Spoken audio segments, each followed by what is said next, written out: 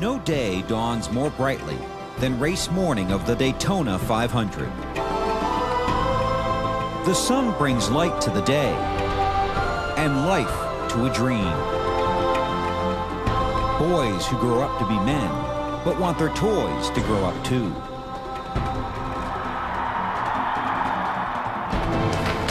Few eyes have seen the flag of victory here. But on this day, the past is simply history. Previous wins are old glory.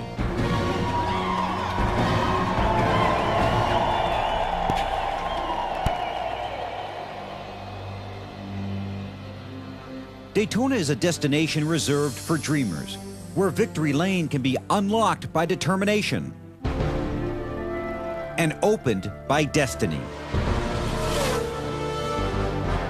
Sons who want to grow up to be just like Dad, show their talent, carry on the family tradition.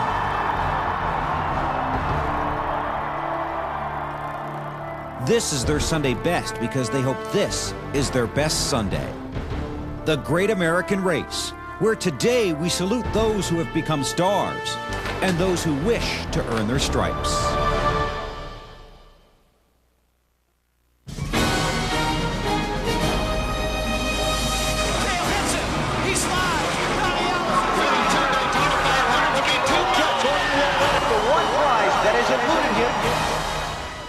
NBC Sports presents the 44th running of the Daytona 500.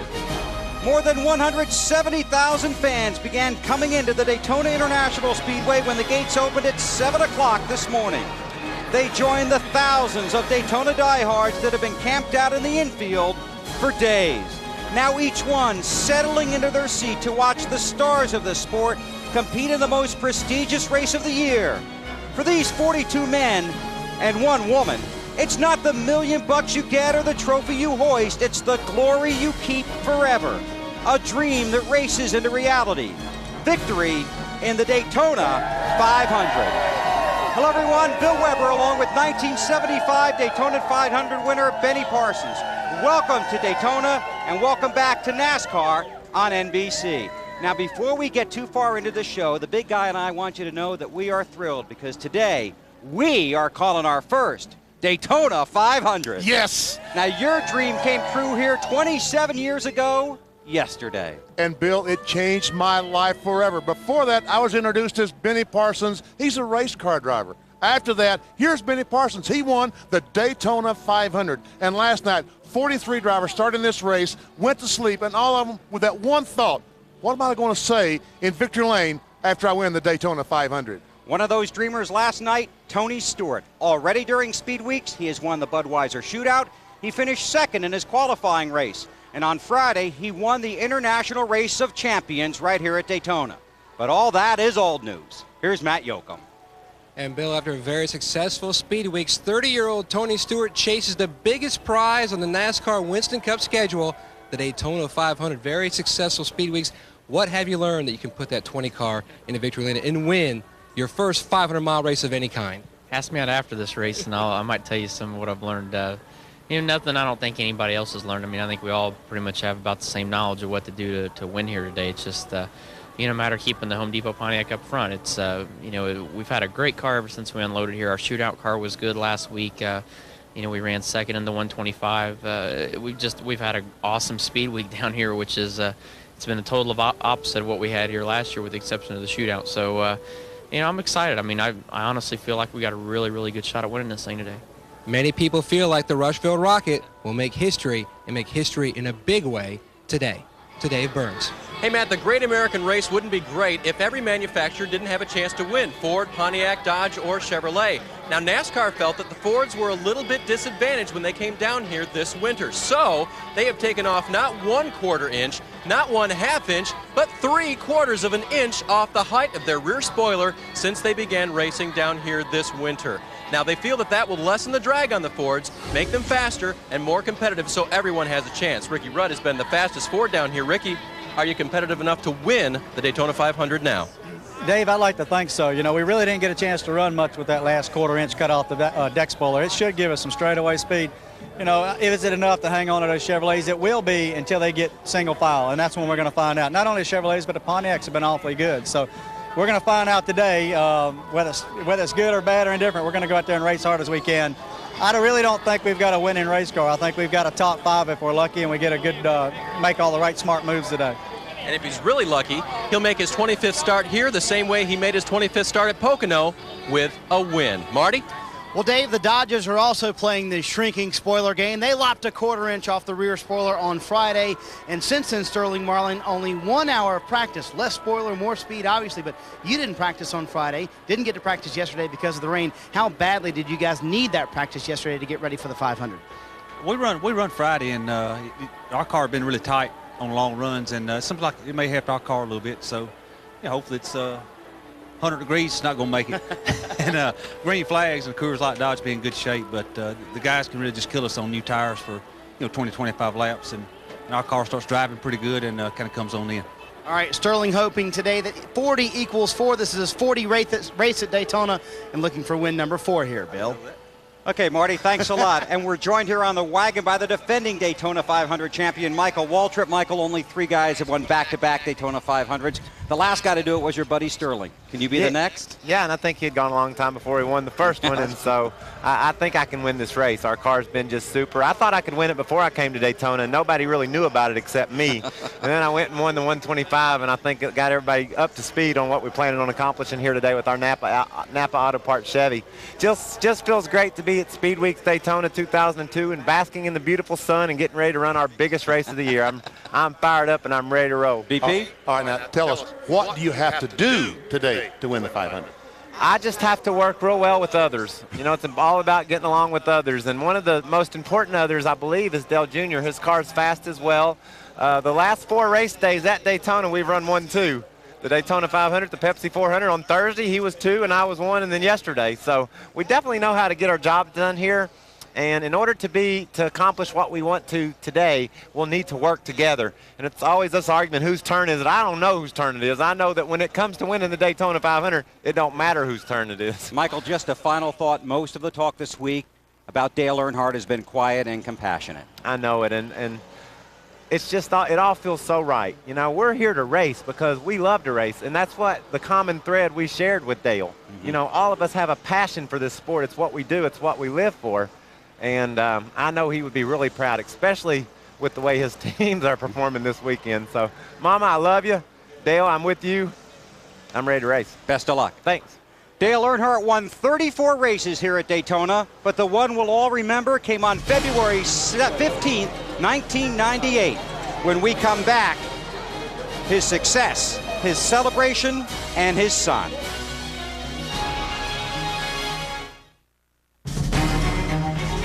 The 44th Daytona did no other beat. Brought to you by Pontiac.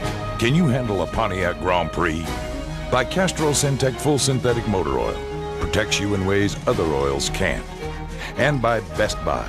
For the latest technology, turn on the fun at Best Buy.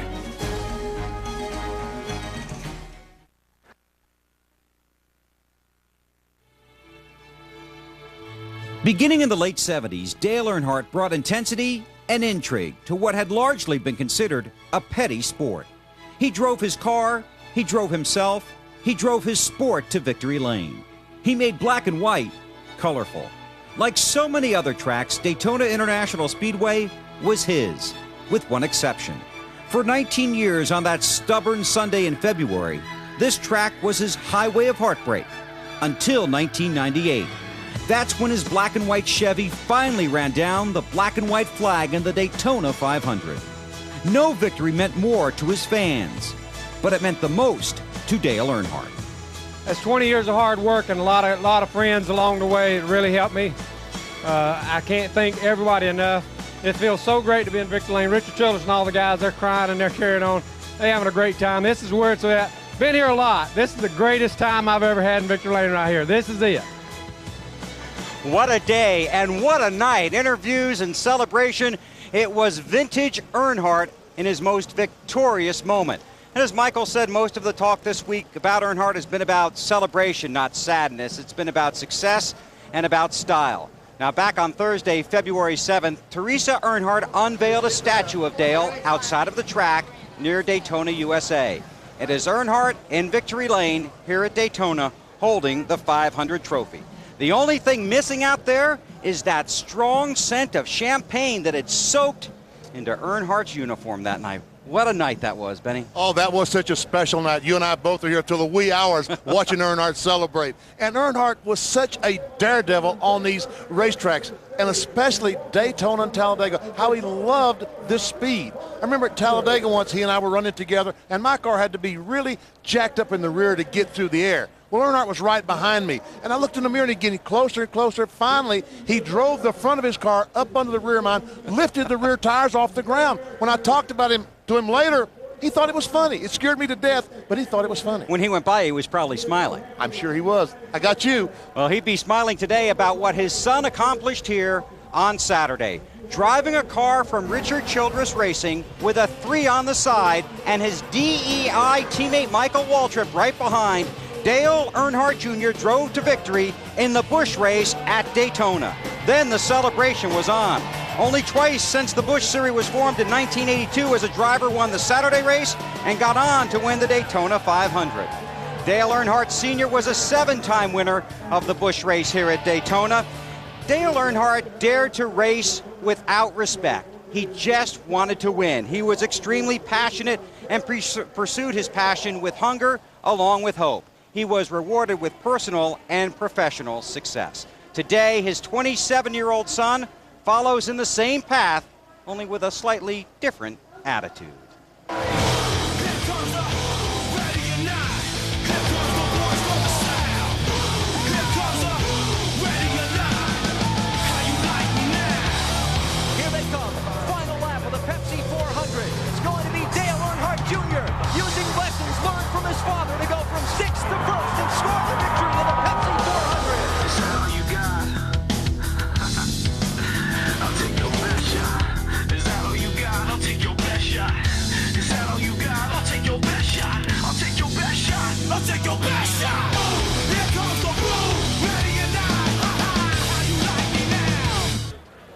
Dale Earnhardt Jr.'s Daytona domination has seen either a first or second place finish in his last 6 Daytona starts. Very stout.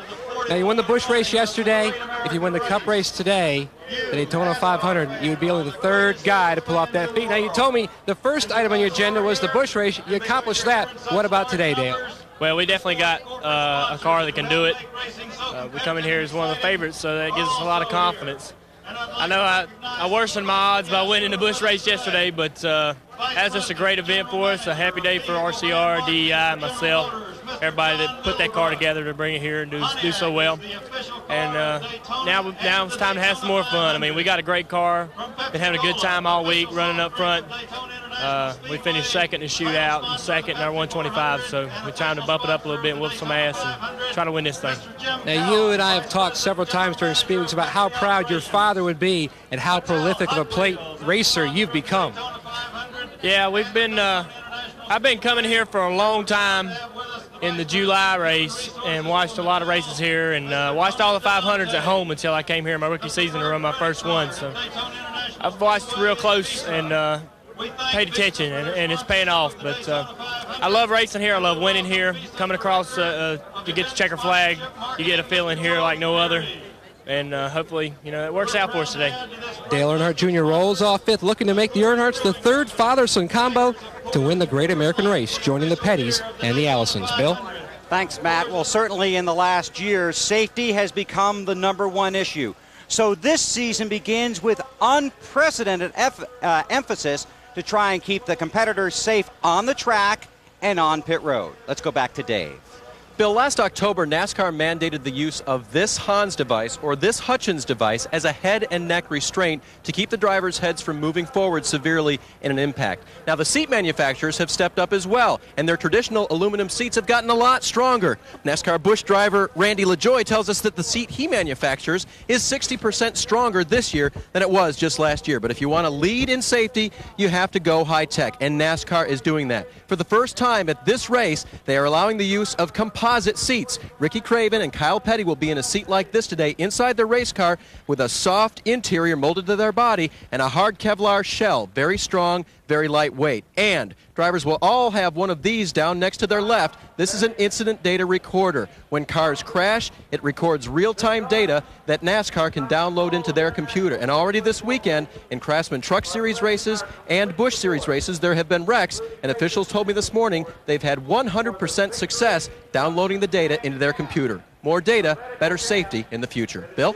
Thanks, Dave. And everyone over the wall today, helmet and fire suit on pit road. Safety is priority one. It really is, Bill, and since last February, it is fantastic to look inside these race cars and see what NASCAR has told these guys to do and how they've reacted and how much safer the cars are than last year. Enjoy the Daytona 500. Thank you, Bill. I'm going to. He's on his way to the booth. When we come back, we'll introduce you to the front row. A couple of California kids that are out for a Sunday drive. And then Jeff Gordon takes a dive, not on the track, but on the deep blue sea.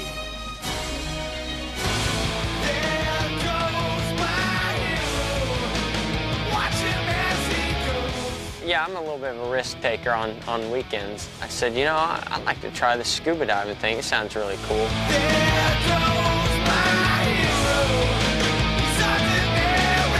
You know, you need to take a break. You know, you need to get away. I think it helps me to be more focused when I do get back into that position.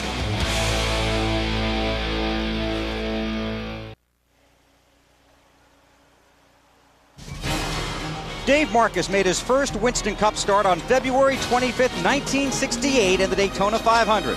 This morning he got up knowing today will be his last Winston Cup start. Number 882. When the checkered flag flies, Dave will retire. He's one of only 3 guys with more than 800 starts, along with Richard Petty and Darrell Waltrip. The last of the throwback independent owner drivers, he posted 5 wins and 180 career top 10s. He starts 14th in his 33rd Daytona 500. He turned 61 years old on March 1st. And this morning, he received a standing ovation from his fellow competitors in the drivers' meeting. Best of luck to Dave Marcus. Jeffrey Bodine won the Daytona 500 in 1986. Today, he makes his 555th career Winston Cup start from the 35th starting position.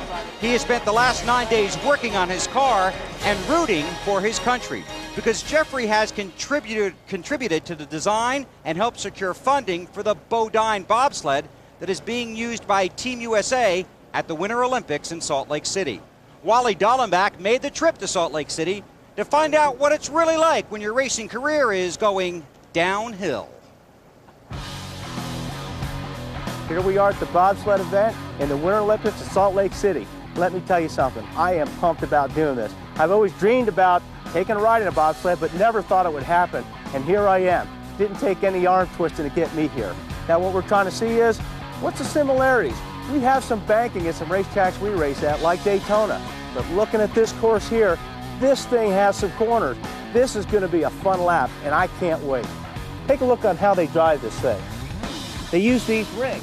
Basically, to turn the bobsled, you just pull back on the ring. If you want to turn right, you pull back on the right ring. Sounds easy. Why don't they let me drive one of these bobsleds?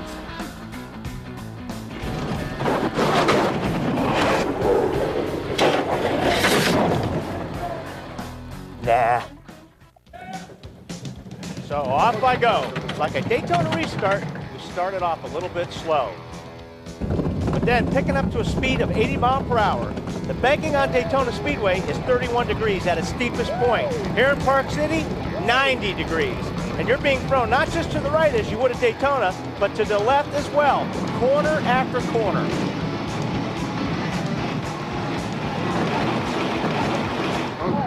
There's no similarities. Driving a race car, that is unbelievable. You get pushed so hard through the bottom of the sled in those turns. Amazing. I'm trying out for the next Winter Olympics as a bobsled driver. And Wally began practicing for that earlier this week on the go-kart track here in Daytona. I have 4 words for you. Don't hold your breath. With the exception of the first Daytona 500 back in 1959, no rookie has ever won this race. But one could today. There are 5 Daytona 500 rookies in the starting field, including 2 on the front row. There's the pole sitter, Jimmy Johnson. 26 years old, a car co-owned by Rick Hendrick and Jeff Gordon. Jimmy has a grand total of 3 Winston Cup starts. Next to him, last year's Rookie of the Year, Kevin Harvick. Last season, he won 2 races and finished 9th in points. In fact, last year, Harvick did just about everything except compete in the Daytona 500. They are 2 California kids racing and running wide open. I'll give Jimmy anything he needs, whatever he wants. I mean, I feel like if I have a problem, I can go tell it to him and the whole world won't know, and I think that's the way it's been for ever since I've known him. So whatever he needs, I'll give him. This is on tape, right? Yes.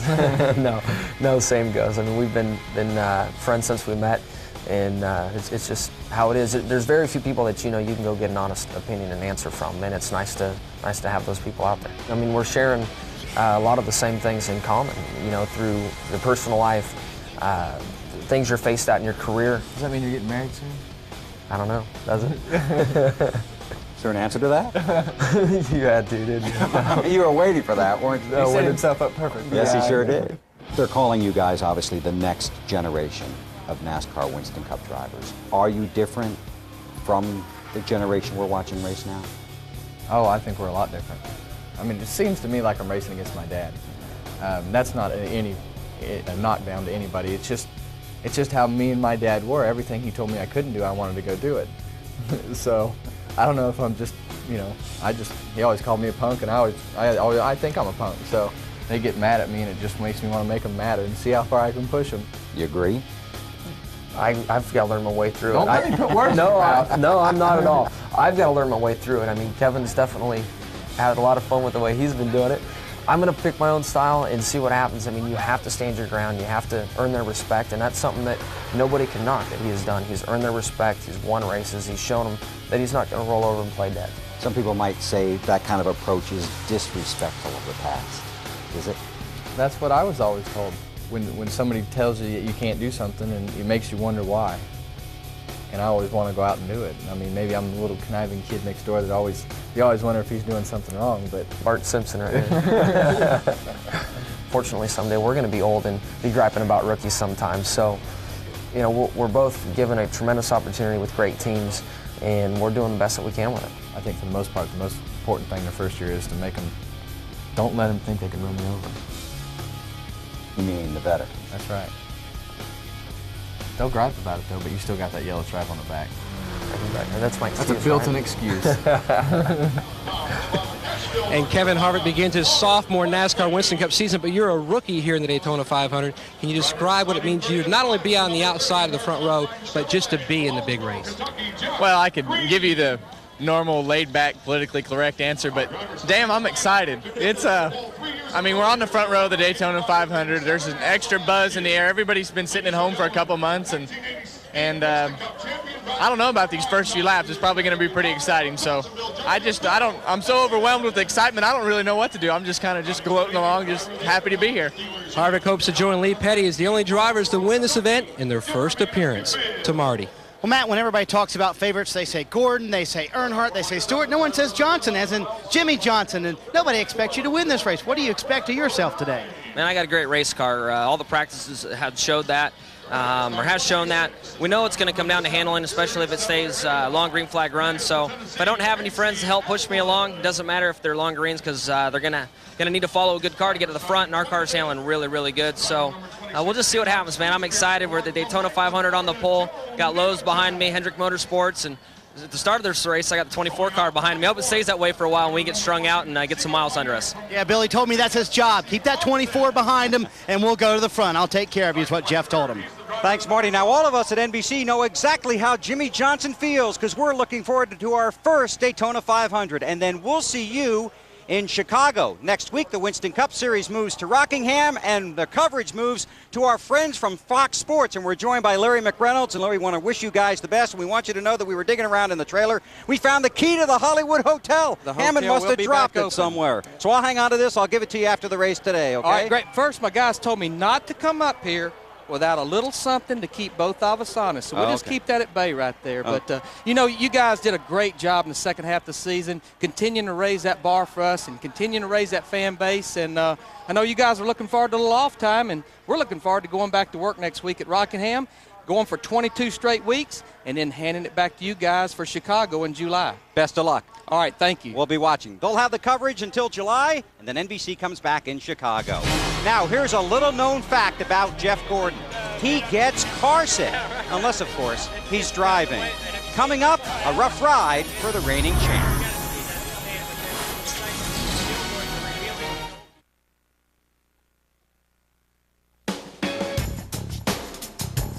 In 1997, Jeff Gordon began his charge to a second Winston Cup championship by winning his first Daytona 500. The race finished under caution, with Gordon leading a Hendrick Motorsports sweep of the top 3 finishing positions. 2 years later, Gordon denied Dale Earnhardt back-to-back Daytona 500 wins, edging the Intimidator, earning his second Daytona 500 win and a $1 million bonus. Today, 2-time Daytona 500 winner Jeff Gordon begins fishing for a 5th Winston Cup championship. Now, on the track, Gordon is kind of like a barracuda. Sleek, fast, and potentially lethal. But away from the track, he's more like a dolphin. Intelligent, friendly, and fun-loving. Before he made the trip here for Speed Weeks, he took me scuba diving on the high seas. It was a rather exciting adventure that gave a whole new meaning to the term, going green. You haven't taken this yet? Have you seen the ocean out there today? It's called seasickness medicine. I don't buddy. need any of that. I don't need any of that. Yes, you do. Why? Why is that? You haven't seen the ocean today. So he is human, even if he is worth millions.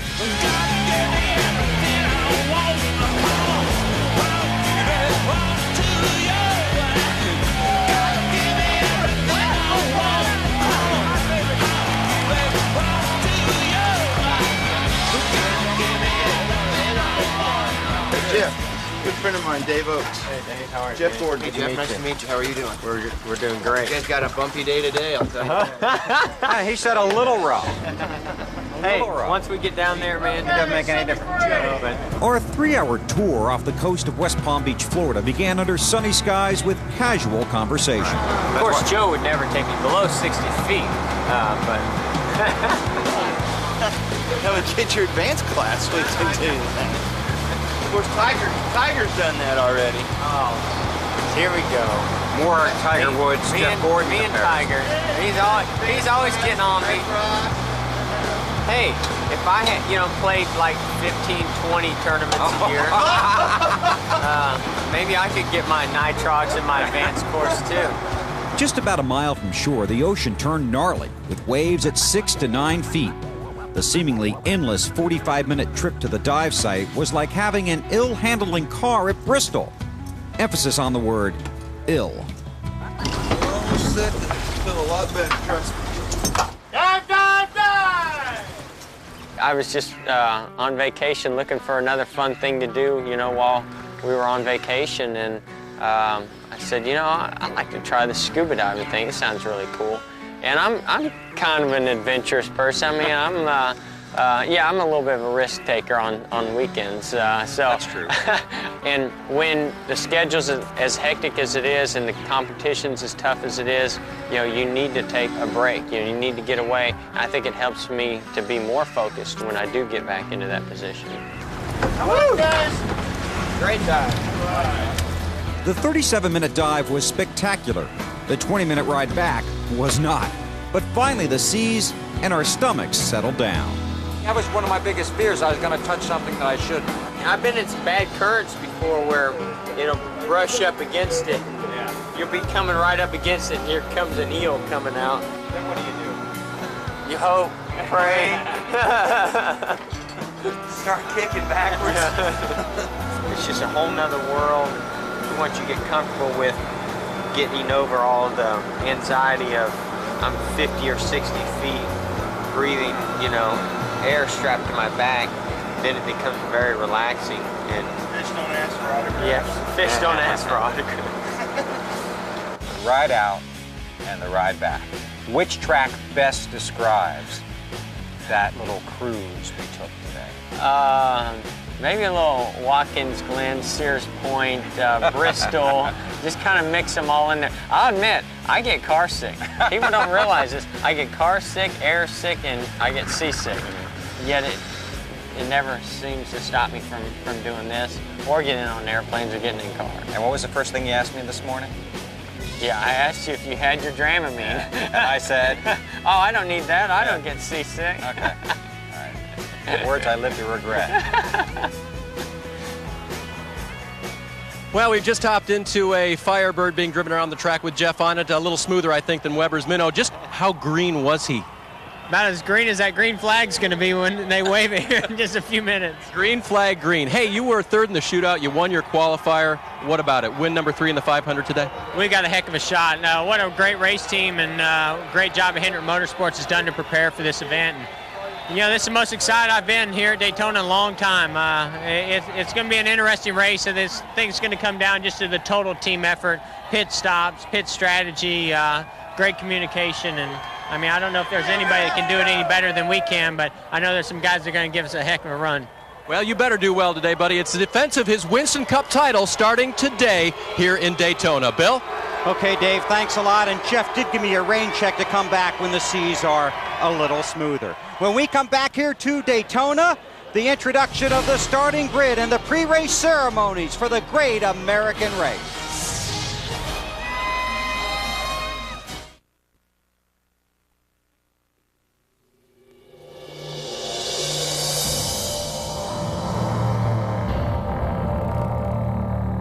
It's not hard at all to understand why it means so much to so many people. 2.5 miles to history.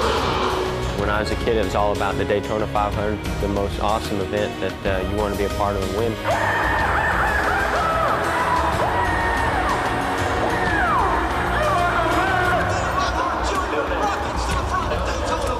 You don't get any other feeling going in any other racetrack than you do at Daytona. It's a tremendous thrill.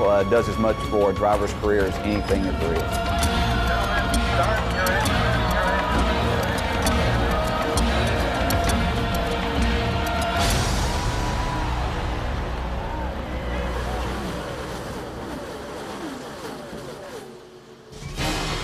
NBC Sports is proud to welcome you to the Daytona 500, live from the Daytona International Speedway in Florida. It started in 1959, and today it has truly become the Great American Race. Earlier in Speed Weeks, the Daytona 500 qualifying races were run on Valentine's Day.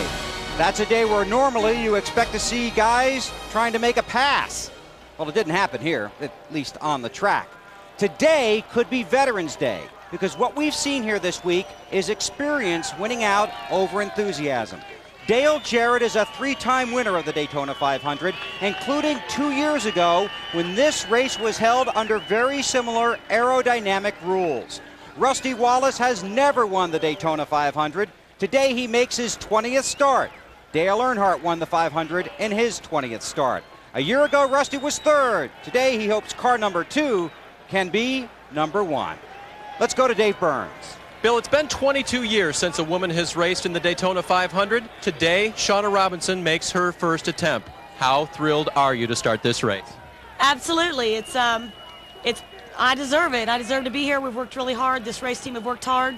We're unsponsored, so we just want to have a long, safe race, and got 500 miles to do it. And I think they will make a good impression. They've got a very fast Dodge Intrepid in the field here this afternoon at the Daytona International Speedway. Matt Yoakum? Dave, back in the year 2000, Johnny Benson was 3 laps shy of picking up the Daytona 500 victory. Then last July, he came up just short again. He's been up and down during speed weeks, but many feel like this could be his best shot at a 500 win. And for Kenny Schrader, 18 years it will be for you chasing that elusive Daytona 500 victory and ending a big winless streak of your own. And plus, you got a little special memento on your uniform there. A big and very special day it could be for you. Oh, yeah, it'd be a big day for anybody who wins this thing. This has been a real good race for us. We've run 2nd, 3rd, 4th, 5th in it. I don't think we run 5th. We've run every other position in the top 10. And it's been a good race for us. Eminem's car's been good all week, so we'll just see what we got. He's trying to break a winless drought of 339 races since his last victory. To Marty Snyder. Well, Matt, continuing the theme with the veterans, the Iceman Terry Labonte could melt a lot of Daytona dreams today by pulling off what many would consider an upset victory. Second in this race 3 times, Texas Terry could be a guy to watch. I do not think it would be an upset if younger brother Bobby won the race, however, today. Everybody's been talking about your teammate Tony Stewart. How about your race car? Our race car is really good. I mean, we're really happy with it. Interstate Battery Pontiac's been driving good all week and led a little bit here and there, so feel really good about it. Joe Gibbs Racing won the Daytona 500 in their sophomore season 9 years ago. That's a long time, Bill, to make Coach Gibbs wait for a Super Bowl trophy. Very good point, Marty. 43 starters, 42 men, 1 woman. Only one dream comes true today. Now, let's take you trackside and get fired up as the pre-race ceremonies continue here at Daytona.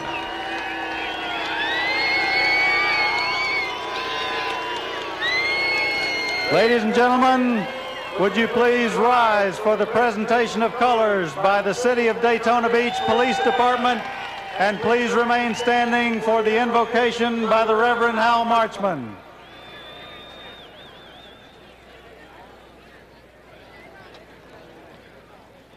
Almighty God, we thank you for this beautiful place with all this wonderful crowd. And we thank you for the people who make this possible, and we pray for the drivers and for all who are involved this day. Shalom and amen.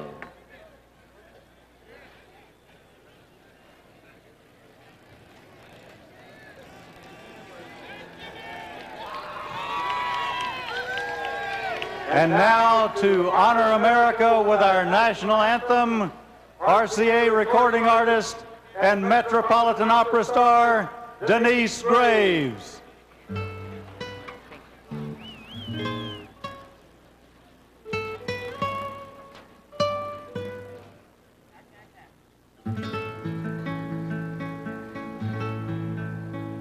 Oh, say, can you see by the dawn's early light what so proudly we hailed at the twilight's last gleaming, whose broad stripes and bright stars through the perilous fight o'er the ramparts we watched were so gallantly streaming, and the rockets winking, the bombs bursting in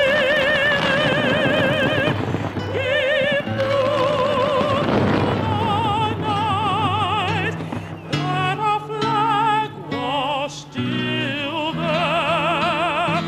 Oh, say does that star-spangled banner yet wave for the land of the free and the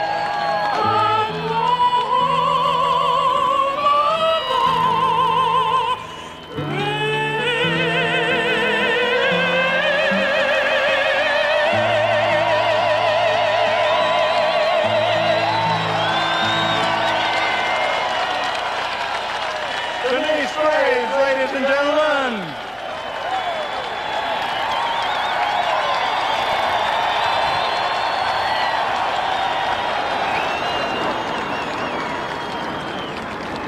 And how about a hand for the majestic Eagles, Phoenix and Sequoia from SeaWorld Orlando.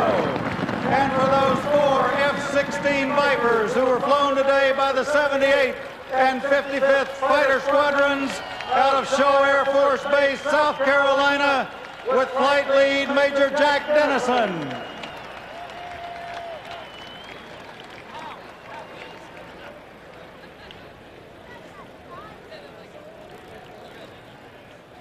And now for the most famous words in motorsports, the Grand Marshal of the 44th Daytona 500, Chad Holliday.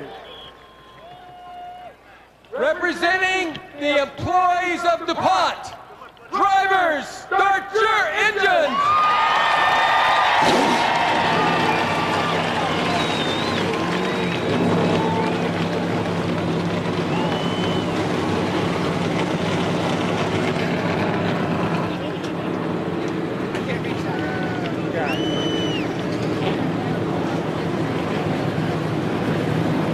It's a beautiful day in Daytona. Sunny, temperature near 70, and the start of the Daytona 500 is coming up.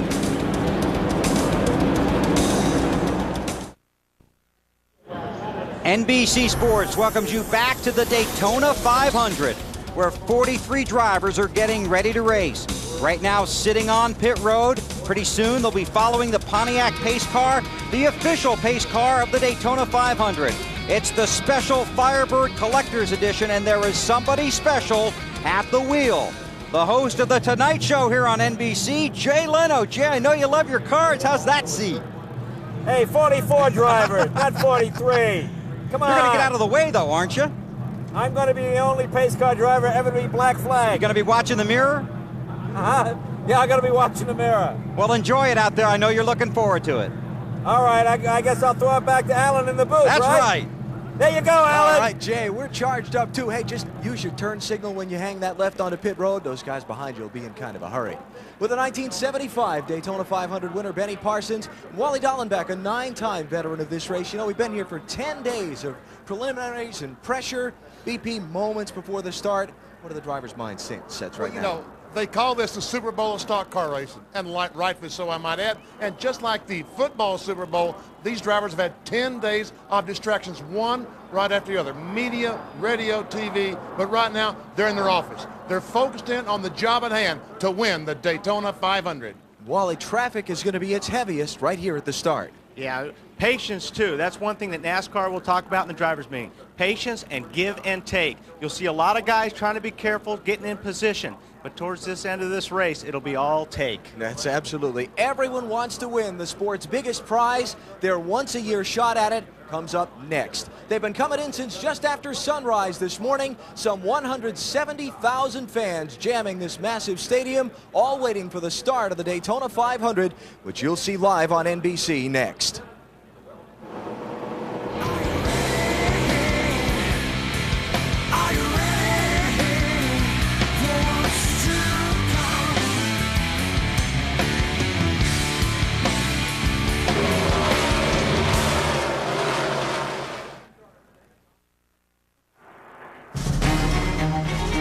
The 44th Daytona 500 is brought to you by Team Monte Carlo. The cars more champions depend on. Chevy, we'll be there.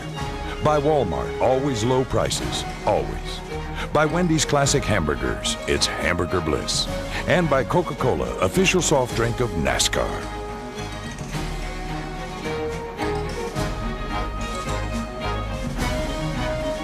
In the final start of his long NASCAR Winston Cup career, Dave Marcus given a ceremonial lap at the head of the field behind the pace car now. Then he'll drop back to his starting spot for the Daytona 500 in 14th position.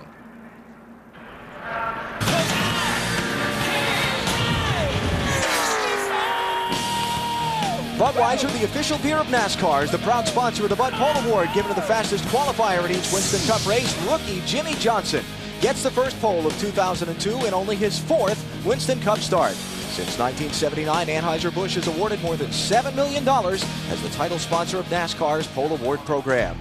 And now the Walmart starting grid for the 44th Daytona 500. Johnson and Kevin Harvick sharing the front row. Harvick, last year's Rookie of the Year.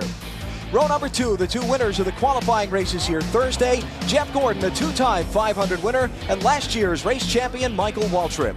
On the inside of row 3, Dale Earnhardt Jr. won the 300-mile race yesterday afternoon, has won the last 2 plate races, and Tony Stewart won the shootout last Sunday, also the IROC race on Friday. On the inside of row 4, Kenny Schrader always runs well, as he said, and Jerry Nadeau, he was 6th here in July. The first Ford in the field is Ricky Rudds in row number 5, making his 25th Daytona 500 start, and Bobby Labonte, the 2000 Series champion, with him. The 6th row is Terry Labonte, never won at Daytona in 46 races, and Robbie Gordon won the last race of last season.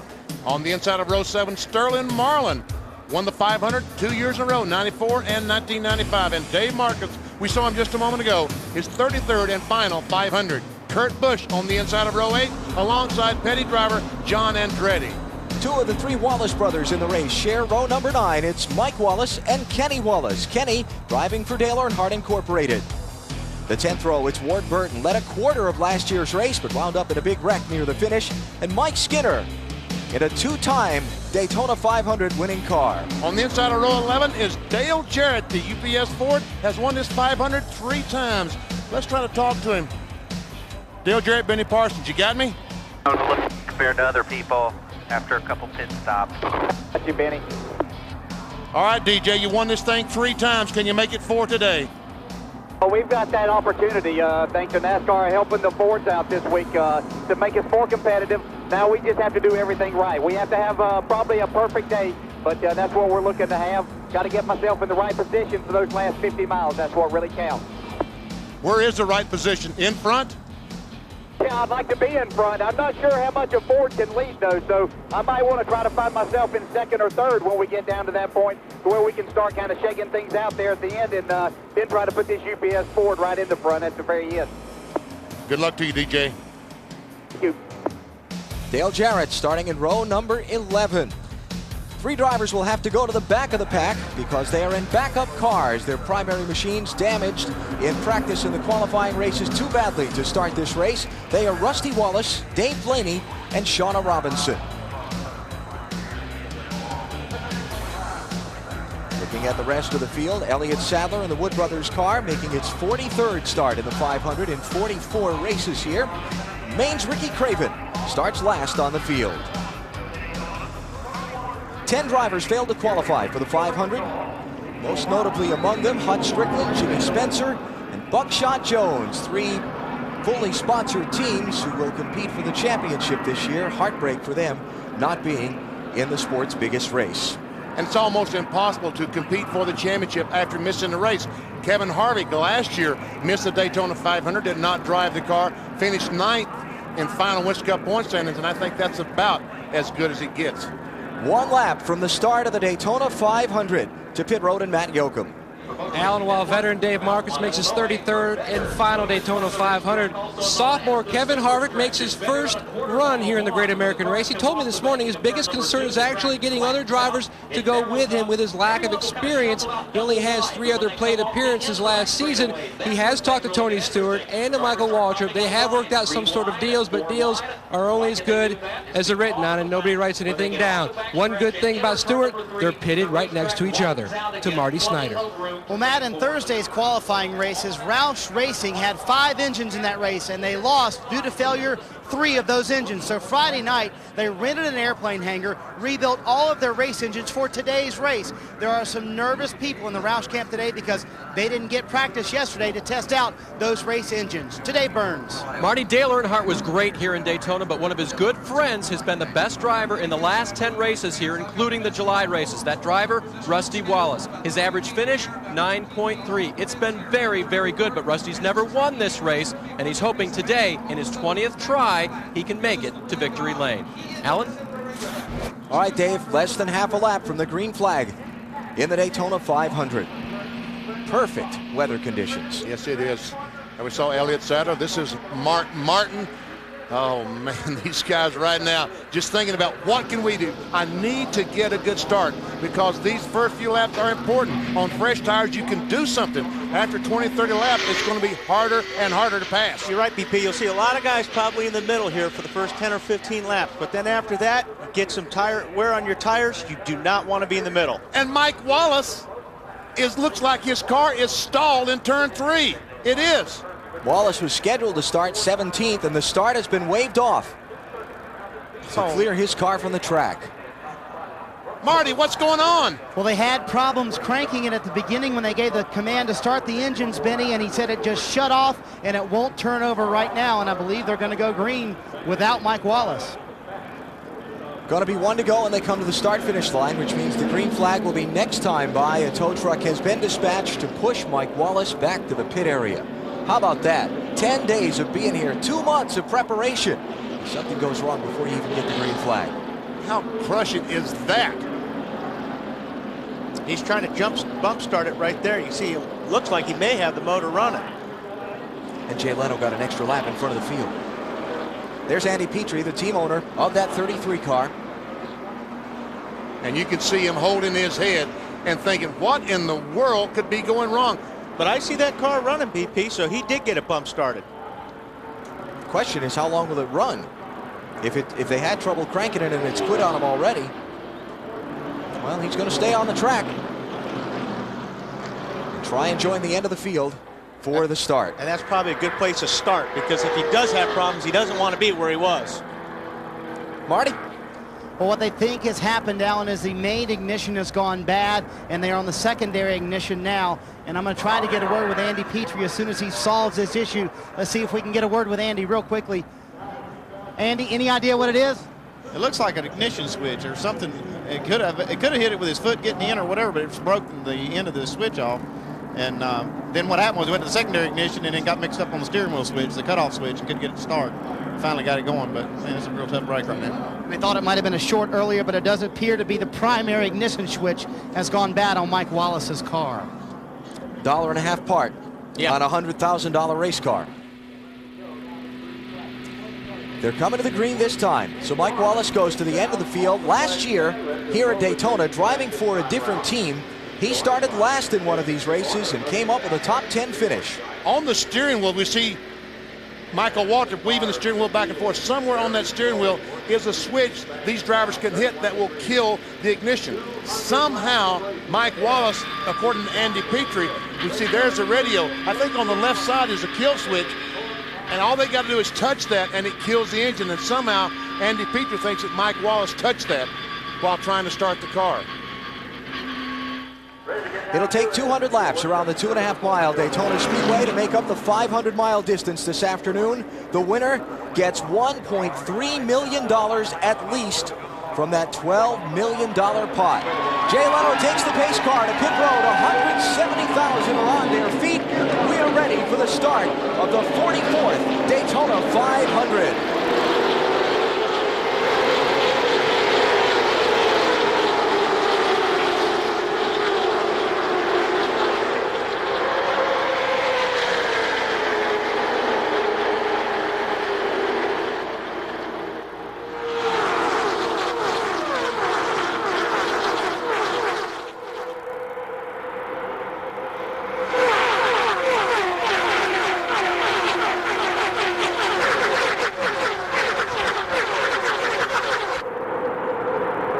Looks like that outside line is the line right now that's going the best.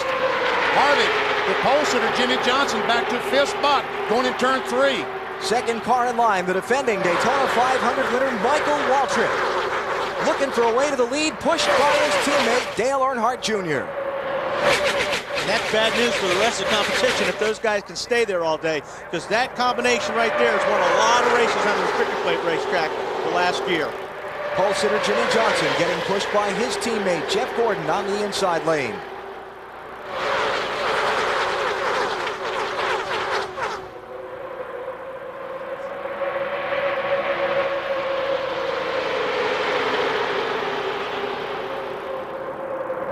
Michael Waltrip not able to make a move. Tony Stewart going to try and get a push from those Hendrick Chevys, see if he can make a run on those front four.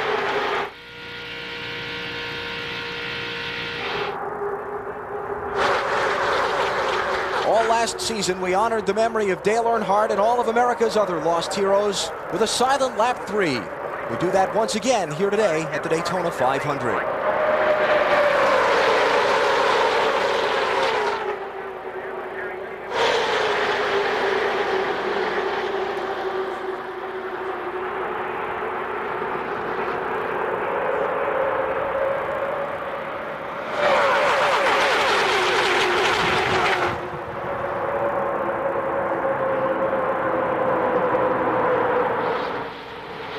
Tony Stewart is off the pace, the winner of the Bud Shootout.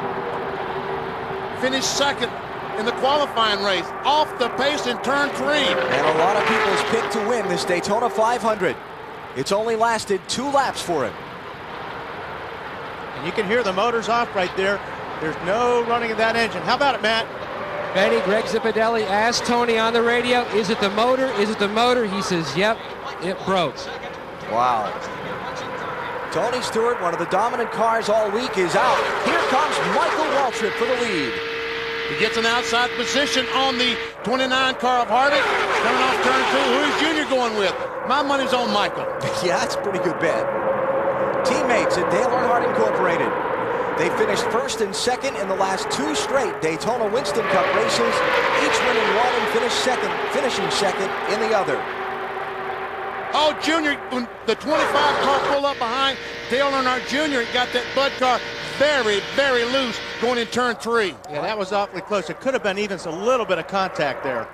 That's Jerry Nadeau right behind him in the black car, the 25. Robbie Gordon behind Nadeau. Inside lane, Ken Schrader in the yellow car moves up behind Kevin Harvick.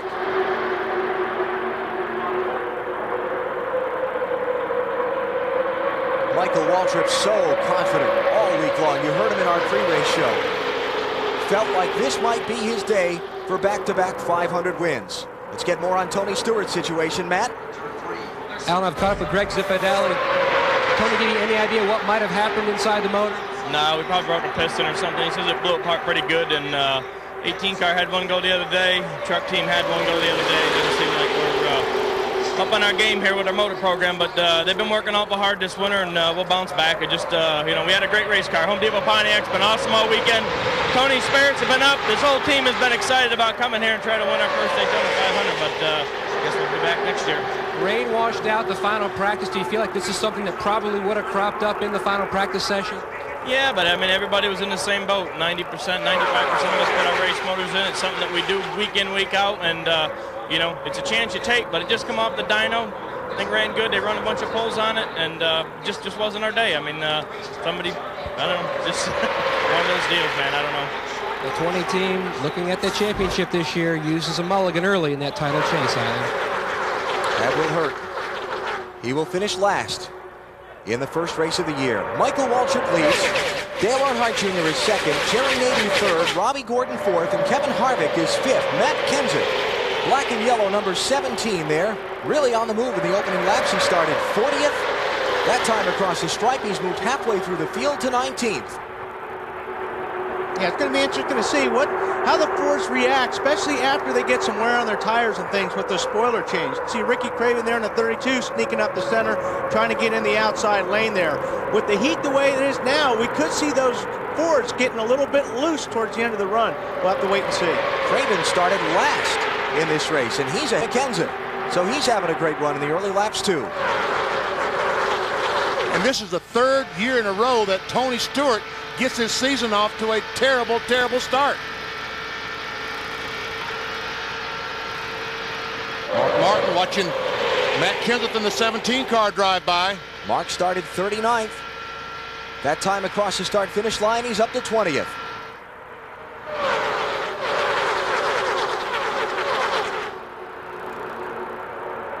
Dale Jarrett in the middle of that picture. Jeff Gordon fading back. Remember that Gordon started third on the inside of row 2. And he's back to 15th the last time by.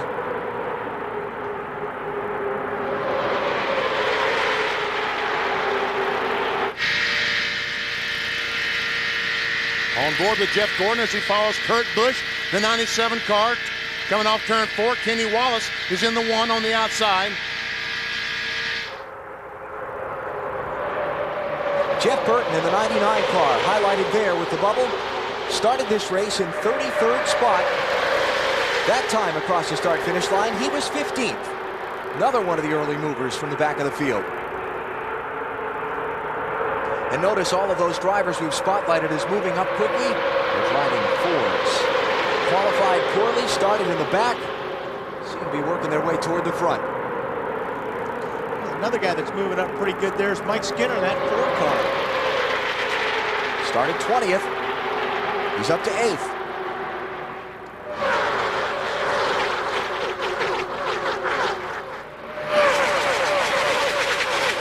Dave Blaney off the pace. Hartford, Ohio driver. First ride with this 77 team, changing rides over the offseason. And and he's got problems at lap 9. Last time by, he was in 28th position, but the way he's coasting off turn 4, it's almost like an engine problem.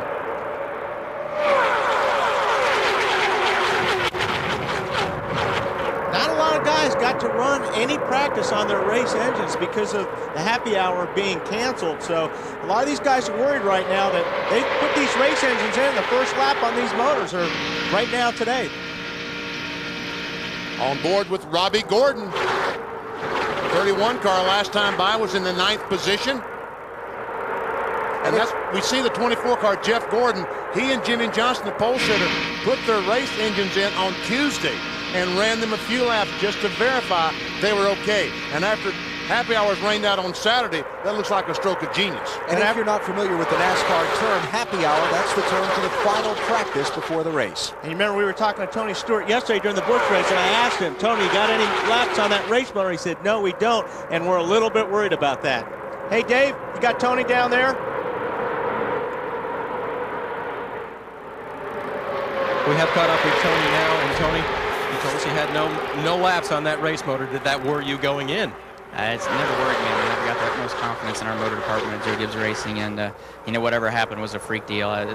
The part that makes me feel bad is there's so many of these guys that you see behind us that have worked all winter to get this car done, and their families and their wives and their kids have been letting their dads and their husbands go to work 10, 12-hour days to try to get this car where it was this week. And I told them right before the race start, no matter what happens, guys, you guys gave us a very, very good race car here, and it's a tough way to start the year, but I feel worse for the guys than anything because they've poured their hearts and souls into making this car what it is. That's the word right there. Tough. Very tough way for Tony to start. He was a favorite, guys. And we use the Super Bowl analogy, and Tony Stewart's season started out just like a quarterback throwing an interception on the first series. It's a little better than last year's exit of the race, I guess, where he ran in contention and then got taken out on a big wreck at the end of the day. I don't know. Yeah, it's better not to wreck out. Yeah. Fourth, make it fifth place here. Mike Skinner in the gold car getting shuffled out. Sterling Marlin is up under him. 97 car is Kurt Busch. Las Vegas youngster moving into sixth. Jerry Nadeau to seventh. There's Ken Schrader racing Skinner for eighth. Schrader down low. And look how quickly that these guys start falling back as soon as they get side by side. Schrader goes by now. Robbie Gordon follows. Here comes John Andretti. Kenny Wallace. And look at Craven in the middle. Wally, that's not worked too well. He gets by Todd Bodine in the 66. And Rusty Wallace is going to try the middle. Oh, boy, he slid that right there in front of that Kmart car. Wow. So Ricky Craven continues to move forward after starting last. He's up to 14th, and Jeff Gordon, he slides back. He started third. He's fallen back to 13th spot. The Daytona 500 is underway. Caution free so far, but Tony Stewart is already out of it.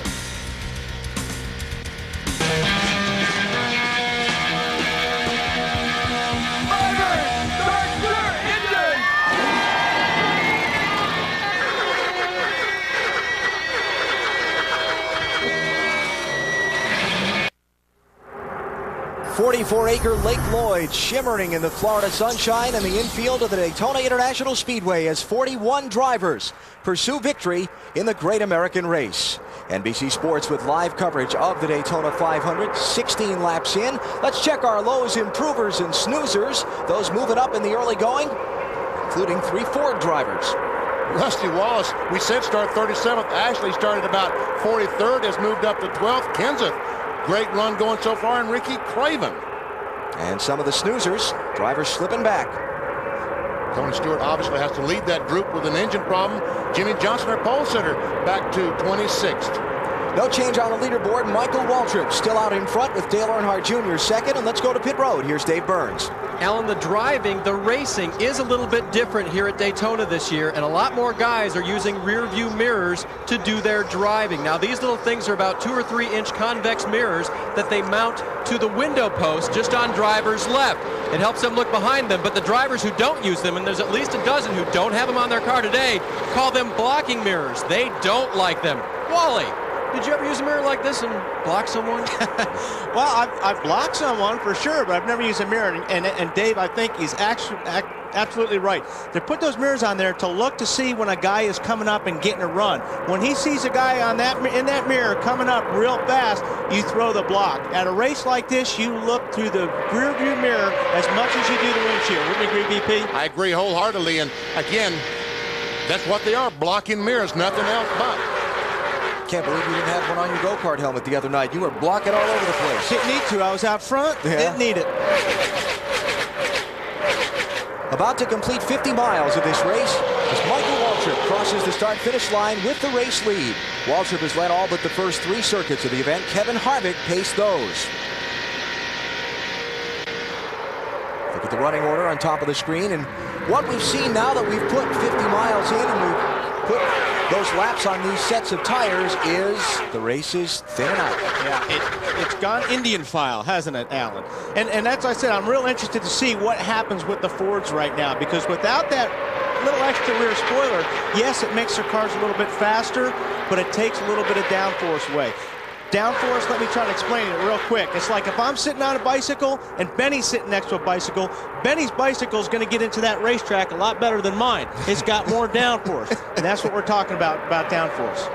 I resemble that remark. Matt, what's going on with the 15 car? Well, Benny, while Michael Waltrip continues to lead, one of the main reasons why he went to the front, his car was running a little warm. The water temperature was starting to climb, so he went to the front to get some clean air, not the turbulent warm air, to try to cool that water down a little bit. He says his car is just a tick loose, just like the twin 125 qualifiers on Thursday. Bill? Matt, at the beginning of this race, Jeff Gordon and Jimmy Johnson both had good starting positions, but once they threw the green flag, they didn't have any friends. So when the field started moving forward, no one would help the 24 or the 48. They've fallen back in the pack. Gordon just radioed in, "I've lost the draft." He told his crew a few minutes ago, "The car is tight. I'll just have to ride for now." He's waiting for the pack to catch him from behind. As for the car he co-owns and our rookie pole sitter, Jimmy Johnson, he's getting tremendous encouragement over the radio, but his car is also tight. Chad Knaus just told him, "Do your best. We'll fix it when we pit." Wow. Dale Jr.'s in trouble. Turn 2. Right front tire looks like it may have come apart. Definitely came apart. Caution is out. Another contender fallen by the wayside early. And Tony Uri Sr., the crew chief, is telling his crew what to do. And that is just ripping that car apart. It does so much damage if you have oil lines or brake lines or anything. That is just like a big old whip going through there and tearing everything apart. Michael Waltrip. I'll run over something. What? Dale Earnhardt Jr.'s radio. Michael Waltrip has led the field back to the caution and they've slowed behind the pace car. There's Tony. You got a little bit more than the fender. Yeah, you got the hood, part of the door, part of the nose of the car. Probably some of the firewall. And what of the suspension underneath it? Here's what happened to Dale Earnhardt Jr. Watch as we go down in turn 1. Junior's the second car, and all of a sudden, the right front just lets go, just goes flat. And I'll tell you what, if it's going to go flat, that's the best place on this racetrack to go down. Normally, we see the right front tires go down right when you're in the center of the corner, and you hit the wall hard. He was real lucky there. Another shot, you see the car wiggle, you see Harvick dive to the inside, and Junior wisely goes up high on the racetrack, getting out of everyone's way.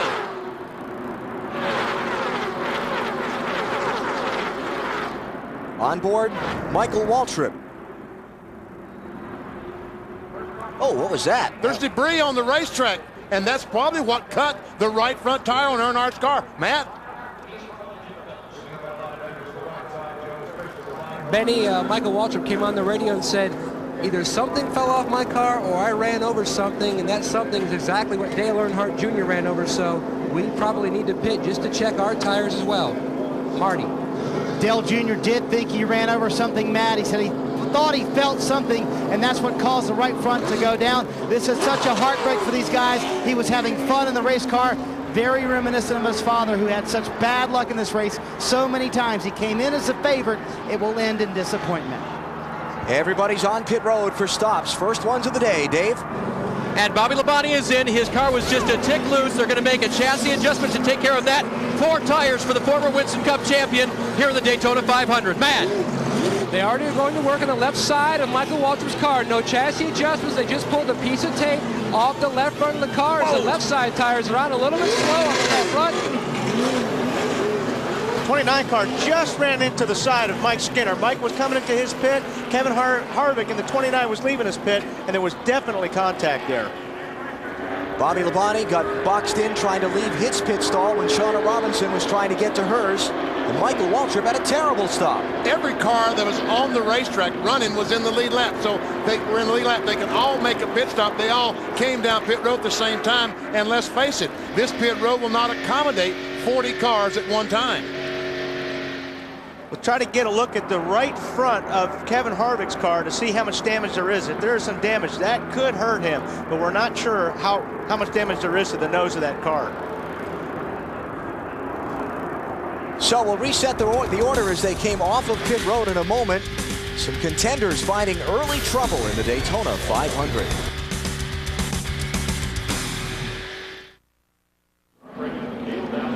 A lot of things happening in the early going of the 44th Daytona 500. NBC Sports in Daytona Beach, Florida, with the opening race of the 2002 NASCAR Winston Cup season. Here's what's happened to one of the contenders to win, Dale Earnhardt Jr. You see the piece of debris shadowed. It goes under the car, hits the front, and you see the thing come out the side of the car about the same time as Junior's right front tire goes flat. Here's Dale Earnhardt Jr.'s view. You just see he's right along just like he's been doing, and there's no time to react. I don't even know if he actually saw the piece come out from under Michael's car. But the question is, did it come from Michael's car or was it on the track? Right there. And then the tire goes down, and boy, you know that right away. That steering wheel starts shaking in your hand, and he did the best thing he could. Just try to keep it straight, let these guys behind him get around. That puff of smoke there you saw just before the piece of metal came out. So don't know, again, whether it came from Michael's car or whether it was on the track. And right now, with the damage that he has to his car, with all this damage, Dale Earnhardt Jr. will not win the Daytona 500, but they'll try to get the best finish they can. Marty? Benny, here's what's left of that tire. The inner liner did not stay up. It's pretty badly damaged. Over here, Dale Earnhardt Jr., they're putting on a piece of a right front fender. They had a whole nose that they wanted to put on if they needed to. They just cut part of that off instead, and they're now going to replace the right front fender on Dale Jr.'s car. But indeed, their shot to win this race is pretty much over. Kevin Harvick got some damage trying to leave pit road. Yeah, I was watching Kevin's pit stop, and just as he was leaving the pit, Skinner, the 4 car, is trying to dive into his pit, and here's the contact, and did quite a bit of damage right there. You can see on the right front, right in front of the tire, aerodynamically, that hurts. Ricky Rudd has been on pit road as well several times for repairs under this caution. Matt Kenseth is off pit road first.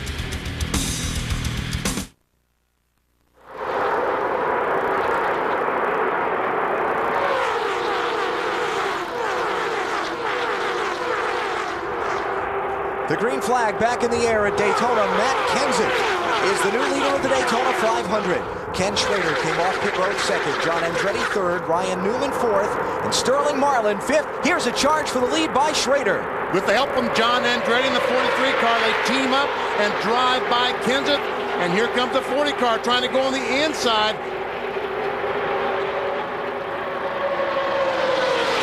Robbie Gordon in that orange and black 31 up in the mix. Oh, he somehow got between the 12 car of Ryan Newman and the 7 of Casey Atwood.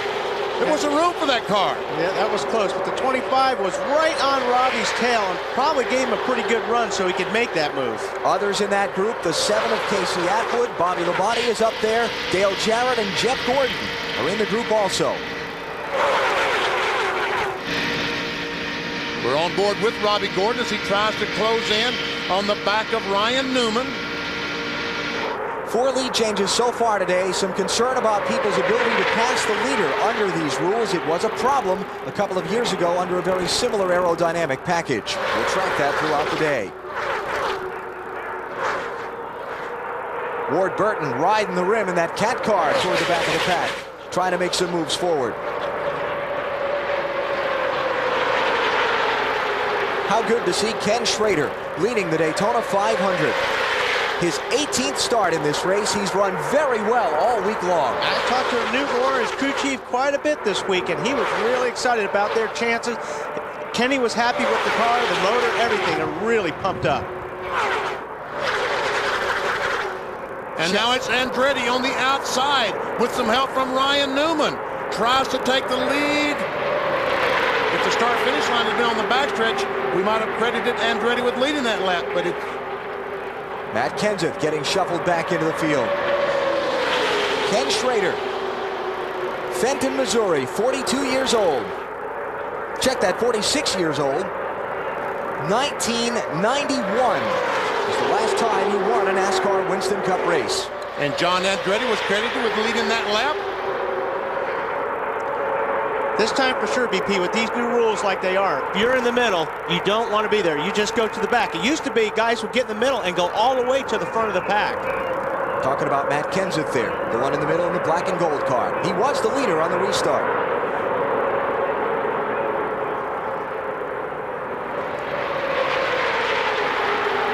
John Andretti driving the Petty number 43. Of course, Richard winning the Daytona 500 7 times.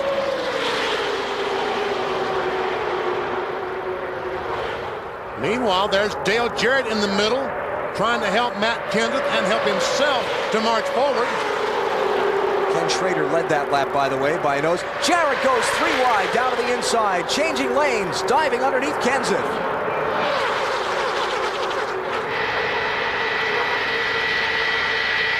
Jeff Gordon.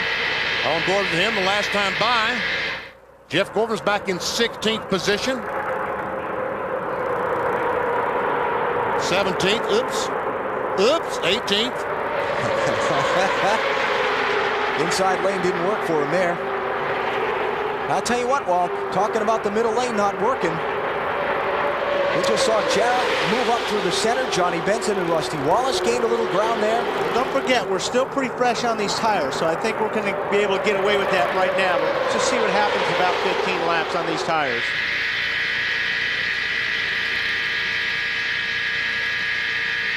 Todd Bodine in the 66.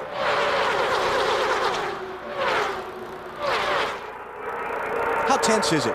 The guy behind the wheel right now in this traffic. Is he really tensed up on the steering wheel? It depends on who's on your tail. I mean, if you've got a guy that's run a lot of these races, you know he's not going to do anything silly. It's not that bad. But if you've got a guy on your tail that is making you loose, that's getting his nose right on your back bumper and getting the rear of your car sideways, you want to get somebody else behind you. It gets real tense. And now here's Jeff Gordon in the middle as he tries to go forward. And while you kept talking about someone getting right on the back of your car and making your car loose, we just so happen we've got an illustration to show you exactly what we're talking about. Air loose, tell them. And here's what you do. If I'm the car in the blue, I'm going to get my nose right behind this red car. It takes the air off this rear spoiler and packs the air underneath the bumper of the red car. What happens is that makes the rear tires light. That takes the downforce off the car, and it gets the car a little bit loose or a little bit sideways going into the corner. I'm in the blue car, I just turn the wheel and pass him. But I got to remember, he can do that to me next lap. Jeff Gordon. Still dropping back. Last time by was 20th and sounded like he was playing with that accelerator coming off turn 4. He talked about the crew, told the crew the car was tight, so he's probably picking up a little bit of push off 4 and using the throttle to keep it from pushing. Of Push the turn when the car doesn't want to turn left when the driver wants it to. I mean, you're turning that wheel as hard as you can, saying turn, but the car has a mind of its own. It still continues to go straight. And on the restricted plate races like this, you don't want to get off the throttle. You'd rather just tap the brake, because if you get off the gas with these cars, they don't want to accelerate. So you'll see guys using their left foot and braking more than getting off the throttle if the car's handling. Outside lane sliding back, Ken Schrader in the lead. Sterling Marlin second. Jerry Nadeau is third. Then the race from fourth on back. The Daytona 500 coming your way on NBC.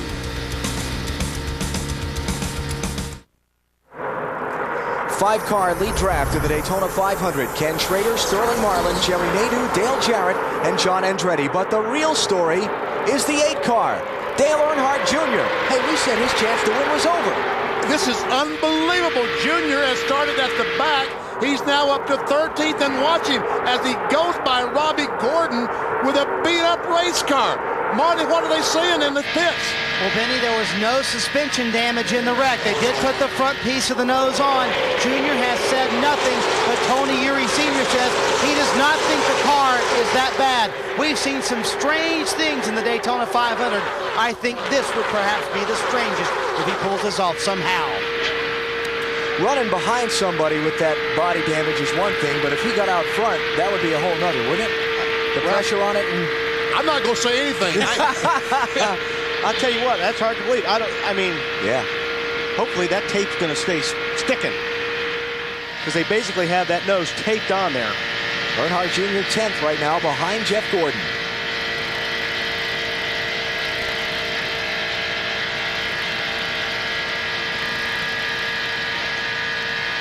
And that time, as we listened to Jeff Gordon's car coming off turn 4, we did not hear that backing off the throttle.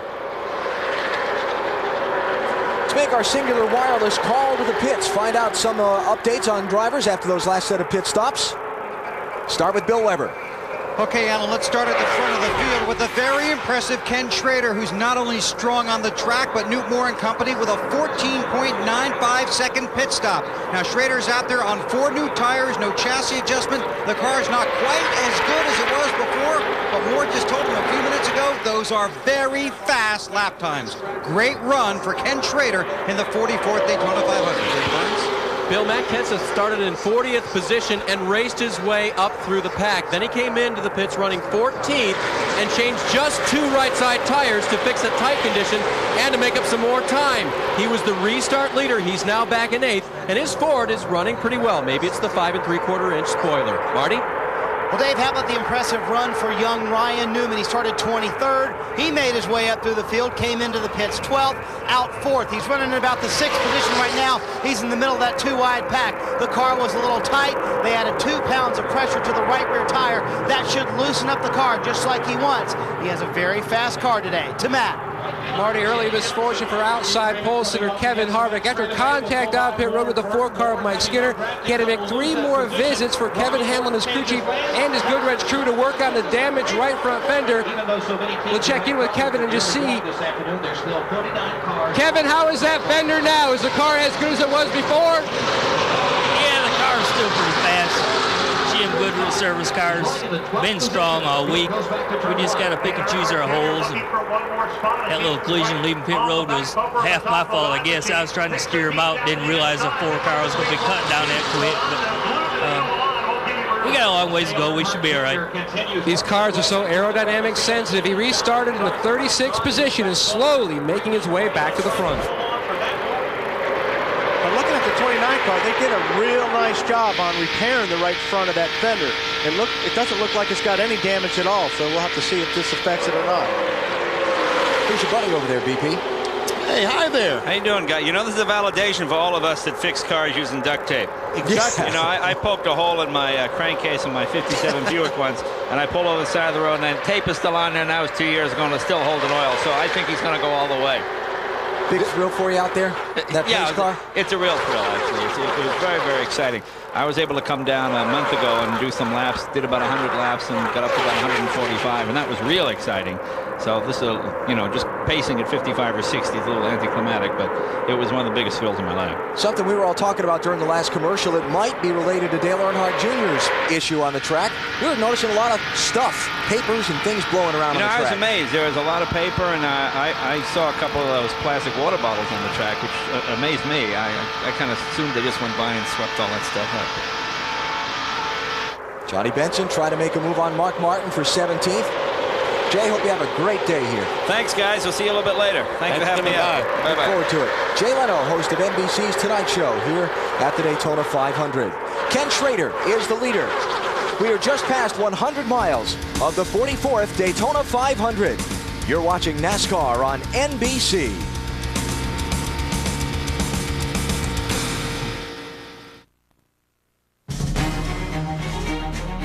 The 44th Daytona of NASCAR, to you by Budweiser, with the crisp, clean, refreshing taste you'll find in no other beer.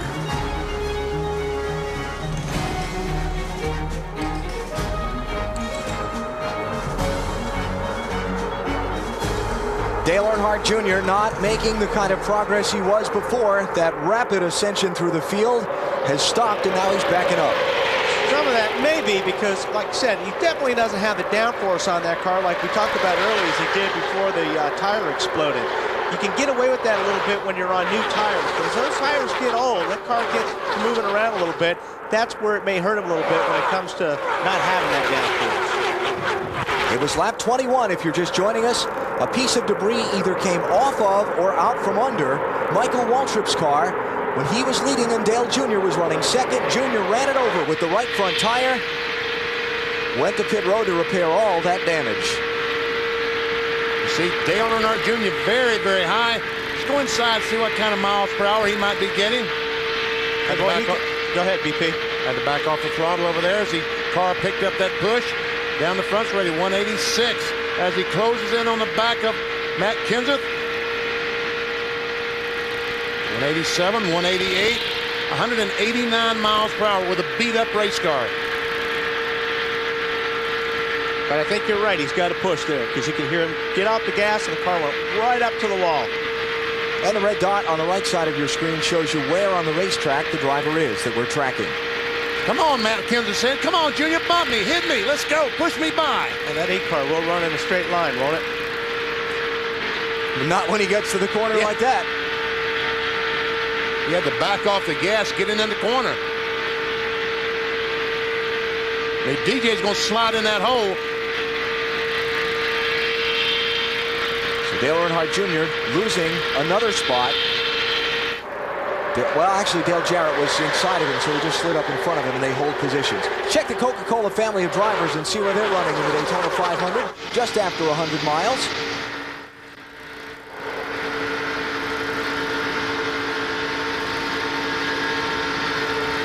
Scattered out midfield, most of them. Michael Waltrip was the leader in the early part of the race. Led 50 miles of this thing. Now he's back in 24th. Tony Stewart out of the race. Engine failure. He only finished a handful of laps. And as Tony said, his teammate Bobby Labonte had exactly the same problem in testing. I think about 8 laps. Something happened to his car, something engine. Dave Burns? Bobby Labonte is having a rough day right now. Of course, remember earlier his teammate Tony Stewart had motor problems, and right now Mark Cronquist, the motor builder for Joe Gibbs Racing, is very nervous. Bobby radioed in just a little while ago that he had a slight vibration, and he backed off the pace even more, but that seems to have gone away. He got into trouble here on pit road because he got blocked in by Shauna Robinson, who had been blocked out of her pit by Matt Kenseth. So a long day for Bobby Labonte so far. Marty? Well, Dave, let me show you the progress in Dale Earnhardt Jr.'s pit. They are rebuilding an entire front end and a right front fender here. What they're going to do next time they come down pit road is they're going to take us 2 screw guns and attach this to the race car with pop rivets and screws. They have it on there with tape right now, like Wally pointed out, but that tape will not last very long. The entire team is here. They have rebuilt this piece. It goes pretty far back, almost to where the A-post would be on a race car, or where the front part of your front door would be on your passenger car. So this is a pretty big piece. They're going to try to put it on Junior's car. They say he's running in the top 20 without a front fender. Imagine what he can do if he has one. Has been impressive, that's for sure. Very, very impressive. My hats off to Junior and that entire crew. Dale Jr. running in 10th place right now. That's Ward Burton right behind him in the 11th spot. Up front, it's still Ken Schrader. There's the gap between 1st and 10th. Got a Pontiac, a Dodge, a Chevrolet, and a Ford in the top 4 spots. Maybe not for long. Ryan Newman and Rusty Wallace, the Penske teammates, tag teaming in their Fords on the outside, the blue and white cars. Sterling Mullen in the 40 car moved up in front of those guys, so they decided to go with Sterling, try to get by the 25 car of Jerry Nadeau, and it looks like they may succeed. Oops, might have spoke too soon. Jeff Gordon creeping back into the lead picture.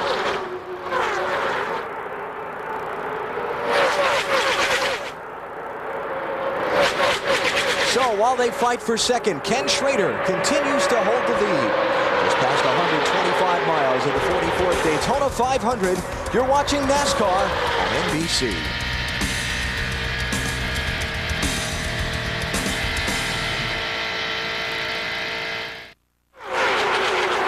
Ken Schrader leads the Daytona 500 over Jerry Nadeau and Sterling Marlin, Ryan Newman, and Rusty Wallace. UPS delivers our laps led board today. Schrader has been out front more than anyone else. Matt Kenseth leading 4 laps, mostly under caution after the only yellow of the day so far. Bill Weber. Well, Alan, Ken Schrader continues to lead the parade around the Daytona International Speedway, and one characteristic about Schrader, he loves to have fun in a race car, so normally he's very chatty. Not today. Good car, quiet driver, just a little tick tight coming off of turn 4. I don't think there's much humor in Schrader right now because, Bill, he has a chance to win the Daytona 500. He is all business inside that 36 car.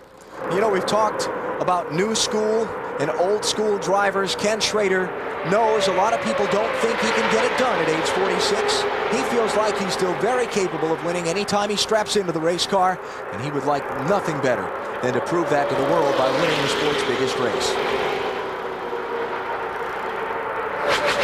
It's a funny thing about guys like Schrader and Michael Waltrip who are jovial outside the race car. People don't think they take their racing seriously. How much tape he's got on the front of that car, BP? There's a lot of tape on the nose of that 36 Pontiac right now, which is also helping the car handle because it's giving a little bit more downforce in the front, but not much opening. That is a huge advantage if you can get away with it. The less tape you can run on the nose of the car, basically the faster it will go.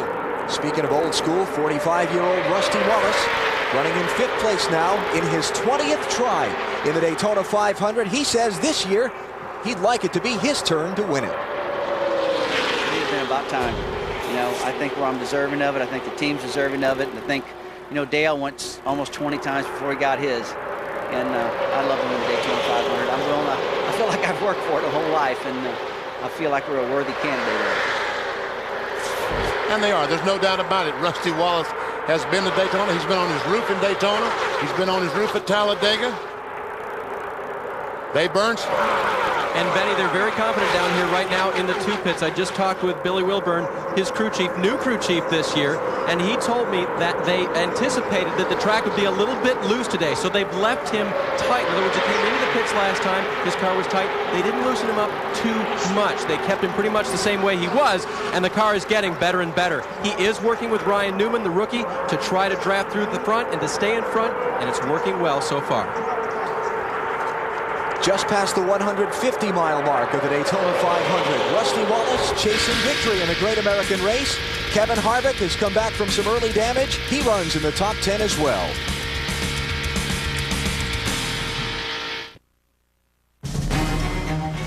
The 44th Daytona 500 is brought to you by Autotrader.com. New or used, buying or selling, it's the ultimate in automotive classifieds. By Dodge, you can take life as it comes or you can grab life by the horns. Dodge. By Stacker 2, the world's strongest fat burner. Burn fat, crush cravings, and supercharge your energy. And by Napa Auto Parts. Napa, we keep America running.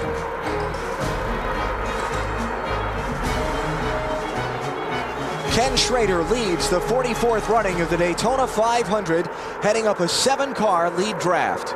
Schrader, Jerry Nadeau, Sterling Marlin, Ryan Newman, Rusty Wallace, Kevin Harvick, and Bobby Labonte. Now rounding out that lead group. Wasn't it just a little while ago we heard Labonte was worried about his car? Dave, things seem to be a lot better now. He's running a lot better. In fact, the vibration is gone. He's a little bit tight off of turn 2. But Jimmy Makar, his crew chief, said to him, maybe you just got in some dirty air, made it feel like your car was really out of sorts. They don't think it is. They think they might have not the same problem as their teammate, Tony Stewart, and he has gone back to the front. You know, these guys keep talking about pushed or tight or whatever. Once again, we have an illustration to show you exactly what we're talking about. Let's go inside our race cars. We go down in the corner. The green line is the preferred line. Now go inside and see what the driver's going through. He turns that steering wheel, and look how much effort he put in turning it, but the car will not turn. You see as he comes off the corner, he drifts up the racetrack. That's a little bit exaggerated, but that's what we're talking about by tight or push. I don't know if that's exaggerated or not here, BP. That looks about right. So when he says tight, he's not just talking about what it's like when it's time to pick up the dinner check. Exactly. His wallet is closed tight. BP buys dinner a lot. I got to give him credit on that. He buys dinner for you? Yeah, all the time. You know that, Alan? BP, we got to talk. Jeremy Mayfield in the 19 car driving for Ray Evernham this year. Right behind our pole sitter, Jimmy Johnson. They're back in the 27th position. Matt Kenseth, 17 car, black and gold at the bottom of the track. He was the leader when we went back in the restart. And that was back at lap 27. He is falling way into the field. 28th place right now. See Jeff Green and Kyle Petty in the 45 car going by Jeff Green. What about the 48 car, Bill? What about a pole sitter? Well, most of the kids here today, Ben, are out of school. This 26-year-old kid is going to school today. He's learning some lessons on the track. As far as the handling of the race car, still just a little tight. I talked to Chad Knaus. He said it was tight. Then they pitted, tried to loosen it up a little bit. It was tight and getting tighter. So now they're going to try and loosen up the 48 car when rookie Jimmy Johnson pits in about between 10 and 15 laps. All right, Bill, thanks. I'll tell you what, those pit stops are going to be important. You know, it looks like these pit boxes on pit lane are huge, but when you have 40 cars coming at the same time and you're dodging guys, changing tires and things like that, these pits are tight, and you've got to be so careful getting in or out, especially so you don't hit a tire or another car. And we saw the caution flag, and all these guys made a pit stop. We'll see a bunch of cars pit on the green flag at the same time as well. Let's go down the pits and Matt Yoakum. Well, Benny, just to add further on what Wally was commenting on about pit road, earlier in the race, the 97 car, Kurt Busch, slid right on through his pit in what was Tony Stewart's pit. The number 77 team, which had the first option to moved there. If Tony was still there, there might have been some bad news for the 20 team. Luckily, no car was there, but anything can happen down here. And pit road is a dangerous place. Make no mistake about it. And another thing is, getting these cars down to the slow speed you need for pit lane speed is very, very difficult. These cars are hard to slow down. From 190 miles an hour, no less. Pit stops are coming up shortly, so let's take a break. We'll be back for the visits to the pit lane. Ken Schrader leads the Daytona 500. The 44th Daytona 500 being run on a glorious Florida afternoon before some 170,000 plus fans. Talked about pit road being a dangerous place. One of the safety innovations NASCAR has made since the end of last season, requiring everyone who goes over the wall on pit road to wear a helmet and a fire suit. That is a great idea. We see the Goodrich crew. And here's the reason why. This was at Homestead last year. Ward Burton starts to leave his pits. He makes contact with Casey Atwood and goes right through Ricky Rudd's pit, hitting 3 guys and injuring all 3 guys. Watch this. John Bryan, Bobby Burrell, but luckily all 3 of those guys are back at the racetrack pitting that 28 car this week with helmets on. Good move. And they are getting ready for green flag pit stops. Everyone was last on pit road under caution at lap 23, about 55 laps on fuel. So we ought to see the leaders coming in the next 4 or 5 laps. See the white car there, Shauna Robinson. The leaders have just gone by her, put her lap down along with Stacy Compton. And in this traffic the leaders are going through, Bobby Labonte's taken advantage. He's just moved up to 4th around Ryan Newman and Rusty Wallace. Well, not so fast. He was at the start-finish line last time. How about that? But he got hung up behind Stacy Compton in the 14 car. He mentioned that Mike Wallace was on pit road a while ago. They changed the battery on the 33 car. He's back out, but he's 5 laps down to the leader. Mike Skinner running on 7 cylinders. In the 4 car, he's now 2 laps down in 40th spot. Bill Weber. Look for Ken Schrader to pit next time. His car is a little loose when he's in front, and I talked to New Morris crew chief. I said, the longer you go on those tires, you're going to get a little loose, aren't you? He goes, nope. When he was in traffic, he was tight. When he's out front, he's loose. Also out front, using a little more fuel. Ken Schrader should pit next time. When he gets on here, he'll have a big advantage. He should have very little pit road traffic. Let's see who follows him. And we see him waving to Jerry Nadeau, and that's a signal. I'm going to make a pit stop next time by. Now, will Nadeau follow? And how do you adjust the car for that? If you're out front, you're loose, and if you're in traffic, it's tight. So what do? New told him to stay out front. Yeah. And he comes in, and no one comes with him. Wow. His teammate Johnny Benson will come in behind. Schrader has to slow down. 4 tires, guys. Good and smooth. Let's compete here. Where that orange cone is on the upper left is where the pit road speed limit begins. They have to be at 55 by then. Dave? Johnny Benson's car has been tight all day. It remains tight. They're going to make a chassis adjustment to try to fix that condition. 4 tires for Benson. Up to Bill.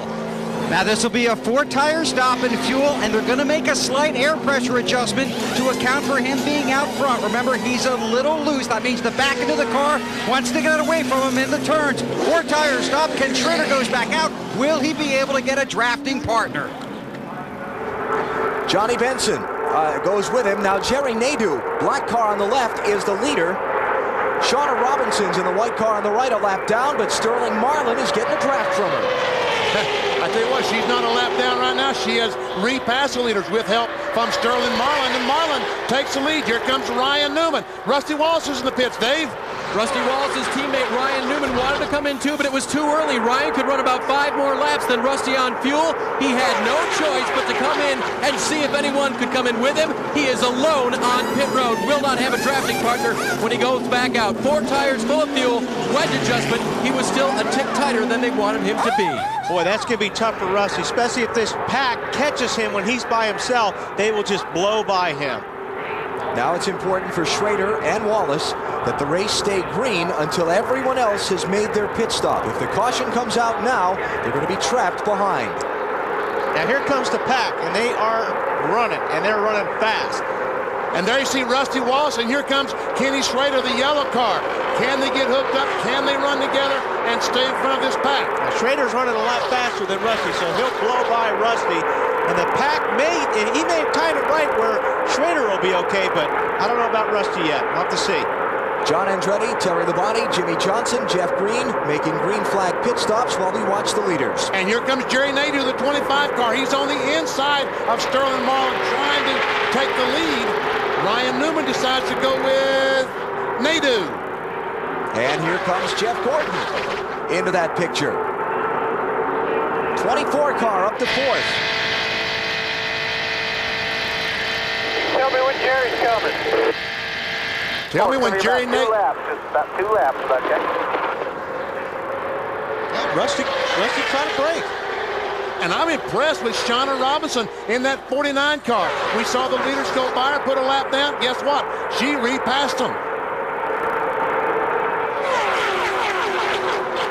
Bill Elliott, Jeremy Mayfield, Casey Atwood 25 on the spot, but he can't do it by himself.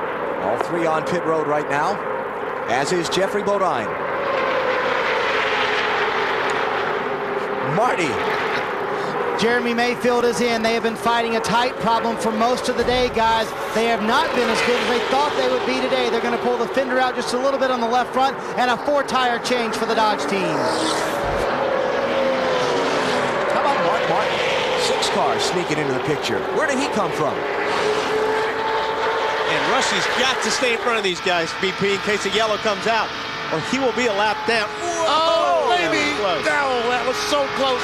And Shauna looks like she's out of fuel in the 49 car. Shauna, what happened? I'm out of gas. Out of gas. Man. Rookie team. Costly mistake. That's going to cost a few laps for sure. But now that all the rest of these cars should see that and start hitting pit road soon. Is she going to make it, though? Do you chance it and stay out, or will she make pit lane? Here they come.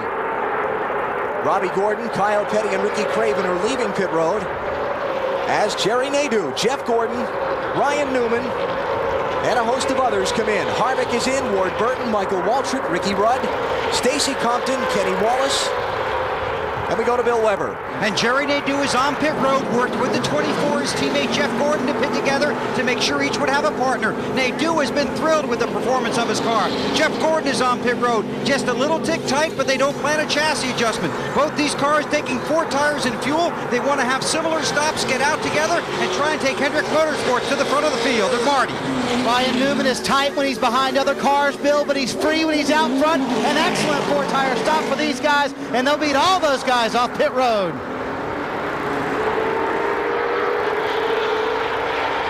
Dave Marcus, does he run out of fuel? Looks like he has to me. And he might bring out a caution. Shauna Robinson has made it back to pit road, but we'll keep an eye on Dave Marcus. Here's Dale Earnhardt Jr. in. Marty? And Alan, they will not put on the front nose piece that they made because we're under green flag conditions. He said it has a very, very bad push. They are going to change 4 tires. They are going to make a wedge adjustment as well. They really wanted to put that piece of the nose on because that will make the car better aerodynamically. They're going to put on as much tape as they can to patchwork together what is already on the right front of the race car, hoping that it holds on. And when they do get a caution, they're going to put on this front nose piece. They go back to the right side to make sure that tape is down pat, and a little bit of problem on the left rear tire, and a long stop for the Butt team. Some of the leaders who've not yet stopped are coming in now. Dave? Shauna Robinson has now refired the car. They were putting fuel in to prime the carburetor. She tries to get it out. They will push it out. Meanwhile, Bobby Labonte is in. His car was just a little bit loose. They're going to take a pound of air pressure out of the left rear tire. They will change 4 and try to send it back out of here. The 2 right side tires are on. 2 left side tires being put on now, and Labonte is gone. Matt. Dave, the 40 car of Sterling Marlin is in, as is the 88 of Dale Jarrett. They made a chassis adjustment on the 40. He's been fighting a tight condition all day, meaning when he goes to turn the car continues to want to go straight, and the 88 service is done as well. Caution is out for Dave Marcus's stalled car in turn 4. There are a couple of cars who have not made pit stops yet, but most everybody who was on the lead lap will be okay. And those 2 cars that have not pitted, the 97 and 99, they're not in great shape because you know they're almost out of fuel. When the pace car picks them up, if they drive up on the bank, the fuel is going to run away from the pickup, and they might run out of gas on the caution flag. Jeff Burton is the leader. He and Kurt Busch have not yet made those pit stops.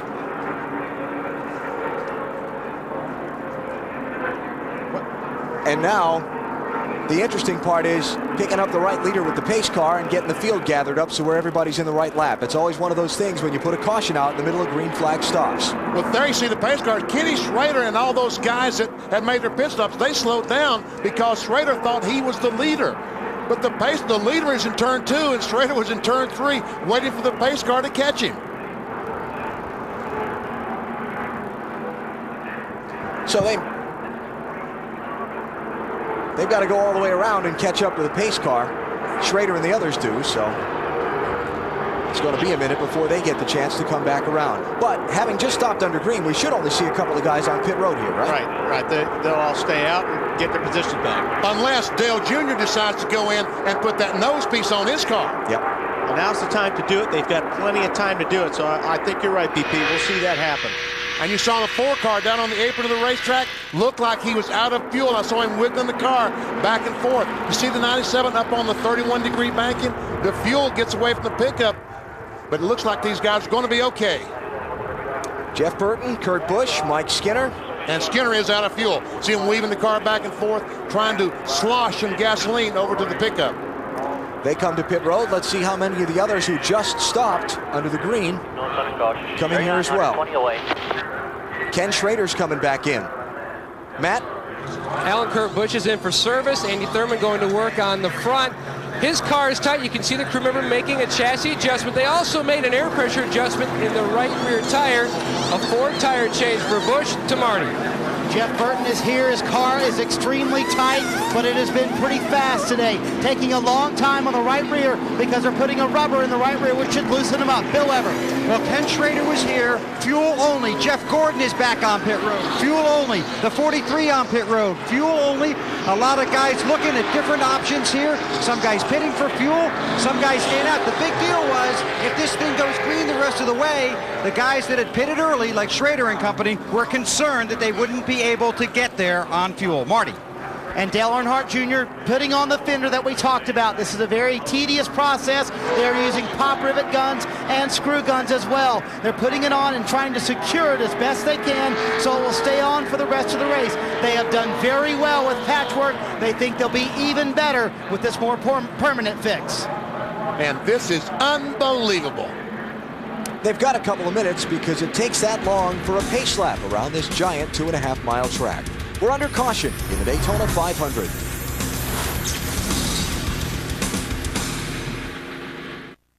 The second caution of the Daytona 500, giving this massive crowd a chance to stretch their legs and chat amongst each other during a rare moment of quiet. Listen to this. Get out of the way. Get out of the way. Drop it. Go.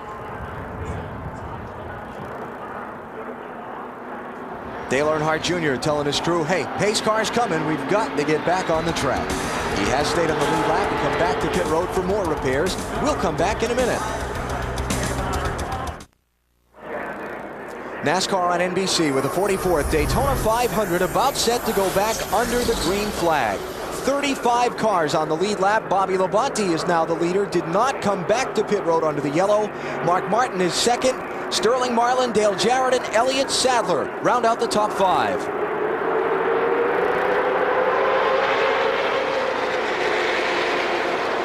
First car to the inside of the leader is Ricky Craven. He got trapped a lap down by that caution flag.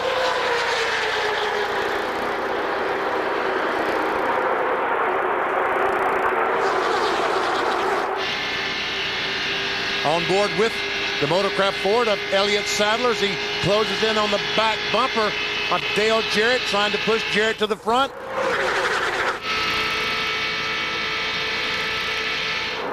Bid for the lead. Here comes Mark Martin.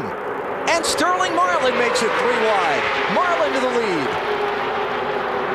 And Bobby Labonte is where he does not want to be, in the middle. The leader last time will be lucky to be 10th this time by. And there's nothing you can really do about it when you're in that situation. Those lines move on you.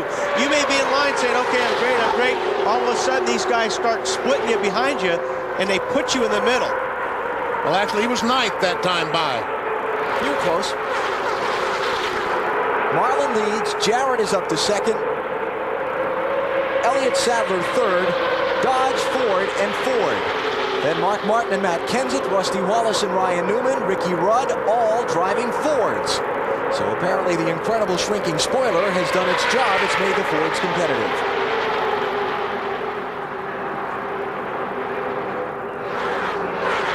Dave Marcus's car brought out that last caution, stopping on the racetrack. They have taken it behind the wall. Stacy Compton also has had A.J. Foyt's car pushed behind the wall. And Stacy Compton in the 14 car broke a gear when he made his pit stop. when he released the clutch to go back on the racetrack, the rear gear broke. That happened 3 times in last year's Daytona 500. It might be something to think about when these guys start making those important pit stops to try to get track position later on.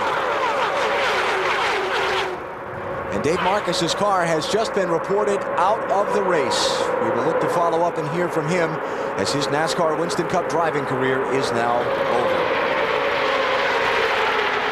A lot of lead changes today. I think more than we expected so far. 14.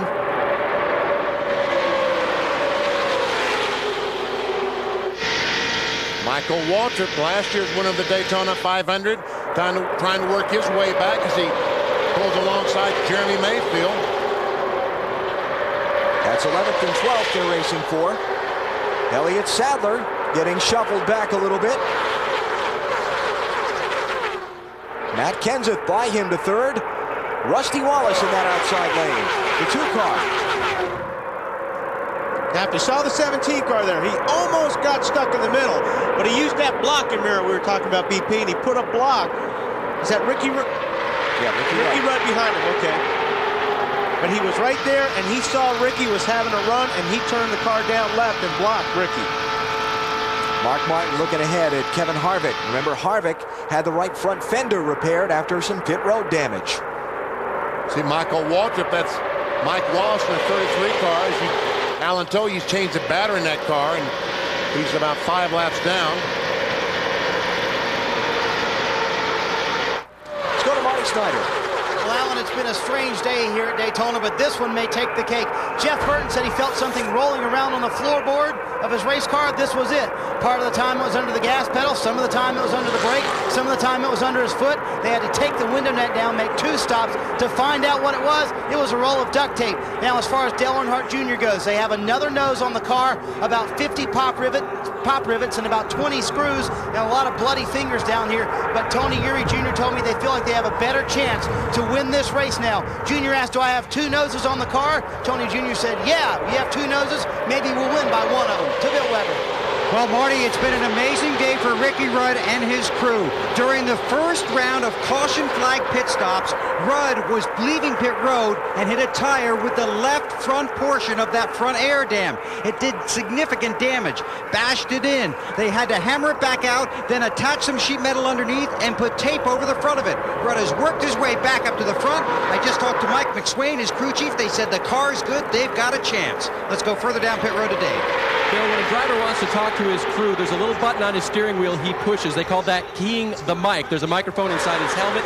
He then talks to his crew. Well, Rusty's been doing that, but the microphone has been hung open. It stays open, and so Rusty suddenly can't even talk to the crew anymore. They can't communicate with him. Now, they don't think it's a problem between his primary radio and his backup radio. They think the wiring between the switch on the steering wheel and his radio may be faulty. They hope they can do something about it if they get a long caution later on. Boy, that's going to be tough to fix. And as Dave said, we have 2 radios in the cars. In case something happens during a yellow, we can switch the radios. But if it's in that wiring harness on the steering wheel, BP, that can't be fixed. Nothing they can do. Now, Rusty can talk to the crew. If the mic is keyed, he can talk to the crew. But unfortunately, they can't talk to him and tell him when to pit. Ask him what the car's doing. And as Bill Weber said earlier, this last set of pit stops might set us up for only one more visit to pit road the rest of the race, and that could be such a problem for Wallace's chances to win. Yeah, because he was one of the first cars in, so his fuel mileage probably hasn't been. Oh, Earnhardt Jr. flying through the grass. Right rear tire down. Looks like the right rear is flat. Yep. Didn't hit anything, but he came tearing off the racetrack. He's got no brakes, he said. Wow. No wonder he was flying through the grass. Well, it just happened, but some bitch blowed a tire or something, broke it down, something. Caution is out. Brake, so. Caution is out for debris from Dale Earnhardt Jr.'s car between turn 4 and the entrance of pit road. The cars are going to come past it right now. See it there on the left. Excuse me, the right. Driver's left. The other right. I knew what I was thinking from the driver's perspective.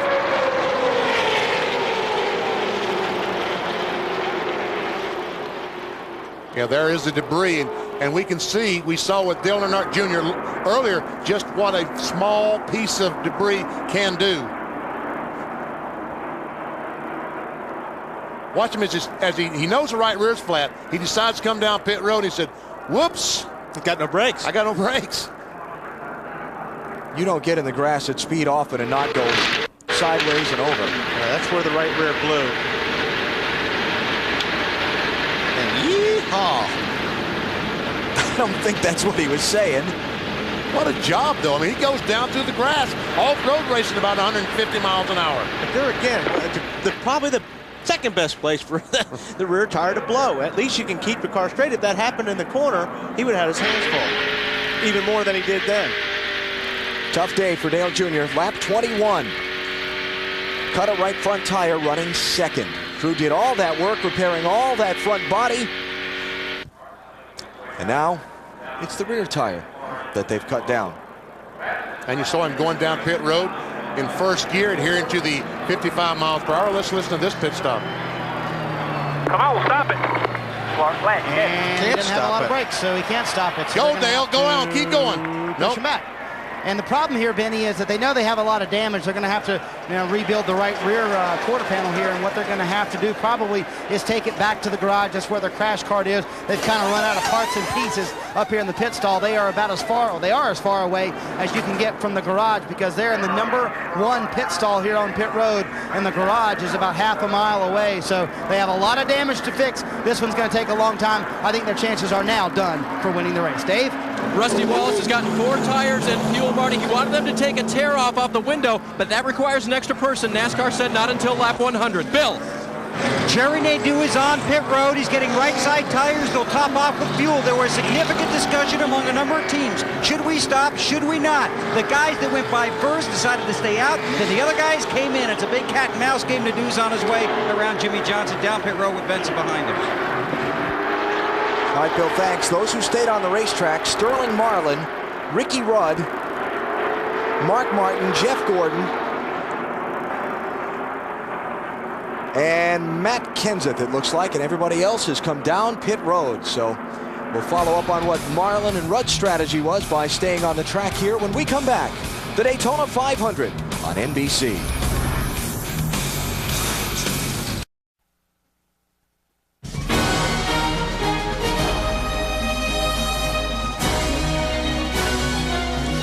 It's been a tough day for favorites to win the Daytona 500. Tony Stewart out with an early engine failure. Dale Earnhardt Jr. cutting a tire at lap 21 while running second, the first of 2 problems he's had today. This is a moment ago on pit road. NASCAR wouldn't let Dale Earnhardt Jr.'s car onto the track until they proved to him, the official, that it had brakes. So he backs up, hits the brakes. Okay, we got brakes. Okay, go ahead. And the official was walking out in front of the car. And now Junior is behind the wall. He's going to the garage area. I wonder what that's all about. The little fiery attitude there? No, I'm going to the garage. Well, we'll follow up. And we'll also look to get a word with Dave Marcus shortly, too. Four drivers did not pit under this caution: Sterling Marlin, Ricky Rudd, Mark Martin, and Jeff Gordon. I said Matt Kenseth did not pit before. He did. He got off pit road first. Let's check in the garage. Today, the sentimental favorite today was Dave Marcus. Dave, first off, did your problem start with an overheating problem? Yeah, well, when the race began, we're up in the front pack, and the car was great. It was driving good. It would keep up. And when I looked down at the temperature gauge going down the back straightaway, I was reading 250 degrees. And you can't do that. I mean, these Chevrolet engines are tough, but you can't sit out there and run them 250 and 260 degrees. And so I told the guys I was getting temperature, that I'd back out of the pack a little bit. And I thought maybe that would get some air on the nose and cool it down or blow the paper off. But that didn't happen either. So we continued to try and ride it out. And I kept pumping the accelerator pump, hoping to spray fuel in there and cool the tops of the pistons off. When that caution came out, it was a big break for us. Got in, got the paper off, got back out, did drop the water temperature, but something was wrong. I think we scored a cylinder wrong, just could not get back up to speed. Thanks for the memories, Dave. Dave Marcus, wonderful driving career is over. He's fallen out of the Daytona 500. Sterling Marlin is the leader. Next time by, we will be halfway through this race. trouble. Brett Bodine. We see some damage to the left front of his automobile. Looks like he might have hit the wall with the front of the car. Looks like he may have a little bit of damage on the left front quarter panel, too. We can get a replay, see if somebody got into him. Now, Ricky Craven's trying to get his lap back right here. That 32 car, the Tide Ride, he is trying to beat Sterling back. Nobody behind him to help, though. And Sterling's not giving him a break, which he is not obligated to do. And we go over this all the time, and I don't think should do. Fourth caution of the race. Just went back up to speed on the restart, and this happened in turn 1.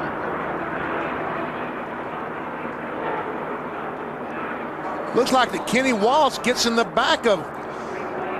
Yeah, you know, though, Benny, I saw some smoke from Brett's car before Kenny hit him. First, yeah, it looked like. Would that be a shifting point? Let's see.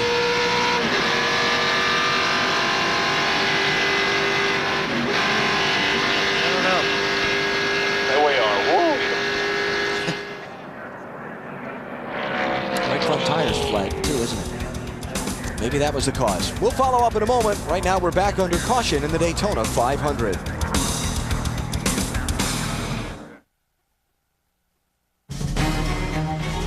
The 44th Daytona Energy and by Napa by Viagra.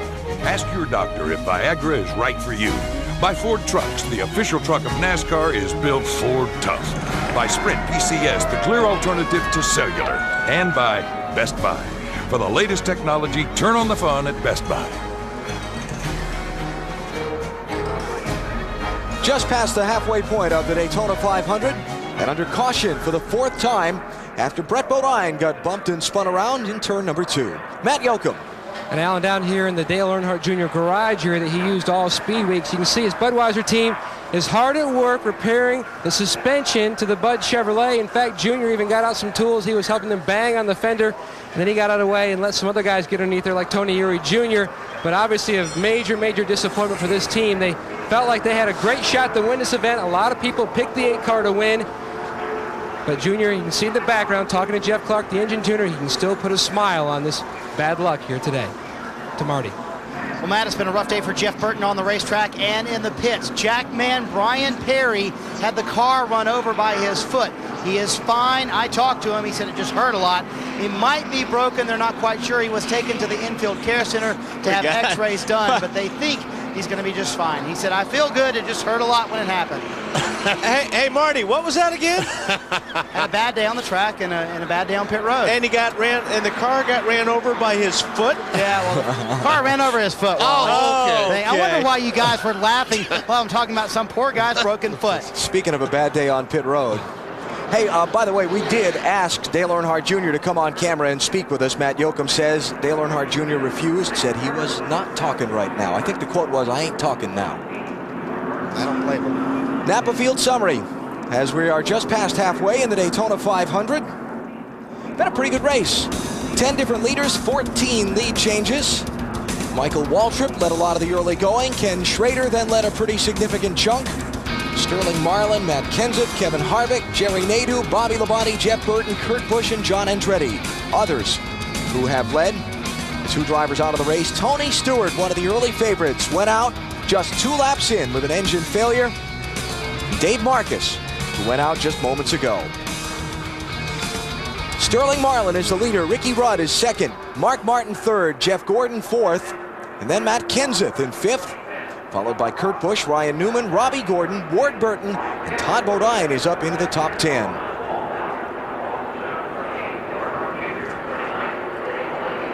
Set to go back on the restart. Lap down cars to the inside. Ricky Craven, Shauna Robinson, Robert Presley. The bubbles over the lead lap cars as we go back racing. Green flag.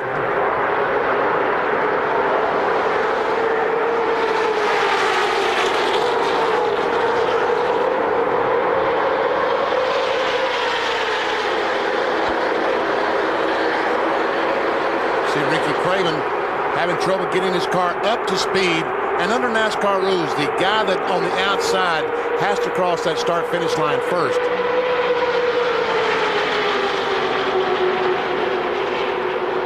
Raven started 43rd in the race, had pushed his way up into the top 15 in the opening laps, but then got caught a lap down in a series of green flag pit stops. When the caution came out right at the tail end, he wasn't able to get back in front of the leader before the pace car picked up the field.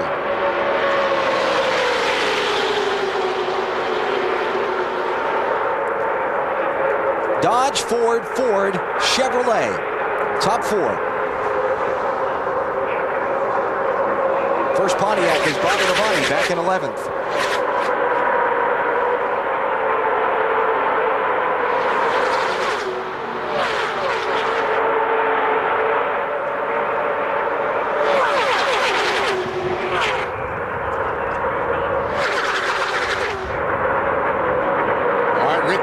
Trying to get a run. He backed up to get a run off turn 2. Can he get enough run on Sterling Marlin? Doesn't look like it. Bill, what's going on with Ricky Rudd? What are they saying in his pit? They're saying follow the 40, and that was the plan. They talked it over, the two teams, during the caution. They wanted the 28 to stay behind the 40 and then try and break away from the rest of the field. So look for that to continue here. Ricky Rudd, when they get up to speed, just to sit on Sterling's bumper and see who will follow them and try and break away from the pack behind them. Because wasn't it Dale Jarrett that was talking right at the, was it Dale or Ricky Rudd, said they weren't sure how their cars would lead the pack, that they were good behind the car, but they didn't think their cars were strong enough to lead the pack.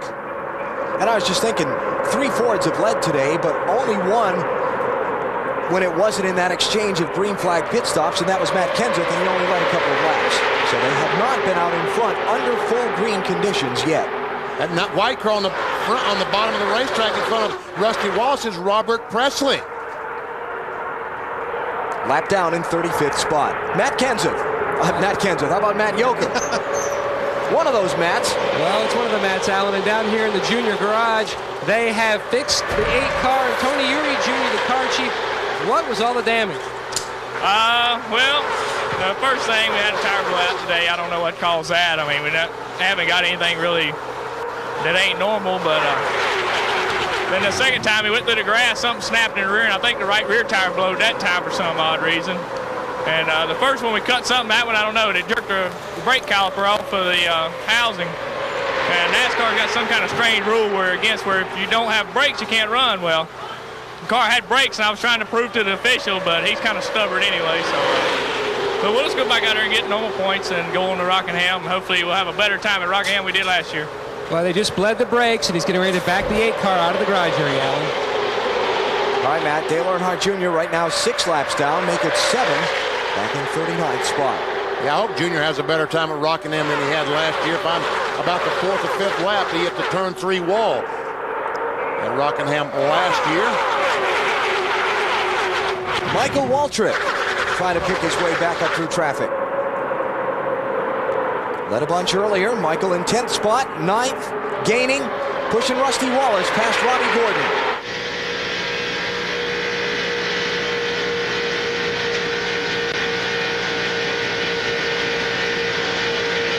Gap to leader Sterling Marlin for Michael Waltrip.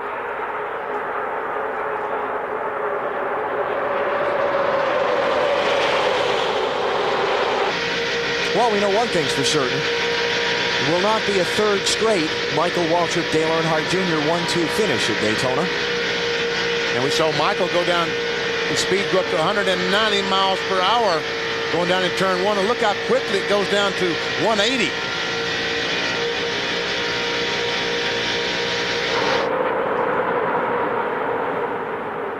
Kevin Harvick, that 29 car, outside pole sitter, trying to push Michael Waltrip by, on board with Kevin Harvick. Ward Burton in the 22, Todd Bodine in the 66. Yeah, those guys are in the high lane. They don't want to be there because they've got a lap car in front of them, and they'd like to get around that car of Robert Presley as soon as they can, because they feel that they're not going to get a whole lot of help if you got a lap car in the way.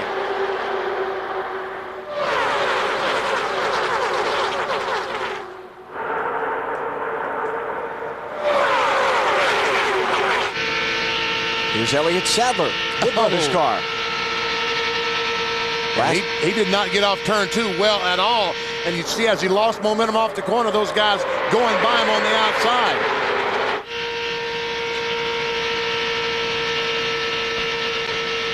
Dale Earnhardt Jr. a couple of minutes ago came back out of the garage, radioed his crew, said, "Hey guys, it's alive again. Let's go back at it." Watch this. He was in a hurry.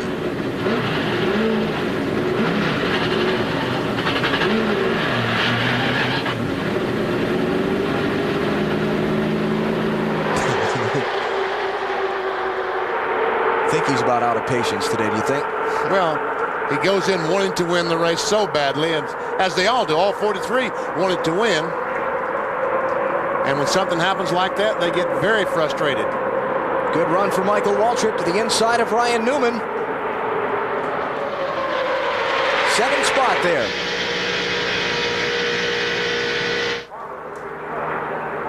Matt Kenseth trying to push Jeff Gordon back. Look at the Roush freight train there. 6, 17, and 97. 3 of Jack Roush's cars running together. And nobody lined up that 24 car. Jeff Gordon has no friends in that little deal. Well, you know, you beat people often enough. When you need their help, you'll find you don't get it as much. This is the second time this has happened to him in this race. Remember, he started 3rd but couldn't find any friends at the beginning of the race, and that's when he and Johnson fell backwards. Same thing happening again, guys. Oh, comes off right up against that wall off turn 2. Good day for Roush so far. Right now, 3rd, 4th, 5th, and 24th.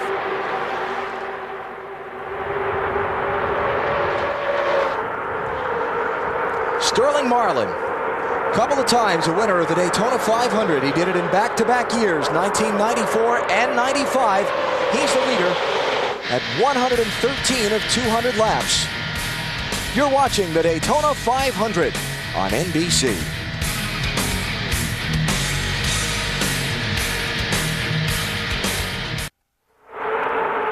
The 44th Daytona 500 coming your way live on NBC from the Daytona International Speedway, approaching 300 miles in the Great American Race.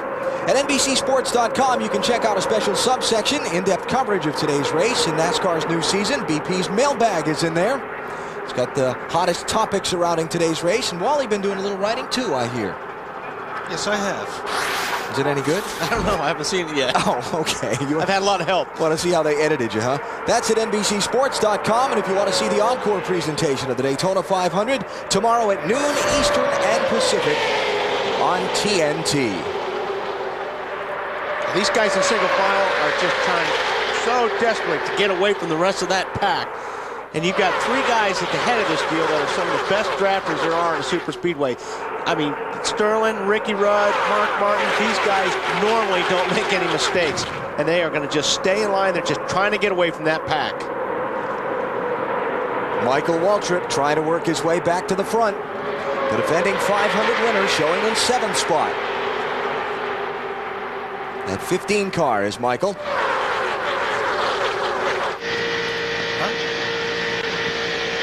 Through the windshield there, not too bad. Vision's pretty good. Saw on the Busch race yesterday, later on in the day, and boy, that sun comes right up over there by them grandstands BP, and it was very difficult to see out of those cars. The problem with this shot, all those cars in front of you. That's what's wrong with this shot.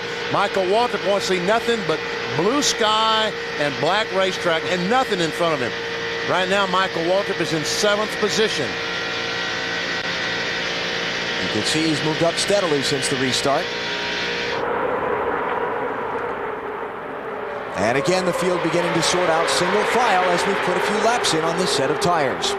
You know, we've seen all day that the leader is very difficult to pass. When Shauna Robinson was in front of these cars, the pace dropped off 2 or 3 miles per hour, down to 181, 182, and they still couldn't pass. And a lot of the guys think one reason is because of the negative air pressure in the carburetor. You see the air goes up across the car, and there is the cowl opening where the air goes in for the carburetor. But as you get behind the car, that airflow leaves that other car and misses the cowl, misses the windshield. You lose the positive air pressure going inside. It becomes a negative and therefore robs you of a great deal of horsepower. And we have not seen very many passes for the lead, certainly not in the final laps of races this week. Will we see some today? And I think that the Shauna Robinson thing to me was the most telling thing of all.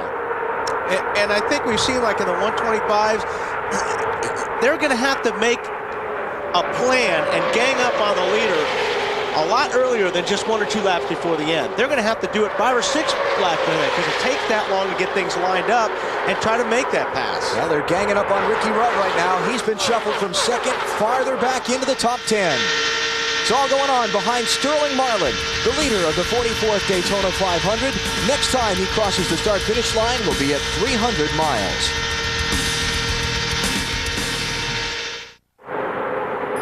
The Daytona 500 continuing at the Daytona International Speedway with Sterling Marlin out in front. Just past 300 miles, Alan Bestwick, Wally Dallenbach, Benny Parsons here with NBC's first live broadcast of the 500. Been a pretty exciting race so far, BP. Yes, it has. And you see we all got the memo for the Great American Race. Blue, white, and red. Very good. Very good. Wally, we've seen, I think, more competition, more lead changes than we expected to coming into the race. Yeah, we did. I mean, I talked about patience at the start, which I think we have seen a lot of patience. There's been a lot of courtesy out there, so to speak. But, boy, if it stays like this towards the end of the race, it's going to be a heck of a finish. What we are seeing right here is the intensity picking up a lot. Everybody's trying to get in position here. Although we still have a lot of laps left, you've got to be in that lead group, that top 6 or 7 or 8 cars if you're going to have a shot to win. That's where everybody's trying to get right now, in that lead little group. And just a moment ago, Dale Earnhardt Jr., the 8 car, was back on the racetrack right in front of Michael Waltrip, and it looked like those guys were going to run up to the front.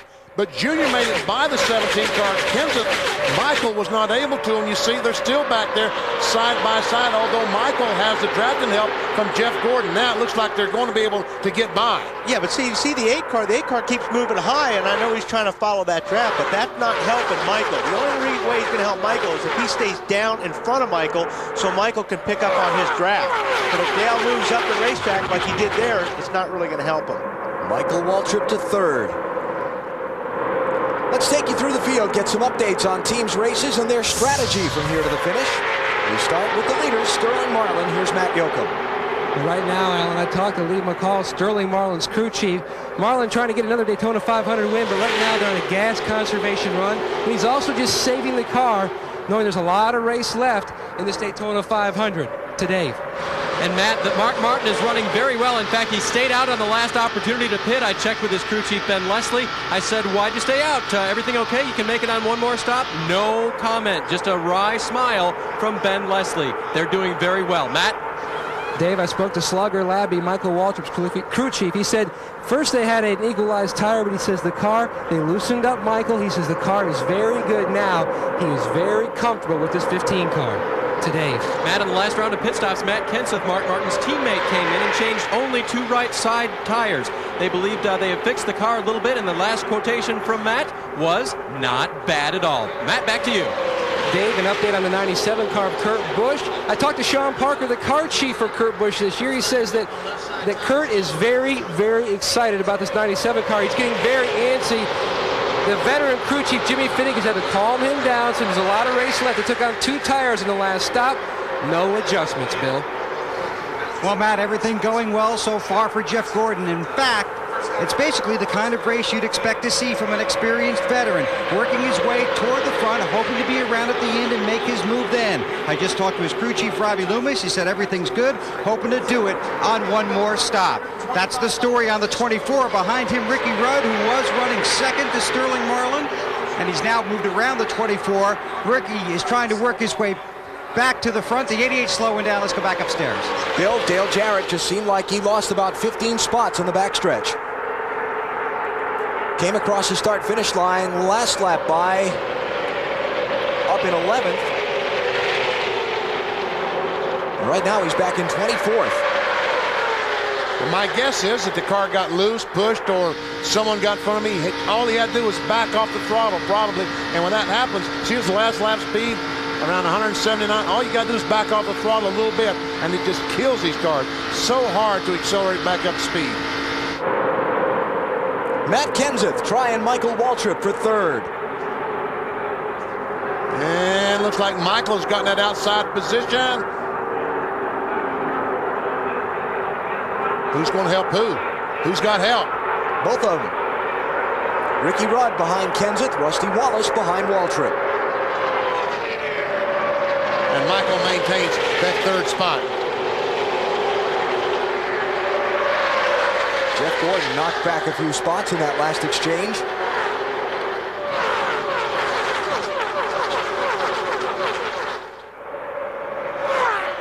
Man, did you see somebody bottom out there? Rudd? I think it was Rudd. Looked like Ricky Rudd's car bottomed out badly down the middle of 1 and 2. Just radioed in, he's lost the handle big time. Lost the handle big time. It's the second time it's happened to him in about 10 laps, Benny. A few laps ago, he radioed in with the car just slid up the track. That's why he fell out behind Sterling Marlin. He got the field back, started moving forward through the field, got around Gordon, but now he says he's lost the handle again. Kevin Harvick sliding around Matt Kenseth. And he's got help with Jeff Gordon right behind him. Rusty Wallace on the outside in the 2. And Jeff pushes and tries his best to get by, and Harvick gets through. Is Gordon able to clear Rusty Wallace? No.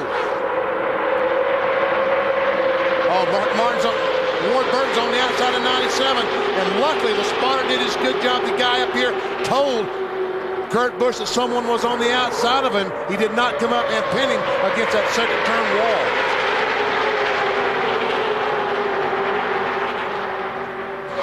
About 20 laps away from what would be final pit stops if the race stays under the green flag. 130 of 200 laps complete. Sterling Marlin leads.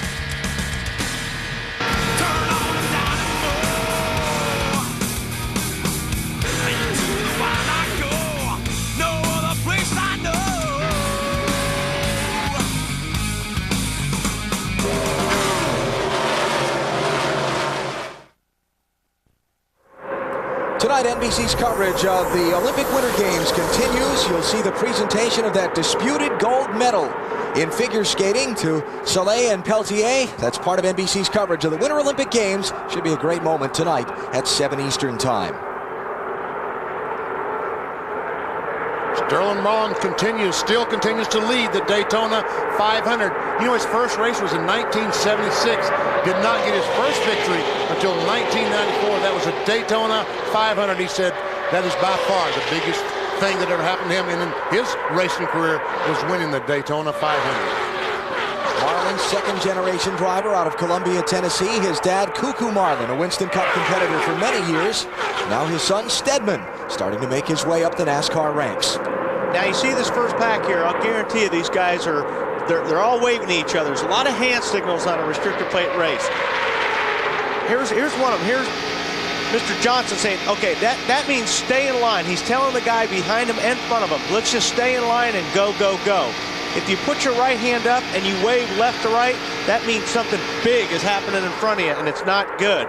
If you put your hand up and just like in a stopping motion, your right hand, that's telling the guy behind you, hey, pay attention, something's going on up front, just chill out a minute. And there's another hand motion that I can't really explain, but we've seen it a lot on the freeways. I think we get what you mean. Anybody going to pay attention to a rookie like Johnson giving hand signals? No. Bobby Labonte looked up. Obviously not. He looked up in the mirror and he saw that and said, are you crazy? Get off my tail, rookie. Dodge, Ford, Chevrolet, Ford. The top 5 right now. Michael Waltrip's been a big loser in these last couple of laps. Sliding back in that inside lane. We talked about the incredible shrinking spoiler in our pre-race show, the adjustments NASCAR's made to try and make the Fords more competitive this week. They're doing pretty well right now, though again, haven't seen one lead yet. Well, if they get lined up and they're in the right place right here about 4 or 5 laps to go, you will see one lead because I think they'll all stick together. Us against the world kind of a thing. Yes.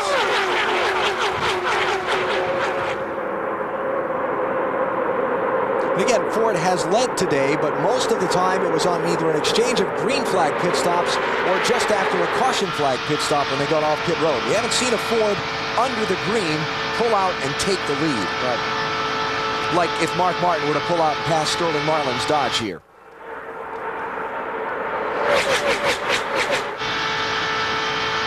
Now, we should be about 10 laps away from final pit stops. Bill Weber down on pit road. About 10 laps or so till we see what could be some pretty critical stops, huh? Going to be very interesting to see what happens down here. Obviously, some guys are going to try and push it because they don't want to run out on the back end of this next stop, Alan. But it's about 10 laps away, as you said. It's going to be how you set up your car for the end of this run as well, because that's when it's going to be most critical. Trouble. Mike Skinner, Shauna Robinson off turn 2. Caution is out. Okay, now about that pit strategy. Oh, that's going to make it interesting, isn't it? Yep. Oh, man, oh, man. That completely changes things. 5th yellow flag of the Daytona 500 as Sterling Marlin brings the field back to the caution. Nobody able to get a lap back from the leader. All right, that's 138. 62 to go. Stop with 61 to go. Yep. Caution shouldn't be a long one. Everyone's driven away from the turn 2 scene. The Jack Roush cars. The Jack Roush cars might be in pretty good shape. If they're up. If they're not up, come on in. Because the 99 car and the 97 were the last cars to pit before. Our crack pit reporters, I'm sure, can find out how many laps they ran. Let's take a look at what happened to put us under caution off turn 2.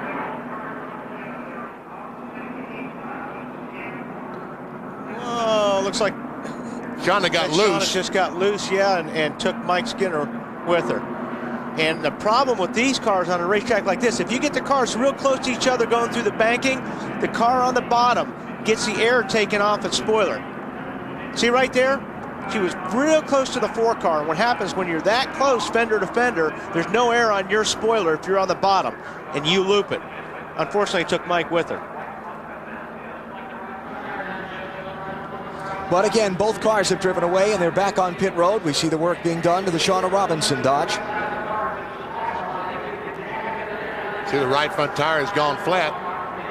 When you hit the brakes and stop these tires from rolling, they just like sandpaper that grinds a hole right through the tire into the air.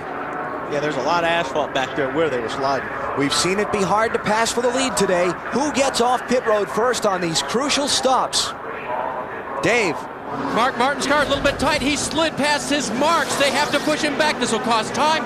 They will be just at their fuel window if they pack it full of fuel. He is a little bit tight. They'll make a wedge and tire pressure adjustment as well. Matt. No adjustments on the 40 car of Sterling Marlin, who was the leader. They feel like, Andy Graves tells me, they will be 3 to 4 laps short on fuel, and he's down and away.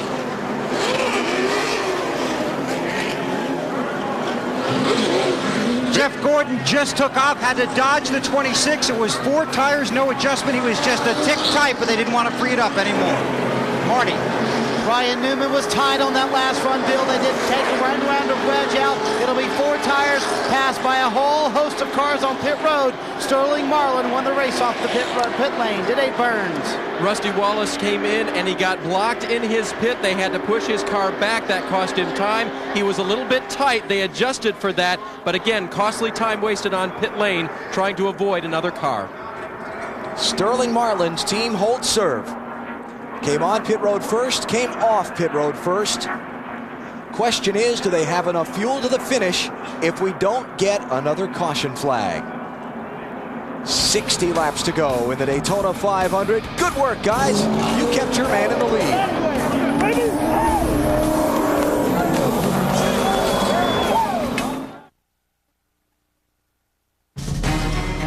The 44th Daytona 500 is brought to you by Pontiac. Can you handle a Pontiac Grand Prix? By Kellogg's Cereals, the official breakfast food of NASCAR. By the Home Depot, NASCAR's home improvement warehouse. And by Budweiser, with the crisp, clean, refreshing taste you'll find in no other beer.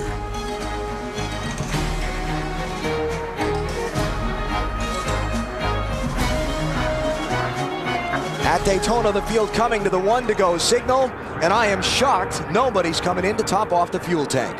I am too. I don't know that it's going to make any difference. I don't know that 2 laps under the caution flag is going to make any difference on making it. Well, some of the guys in the back of the field think it is. Terry Labonte, Jerry Nadeau, Joe Nemechek, Jeffrey Bodine are coming in to top off the gas. But all of the leaders have stayed out. Jeff Burton and Kurt Busch, 2 of the Roush cars, ran 61 laps on a tank of fuel earlier, Bill. Yeah, Alan, the guys at the back have nothing to lose, as you know, by coming in. But here's the deal up front. It's just so difficult to pass. A lot of these guys are willing to take the gamble that there will be another caution, or that A, they'll all make it, or B, they all will not. Some of the Fords seem to think they can make it. Some of the Chevys and the Pontiacs aren't too sure. Matt? Bill, that's exactly the same case down here in the 29 pit of Kevin Harvick. I talked to Kevin Hamlin, the crew chief. I said, are you going to come in and go for a gas and go? He says, I'd hate to give up the track position. We're just going to have to wait and see what everybody else does. Well, you know, the Roush cars historically get the best fuel mileage, so they're sitting pretty good right now. And the only thing that's going to hurt them if there's another caution flag, because if there is another caution flag, they'll have to stop and put on 4 fresh tires, because the cars are so much better with the newer tires on the car. Dave, what are they saying down in your pits? Well, I'm with Bill Wilburn. He's a crew chief for Rusty Wallace. Now, it seems to me you've been getting about 50 laps out of a fuel run, but you've got to go 59 now. How come you didn't come in and top off? We pitted at 62 to go, and with the caution laps and our fuel mileage has gotten a little bit better as the day's gone on. We've tried to free the car up a little bit. I think we'll be okay. All right, that's a word from Bill. By the way, he's got his helmet and fire suit on. He's still going over the wall changing tires for Rusty. The key word there being think. Just past 350 miles. Oh, Sterling got a good start there, didn't he? Sterling Marlin leads. Kevin Harvick is second. Jeff Gordon is third. Kurt Busch is fourth. Elliott Sadler is fifth. Rest of the top 10 are Bill Elliott, Ward Burton, Rusty Wallace, Michael Waltrip, and Ricky Rudd. And now Sterling has the lap car of Robert Presley between himself and Kevin Harvick and Jeff Gordon. Is that going to make a difference? Or will that bite him if they all line up and go by? 32 cars on the lead lap after 350 miles. 11 different leaders, 16 lead changes today, and we've just wrapped up the 5th caution of the afternoon. Bill, talking a lot about strategy. What do you hear? Well, here's the deal, Alan.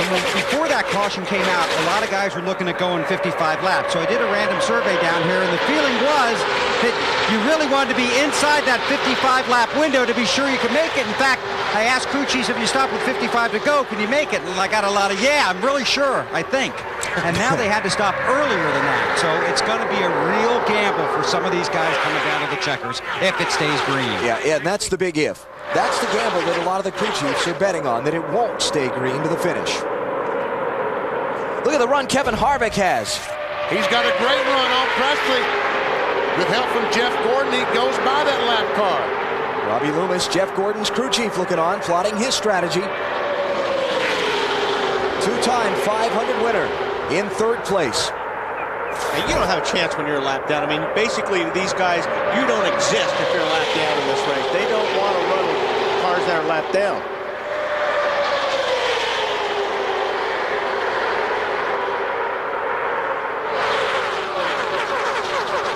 Autotrader.com sponsors our move of the race. Have you seen the move of the race yet? I don't think so. Nope. Think it's still to come? I think it is still to come. Best move we've seen so far? The move of the 40 crew the last time, keeping them out front. I agree. But we think the best is yet to come. It usually is that way in the Daytona 500. Kevin Harvick started second, fell back into the field. Matt, he's back up to second now. Well, he's on the move, but the biggest concern down in this 29 pit, Allen, is fuel conservation. Jerry Haley, Danny Lawrence, and Kevin Hamlin have poured over the computer, then walked away, walked back, looked at it again, walked away because it still didn't have the answer they wanted. How much do you think 1/10 of a gallon would cost you today, and how much do you think it would be worth? 1/10 of a gallon could cost them $1 million. At least $750,000. Winner's share of today's race, $1.3 million. But these drivers aren't thinking about $1.3 million. They're thinking about winning the Daytona 500. Or conserving fuel. It's hard to conserve fuel. I mean, especially in this deal, you got to keep your foot down. If you start cranking off the throttle to save fuel, you got about 40 guys who are going to pass you. Elliott Sadler, back in 5th place, has done a terrific job today. The Wood Brothers car started in 41st position, Dave. And remember, he finished third here in last July, Alan, so that 21 car is running very, very well. I talked with Pat Trice and his crew chief. They're a one-car team. I said, well, who do you think will work with you? Because Pat told me they needed help. Well, he says, we hope the guys who build our motors. Those are the Roush cars, and they've been running very well as well. Talk about Elliott Sadler finishing third in the Pepsi 400. You know, adrenaline is an amazing thing. As he came down to the checkered flag, he said going in turn 3, he got such a rush of adrenaline that he was going to finish third at Daytona. He started trembling, just shaking, going in turn 3 and shook all the way to the checkered flag. Wow. Not like he's not an excitable guy anyway. But this place can do it to you. Bill Elliott, haven't talked much about him. 6th place for that 9 car. 2-time Daytona 500 winner. Bill, solid run. Solid run and a 14.5-second pit stop last time. Came in 12th and moved to the front with the help of that pit stop. Was a little bit tight, made the adjustment, but the thing here is the 9 car may be half a lap shy on fuel. That'll hurt. Coming up on the 3/4 mark of the 44th Daytona 500, Sterling Marlin is out in front seeking a 3rd win in the Great American Race.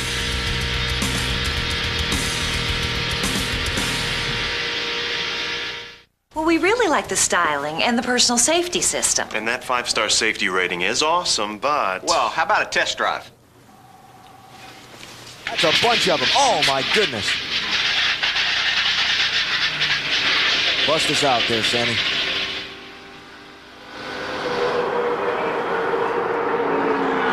Back at Daytona, a massive accident down in turn 1 has claimed at least 15 cars.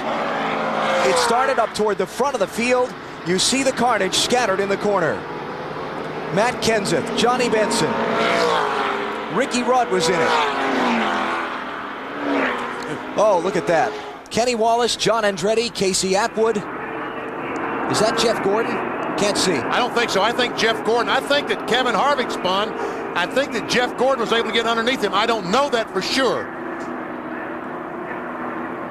Kenny Wallace. Car is on fire, but he's quickly out of the car. Todd Bodine's car there, just barely visible on the left of the screen. Looks like everybody's window nets are dropped. Yeah, down. Gordon made it through.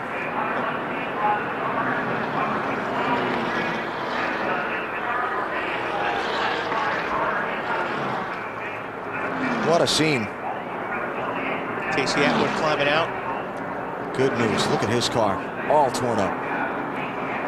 At the tracks where they use the restricted engine package, Daytona and Talladega, all the drivers talk about the big one.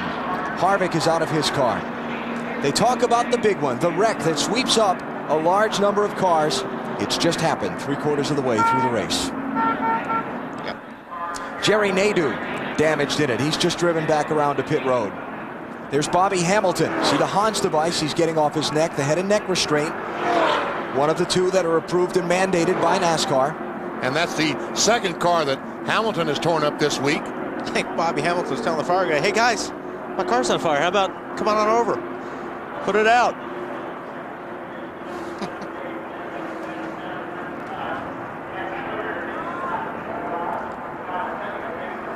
Sixth caution of the 500. And it was a big one. Let's take a look at what happened. There's Kenny Wallace. Now the car, yep. All right, Jeff Gordon and the Kevin Harvick make contact going down in turn 1. And there we were talking about throwing the block, and that looks like what happened.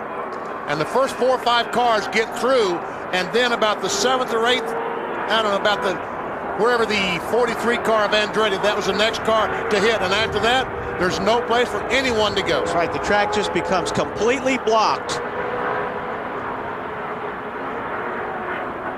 Let's take another look. See well, that's kind of a little bit afterwards, but see Harvick slide back up. How did Ward Burton get through that? Wow.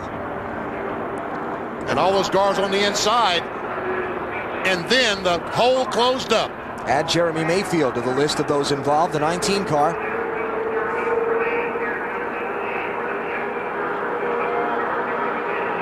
Man, oh man. Now look, let's take another look here.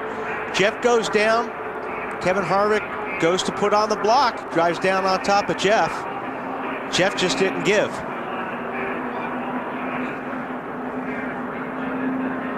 Or if he tried to get out, he didn't get out in time. Yeah. One of the two. Andretti, a hard lick. Oh, wow. You know, same thing happened in the qualifying race between Tony Stewart. Is that Schrader caught up in it too? Yep, Schrader got a piece of it. Folks, just watch this and listen as you're part of the big one.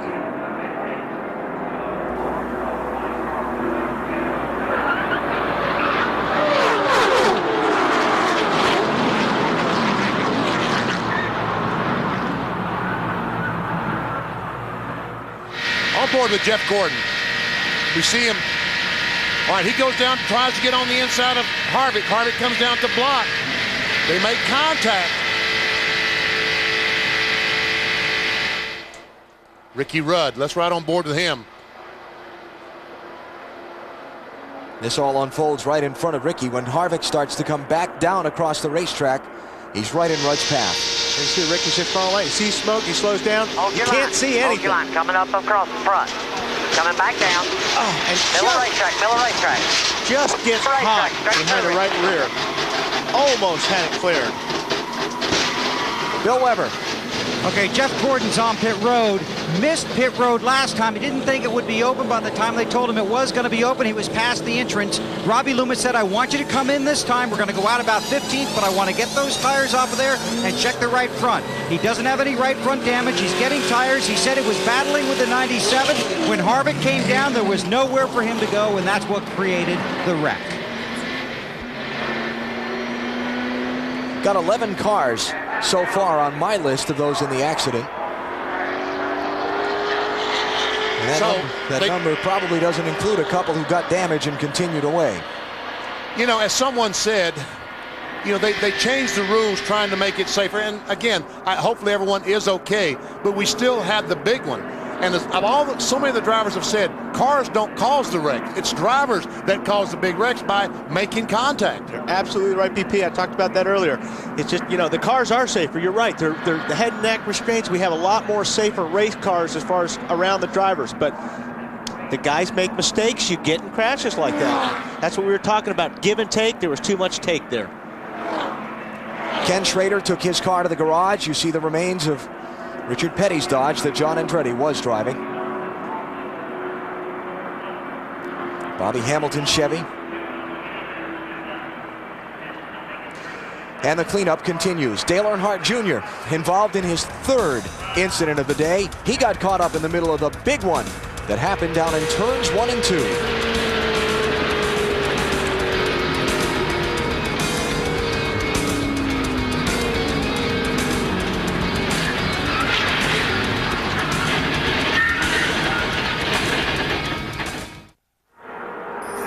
Cleanup continues in turn number 1 after the big one.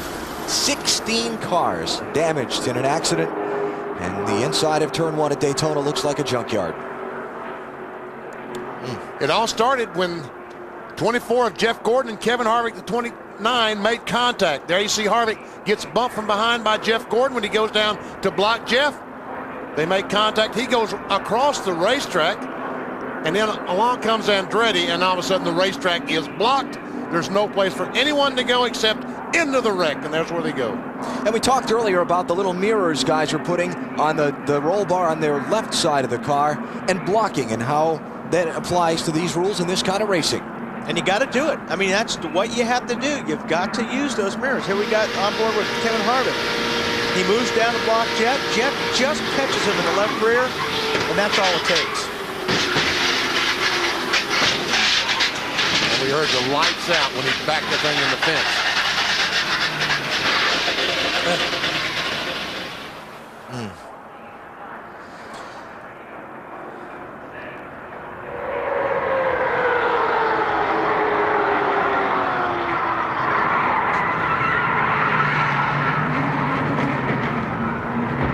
Robbie Gordon and Jeffrey Bodine down through the grass. Ryan Newman slipped through there too. I mean, that's one place that a race car driver does not want to go, is in the grass, but they were wise to do that. Let's add a 17th car to that. Mike Wallace, I just saw in that view, is in that wreck too. 17 cars. Fortunately, all of the drivers out of their cars, and they're all okay. 46 laps to go in the Daytona 500.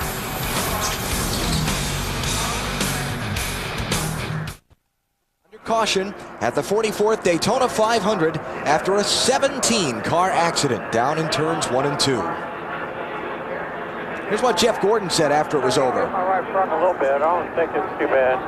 I mean, he just totally tried to block me. I wasn't even really trying to get up there. That damn 97, the wild man, and I'm trying to block him, you know, and the 29 had a run, and he started coming down. Big mess up there. We're going to have to come get 4 tires on that thing, I think, Jeff. Well, there you have it. I mean, we talked about the blocking, and that's exactly what happened. Marty Snyder. Well, Ricky Rudd had a very good view. First of all, Ricky, what was your view? What did you see happening in front of you? And how much blocking is going on out there? I really couldn't tell what happened, Marty. We'd been up front there, and we came in on that last pit stop, and I had a little miscommunication. I couldn't find the pits like I needed to, so we came back out. We were about 10th when the wreck happened. And couldn't see what happened. Somebody had turned sideways, hit the fence, come back down. I drove to the bottom trying to miss it, and he hit me in the right rear quarter panel, turned me head on in the fence, and it was pretty much over after that. I really couldn't tell what happened. It was pretty wild out there, pretty typical restrictor plate racing. A lot of blocking going on. Yeah, too much probably, yeah. All right, Dave Burns has Kenny Wallace. And Kenny Wallace has walked out of the Care Center. Are you okay? Yeah, I'm fine. You know, first of all, I just want to thank Pennzoil and DI, you know, but I guess everybody wants to know what the hell happened, right? Oh, yes, please. Had a big wreck, and, you know, it's Daytona and Talladega. You know, the same thing happened last year.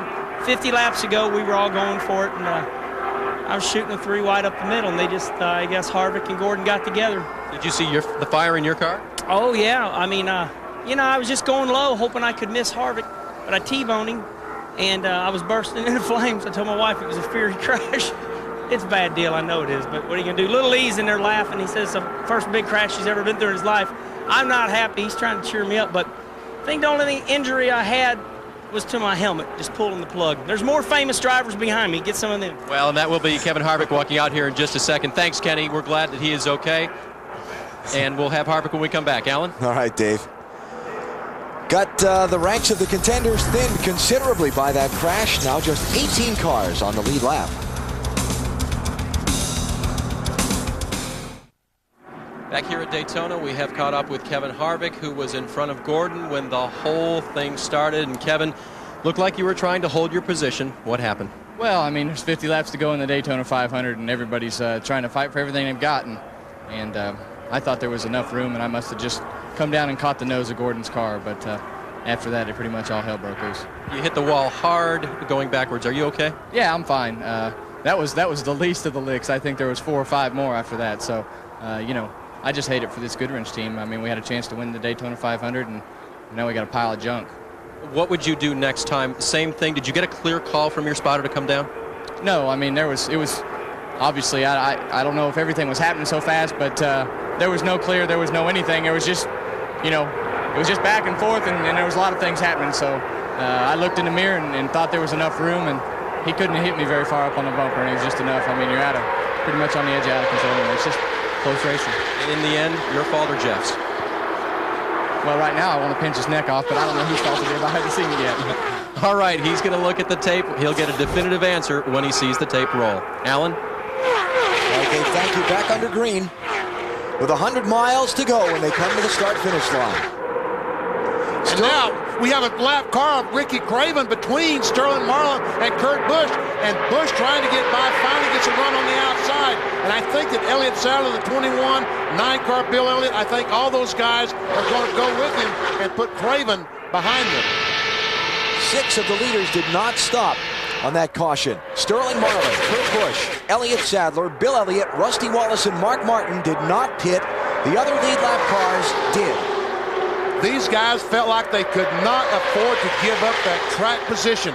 We've seen it all day long. It's so hard to pass the leader. Sterling Marlin feels like that these caution flag laps running around the racetrack at reduced speed has given him enough fuel to finish the race.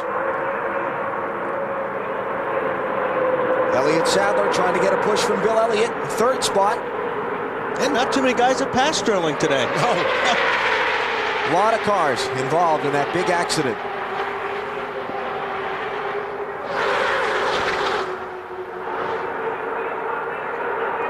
Here's the list. That's the first part of the list. There are more. Bobby Labonte getting behind the wall. You see Kevin Harvick, Ricky Rudd. 18 cars now damaged in that wreck.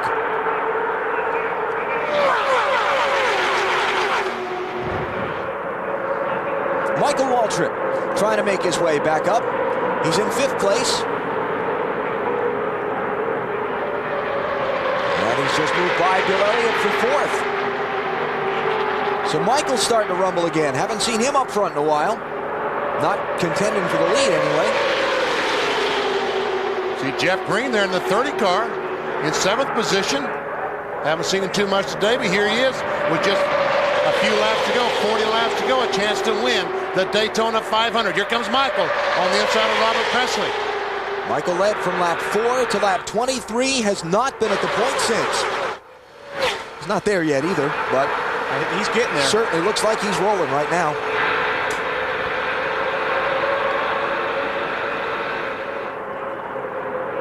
Elliott Sadler to block. Lap cars mixed in there.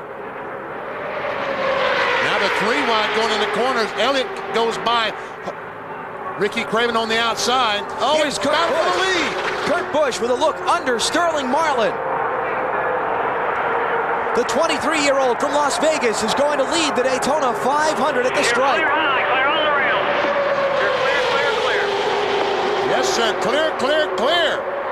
Isn't it just Jeff Gordon a little bit ago saying the wild man, talking about Kurt Busch? Yeah, well, and there's no patience like we talked about. There's a guy that has a good race car, and you could see him the last couple laps, kept looking down and around and got Elliott Sadler to go with him. Matt Yoakum. Well, Al, if you recall back following the season finale at New Hampshire, the biggest shock in the offseason was when owner Jack Roush decided to swap the crews on the 6 and the 97.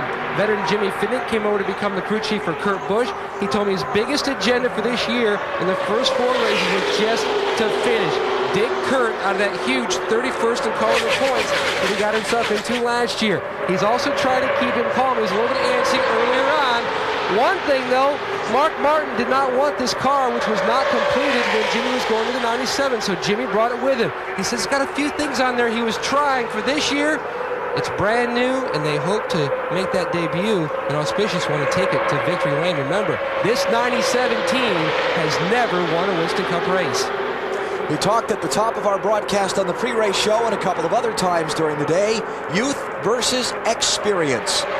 Kurt Busch in the 97 in his second 500 start. Elliott Sadler in the 21 in his fourth. And the defending 500 winner, Michael Waltrip, is working on him. Waltrip, bobbing and weaving. Got the nose to the outside of Sadler for second. Watch that 15. And Walter, you talked about at the very beginning of the show about give and take, and they would give and take early. Right now, there is no give. It's all take. 3 deep in the pack. Tight racing. These guys are trying to get everything they can out because they got to be in a position to win this race. You've got to be in that top 4 or 5 cars when it gets down to the end of this race. That's where everybody's trying to be right now. Jeff Gordon in the middle, 3 wide, trying to work his way back to the front. Jeff Burton there with him, 99 car. Here comes Mark Martin in the 6. Robbie Gordon, the black and orange car. Almost squeezed up in front of Gordon when there wasn't room. 35 to go. Dale Jarrett, 3 times a 500 winner. He's on the move late. Now this is, we'll see what happens, BP, but I think this is where the experienced guys hook up. Guys like Jeff Gordon and Jarrett and Mark Martin, Sterling Marlin, they're used to running with each other. I think they'll start fighting each other. On the other hand, the other guys will line up. Jarrett trying to pick up a draft from behind. The 30 car is Jeff Green.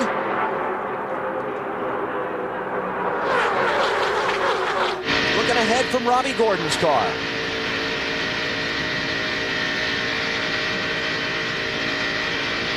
Bump. Goes up and bumps the back of the 30 car. You want to do that when these cars are in a straight line. You can't afford to do it when they're going in the corners. Look at this racing. 3 deep, 5 rows stacked up. The patience went out the window a couple laps ago. Oh, that's a thing of the past. Dale Jarrett clearly to third. Kurt Busch bobbing to try and break the draft on Michael Waltrip. Michael with the push from Jarrett. Yeah, I think Kurt's about ready to get a move put on him, because I think wherever Michael goes, Dale Jarrett's going to go with him.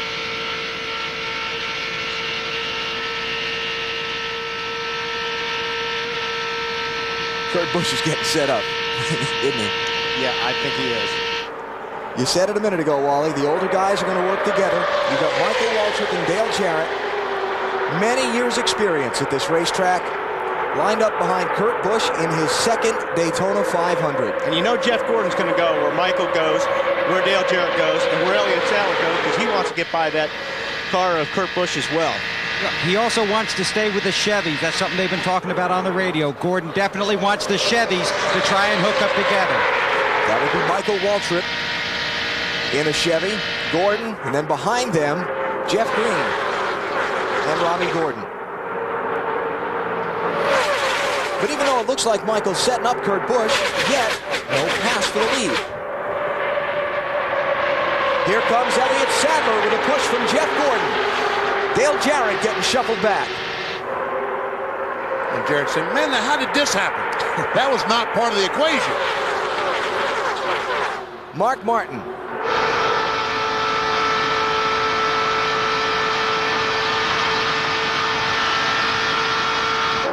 Running 5th is Mark.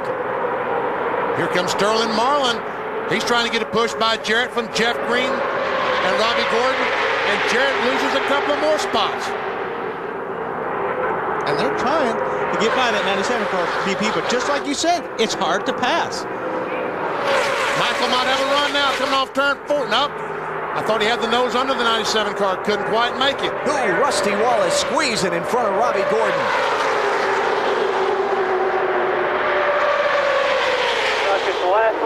Oh, no, Rusty, careful now. We saw what happened when you blocked going down in turn 1. I think that was Jeff Gordon's radio. Said they're racing like it's the last lap.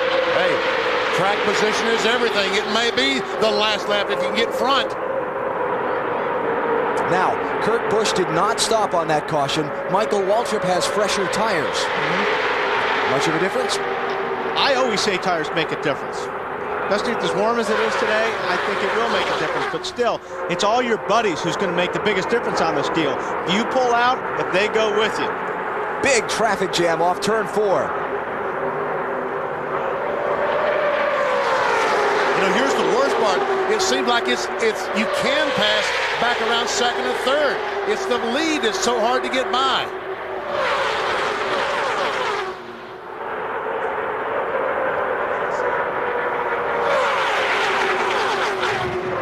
Michael's trying everything he can. And here comes Sterling. Oh, contact. Jeff Green goes up, almost gets in the wall on the backstretch. As Kenny Schrader said, that's a stupid place to wreck in the middle of the backstretch. Nice the road's save. straight. Nice save by Jeff Green. Jimmy Johnson, the pole sitter. Still on the lead lap, 12th spot. Here's Jeffrey Bodine, the 09 car, right behind Jimmy Johnson. Is Jimmy Johnson's car loose or what? Does he have a... Almost looks like he's got a tire going down. Johnson hits Jeff Green. He's in the grass. I think he had a tire going down there. If he didn't, he does. Keeps it off the wall. Left rear's flat. Left rear tire's flat. Okay, bud. Caution's out. 7th one of the Daytona 500. And sets a critical decision in the hands of the crew chiefs. Do I stop? Take those tires. No way. No one is going to give up track position now. No one. Some cars farther back, not on the lead lap, trying to race their way to the start-finish line. No one will succeed. And we go under the yellow flag once again. Careful, Jimmy. Something was loose before that. I just thought it was the air. Something's up on her back of this thing. Yeah, Jimmy, the left rear tire's flat. Yeah, you can watch here. I was watching right through here, right there on the bottom. You see his car just starts getting a little bit sideways. He was losing the left rear tire. And right about here, it really went, probably that's where it dropped down on the inner liner. And is that Jeff Green that does a tremendous job in saving that car? Yeah. Oh, Johnson goes up and turns the Jeff Green car sideways, and somehow Jeff Green keeps it under control. Nice save by Jeff. That was his second save in a lap, right? Yeah. Yes. On board with Jimmy Johnson and Lowe's car. Listen.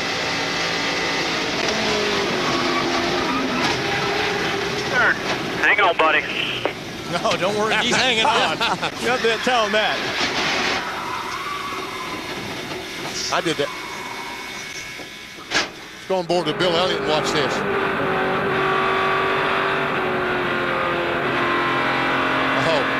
Right now, Bill Elliott is saying that Jeff Green is the greatest race car driver in the world for saving that thing. He didn't come up in front of him. Might have just seen our move of the race. 2 of them from Jeff Green. Should have crashed twice.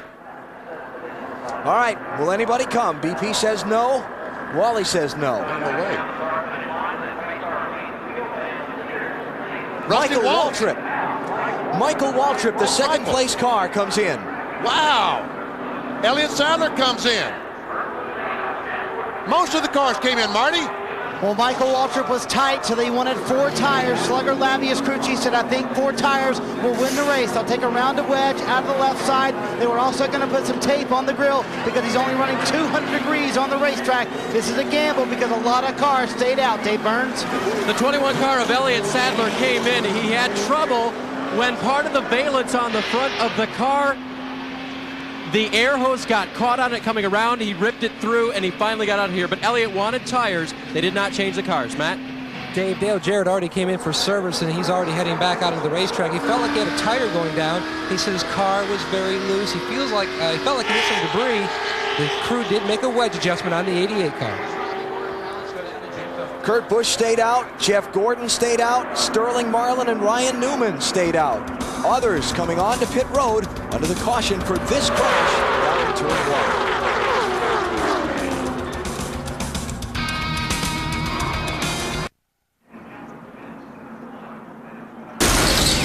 Here's our Pepsi race recap. What's happened so far in the Daytona 500? Just 2 laps in, one of the favorites to win, Tony Stewart. Engine broken, day done. And then Dale Earnhardt loses the right front tire. He gets back on the racetrack, but is involved in a crash later. This is Brett Bodine, lap 101, just at the halfway point of the race, getting tagged and spun. He gets away with it okay. And then Shauna Robinson in 49 and Mike Skinner make contact off turn 2. Big story of the day, Kevin Harvick and Jeff Gordon tangle racing for second. By the time it's done, 18 cars are involved in the melee down in turn 1. All the drivers okay, but it started because of blocking. Harvick trying to defend his turf on Gordon. They both wanted the same spot of racetrack. Cleanup continues here at Daytona. We'll come back for the restart in a minute. Back at Daytona, there'll be 24 laps to go as they come to the green with Kurt Busch, the 23-year-old from Las Vegas, leading the Daytona 500 in just his second try. First 4 on the track, and that left-hand lane did not stop for tires. How long will Kurt Busch be in the lead is the question.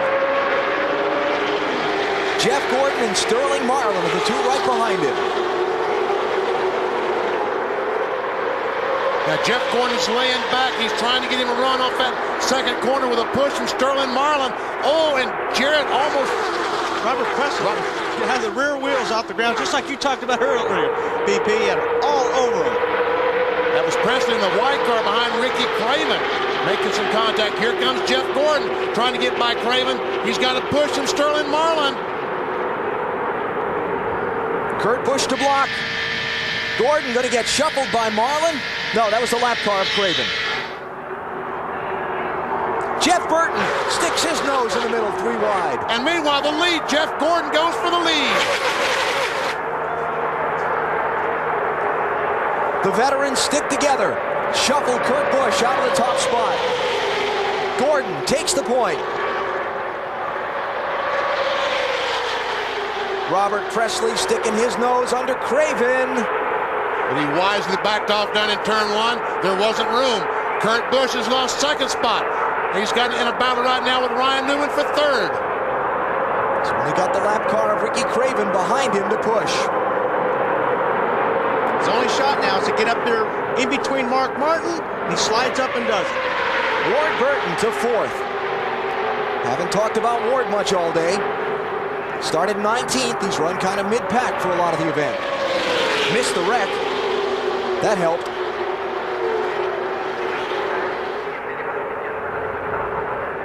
Now, in the 125-mile qualifying race that Jeff Gordon was in on Thursday, he got the lead on the first lap.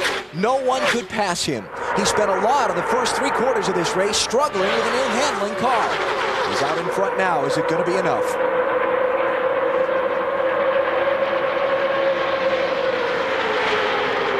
Mark Martin there.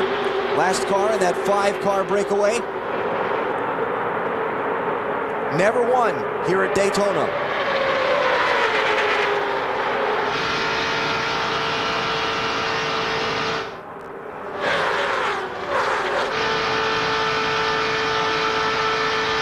Mark started in 39th place today.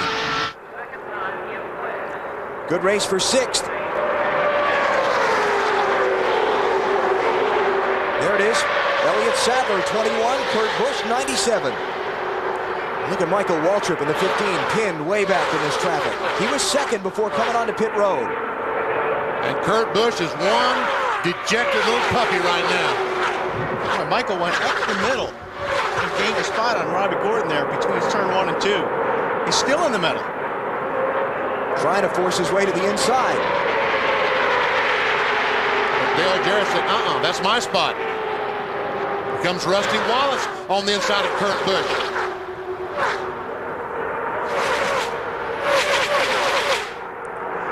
There are 50 miles to go in the 44th running of the Daytona 500, the Great American Race.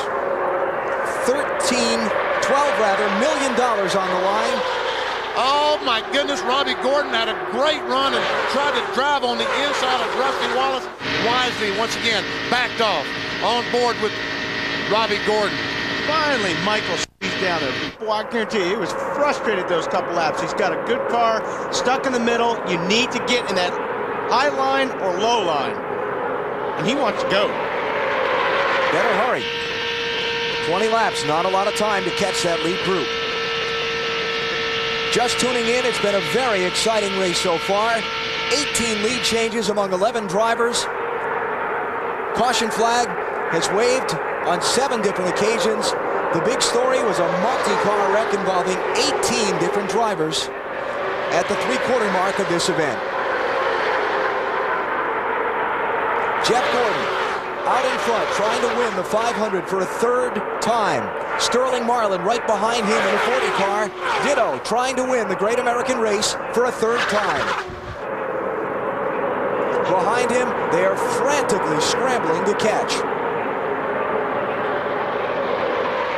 Got to stay in line if they're going to catch that lead group, BP. Guys are all scattered out side by side, and that's exactly what those top 5 cars want to see in their mirror. These guys are all trying to get themselves in position, but in trying to get themselves in position, they get farther away from the leader. Let's check with some of the crew chiefs in the lead cars. Here's Bill Weber. With crew chief Robbie Loomis, the leader for Jeff Gordon. Your car's been tight all day. Now you're out front. Can you stay there? Well, you know, we don't know. Just Jeff's a great drafter, and he's up front right where he wants to be. We've got a long way to go. We just got to see what happens here. Did you learn enough in the qualifying race to help you in the... Learned a lot, and right now we're just all kind of holding our breath. Pit crew's done a great job all day getting him out front there, and we're just going to see what happens. For defending Winston Cup champions, they'd like to start 2002 with a win in the Daytona 500. To Matt Yoakum. Bill, Lee McCall is Sterling Marlin's crew chief. First off, you didn't pit to take on fresh tires. How bad is that going to hurt, or is your car better on older tires? Yeah, our car's pretty good right now. We were a little bit better on old tires, got the car freed up, so, you know, we were good on fuel mileage, so we we wanted to stay out and hopefully, you know, gain some track position because, you know, track position is pretty tough right now. And, you know, we're wanting to set pat right now and try to break away from the second group. Coors Light Dodge has been good all day. Liam McCall trying to win his first 500. Sterling Marlin, his third. Marty? Matt, how much will experience mean? Young Ryan Newman up front as crew chief Matt Borland. Matt, he's gotten there. Can he pass 2 more cars? I don't know about that yet, but we're real happy with where we're sitting right now. A top 5 would be great for us. If we got something for him at the end, we'll try it, but we'll just ride for right now, hopefully. Inexperience behind the wheel, but on the radio, experience. Former Daytona 500 winner Buddy Baker is his spotter, along with his car owner, Roger Penske. Today, Burns. Ben Leslie, the new crew chief for Mark Martin, has been studying his monitor like a chessboard. All right, you gave him 2 right side tires. Does he have a move he can make? Boy, you know, I don't know. The talent that Mark has, I'm sure he's got something up his sleeve. What it is, I wouldn't have a clue. I'd just like to take the time to thank all the hard work that everybody at Roush Racing, Viagra, Ford, Taurus has done. This week and a half has been a little bit of a struggle, and everybody's pulled together. And, hopefully we can come out of this with a real good run. Well, they're going to watch, and about all they can do is wait. The only thing he's told them in the last few laps on the radio, what lap he's on. Alan? Ward Burton, also in the top 5, running 4th. Bill Davis Racing Dodge. He's been in contention to win this race on several occasions, but bad luck has befallen him near the finish every time. What about today? Elliott Sadler trying to make a move on Mark Martin. He's trying to follow that 22 car. And Ward Burton's getting the move on Ryan Newman. Coming with you. He gets the push from that 21 car, goes alongside Ryan Newman. Oh, man. 3rd place.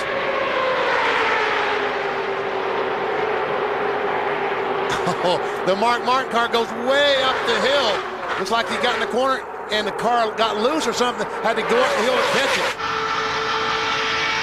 That gives Newman an opening to slide up in front of Mark in that outside lane. Get some drafting help from behind.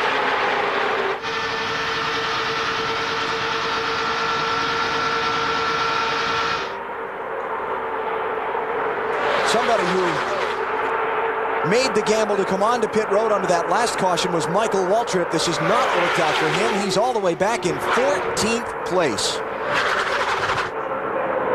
How about Ward Burton, Matt? Well, I'll tell you what, Alan, if you watch Tommy Baldwin Jr. down here, each lap it's like he's almost driving the car with Ward, very animated on top of the pit box. I asked him about 60 laps ago when he's running mid-pack, are you guys okay? Because they were anticipating a very stout piece for this race. He says, oh yeah, we learned our lesson last year. We led 53 laps and we were crashed out running 4th, so we knew just to save our stuff until the end because that's when all the big money takes place. Look at Jeffrey Bodine in the 09 car. The 1986 winner of the 500, who many thought's career ended in a vicious crash here at Daytona back in 2000. Only got 5 races this season that he's going to run in this car, but he has shown he can still get the job done. This car is owned by James Finch, and after the Budweiser shootout, they chassis dyno tested a lot of the cars, and James said, hey, how about putting my car on there? I want to see what I have. And the 09 car had more power than any of them. Bodine to 5th. Here comes Michael Waltrip trying to get back into it. So Michael's got to make this move. Like he's trying everything he can to make his move now. He needs to get with that top group if he's going to have a shot at winning this race again. Rusty Wallace drives on the inside of the 97 of Kurt Busch, gets a great run. That's Michael Waltrip. I'm sorry, Michael Waltrip. That Napa thing looks like the Miller Lite thing to me every time I see it. Sorry. Defending 500 winner, trying to rally back. Got a lot of work to do and not a lot of time to do it. Robbie Gordon behind him in the Richard Childress 31. That lead group is starting to stretch it out. Dale Jarrett's pushing as hard as he can on that gas pedal right now. 6 car in line right there. 10 to go and they come back around.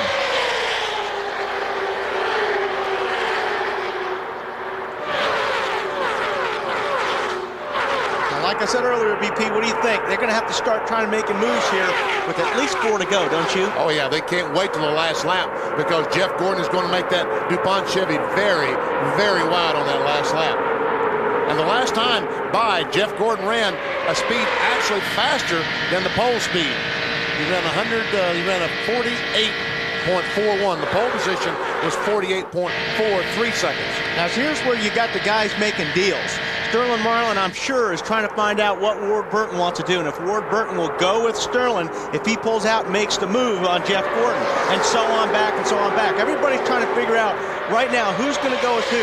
Crew chiefs are talking to other crew chiefs, and spotters are talking to other spotters, and drivers are talking to spotters and saying, hey, go over to this spotter of that 22 car, Ward Burton, see if he'll go with me if I pull out. Trouble, Robbie Gordon. Caution is out.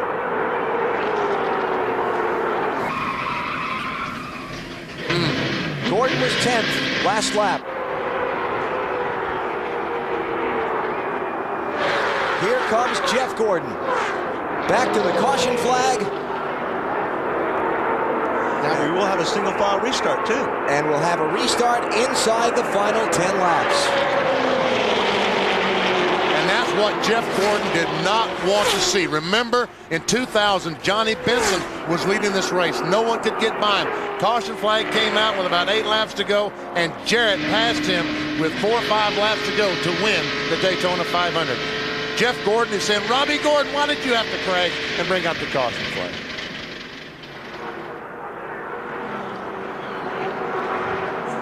Jeff and Robbie, of course, not related.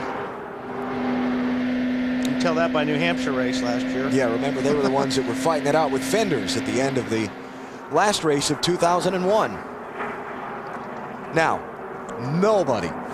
Nobody's coming. Boy, they blew it. We blew it on that last time.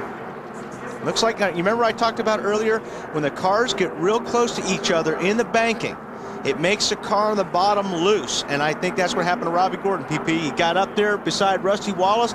There was not enough air on the back of that car to push the car into the racetrack, lost downforce, and looped it. Watch this. He goes in the corner. Rusty Wallace is on the outside. And listen to this. Listen to the engine.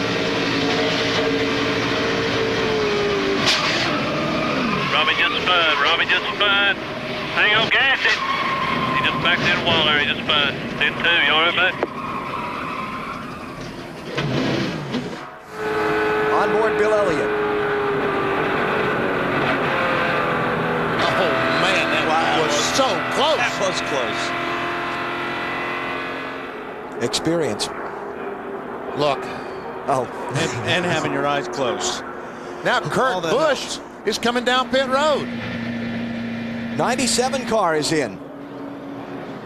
I guess they decided at 4 tires that they're going to need 4 tires to try to make a run to the front. Go ahead, Sean. No, Sean, you got a helmet? Matt?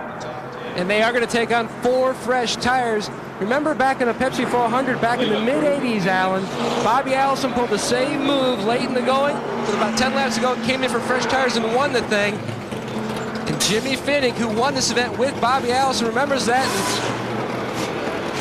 So they had nothing to lose. Alan? We'll find out where he restarts and gets set for what should be a dramatic finish to the Daytona 500 when we come back on NBC. The Daytona 500, the great American race, has come down to what will be a final, frantic 6-lap sprint to the checkered flag. Jeff Gordon leads. Sterling Marlin is second, both 2-time Daytona 500 winners. But they've got a hungry pack behind them who've never won it before. Ward Burton and Elliott Sadler in 3rd and 4th. Then more experience. The 86 winner, Jeff Bodine, in 5th. And Dale Jarrett, a 3-time 500 champion, in 6th. And this restart is going to be the whole marbles here. Jeff Gordon's got to be careful that Sterling Marlin doesn't lay back and get a run on him on the back straightaway. You ready? Green flag, green flag. If they don't get by Jeff Gordon before they come around the next time, they will not pass it. And Michael Waltrip. Jeff Green is involved. Jeff Gordon spinning down the inside. Gordon is in the grass. They're racing for the lead at the head of the pack, double wide. Stay below the white line. You got some people out there. There you go. Sterling Marlin, he's got damage. He must have hit Gordon. And here comes Ward Burton on the outside. He's got to run. Track's clear. With Elliott Sadler giving him some help. Here's Jeffrey Bodine trying to help the 40 car. Caution flag is out. This could be the race to the finish of the Daytona 500. You'll see some rubbing here, I'm sure, getting back to the line. This may be it. 6 cars sprinting toward the caution flag. Marlin inside, seeking his third 500 win. Ward Burton trying to get his first victory. 2 Dodges, drag racing back to the caution flag. Who's going to get there first? Marlin by a nose. I think what happened was Sterling Marlin went down to go underneath Jeff Gordon. Jeff Gordon went to put the block on, and he went across the nose of Sterling Marlin's car, and that's what spun him out. The race is not over. They're going to red flag the event. They're going to stop the field, restart the race, and try and settle it. And Terry Labonte, a lot of damage to the nose of that car. And with Sterling, can he last a couple laps under the green? And I believe that's where Jeff Gordon came across the nose of Sterling's car. Jeff Gordon on pit road. He may not be out of this yet if they're red flagging this thing, Bill. Jeff Gordon on pit road. The spotter said we got spun, the car looks fine. He's getting right side tires. This is supposed to be a 4-tire stop. They want to get on pit road and get off of it before the red flag comes out. Left sides will go on. We'll have plenty of room to get out of pit road. They tighten the lugs, check the roof flaps, pull the fender away from the front left tire, and send Gordon back out off of pit road. But he came in while the pit road was closed. So he's going to have to go to the end of the line on the restart. We'll double check that to be sure, but the red flag with the gold cross signaling pit road is closed is out. Now there's only about there it is. 14 cars on the lead lap, and the red flag's coming out. Hey, Jeff, they're stopped back there, so be careful coming off too. The red flag is out over the Daytona 500 with 4.5 laps to go. But who did all this crashing on the backstretch off turn 2? See the debris off turn 2? I think that was pieces still probably coming off the cars from the wreck on the wreck on the front stretch. I got you. Wow. That may even... fault. I mean, Sterling hung back so much there that, I mean, you know, I didn't have a choice but to slow down there, and he had a run on me, and I blocked him, you know, got myself turned. Got myself turned. Yep. Jeff Gordon's explanation. Let's take a look at what happened all over the place. Well, here's what we were talking about. This is so key on this restart. Sterling was laying back. Now, all these guys back here are jamming up because some of these guys laid back before the restart. Michael Waltrip hit by Mark Martin. Rusty Wallace is involved. Watch Waltrip almost go by the pace car here. Yikes. And Robert Presley's car being pushed on pit road. Man, pace car gassed it right there at the last second. One more look. We see him, Jeff Gordon, bringing him down really, really slow. And then Mark Martin runs in the back of Michael Waltrip. And now watch here, Sterling Marlin goes underneath of Jeff. Jeff goes down, tries to run the black block on Sterling, and runs across the nose. But Marlin was below that yellow line, wasn't he? That's out of bounds. Drivers were told in the drivers' meeting, if you go below that yellow line and advance your position, you're going to be penalized. That's right. Will they penalize Sterling Marlin there? There's Jeff Green.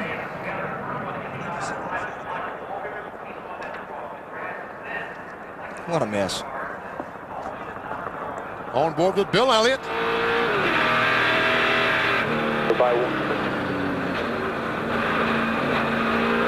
That's 2 wrecks he just has driven right by. Good job.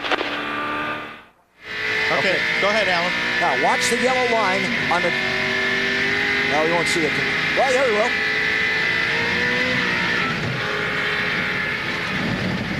He was down there.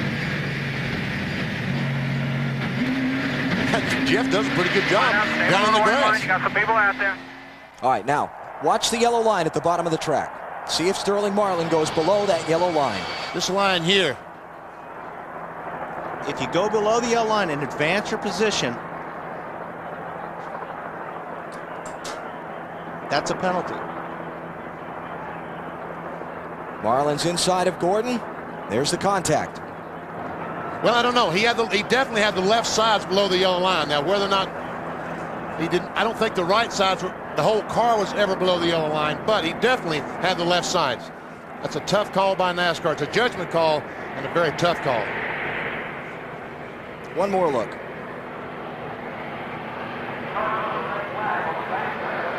Jeff Burton got a piece of it. Terry Labonte, Rusty Wallace, and Bill Elliott. And there you see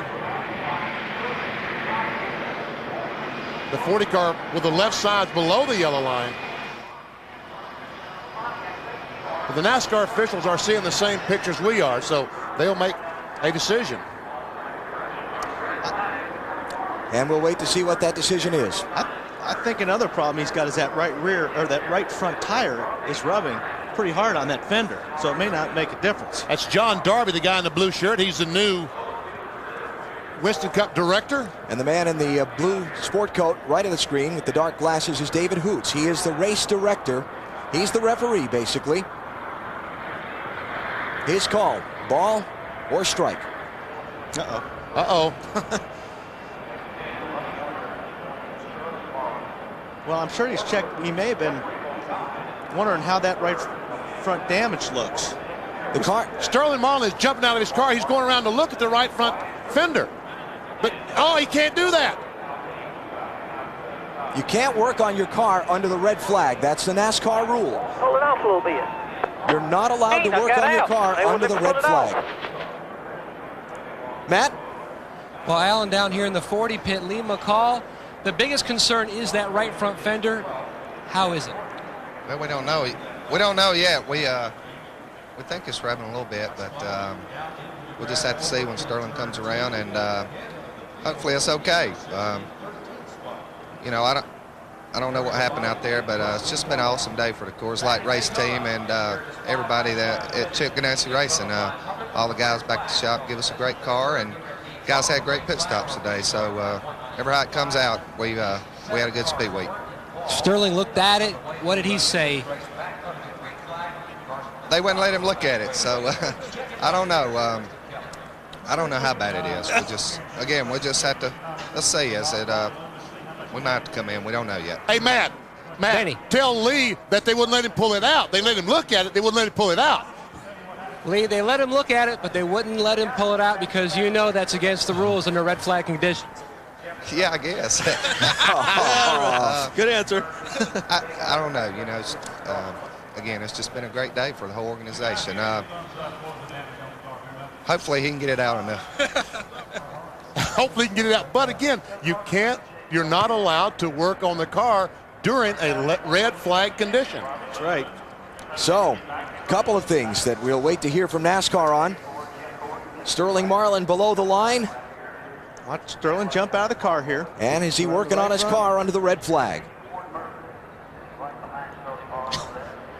That looked like a pull to me. I don't know about you. See the official jump out of the pace car, say, hey, you can't do that. No.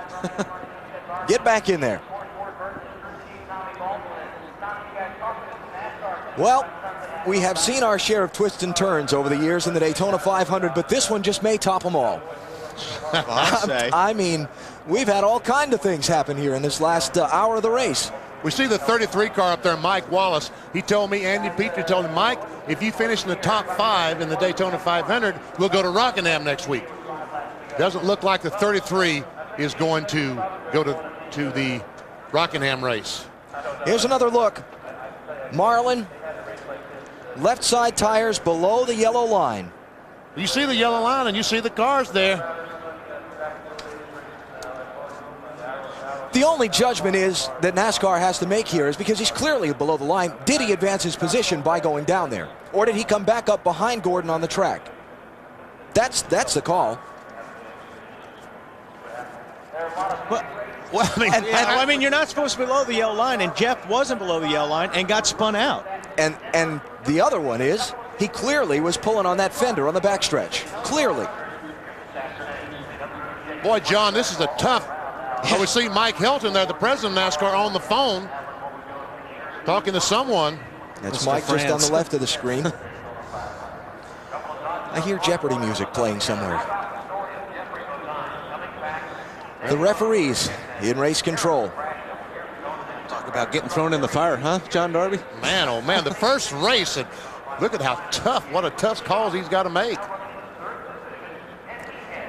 Another look at it from Jeff Gordon's onboard camera. There we see the contact, and now we see Sterling clearly below the yellow line, but the right sides never go all the way below it. But see, what might get him off the hook, he's behind him here. He advances his position after Gordon spins. I mean, that might be what they're thinking. There you go. And there you see the contact.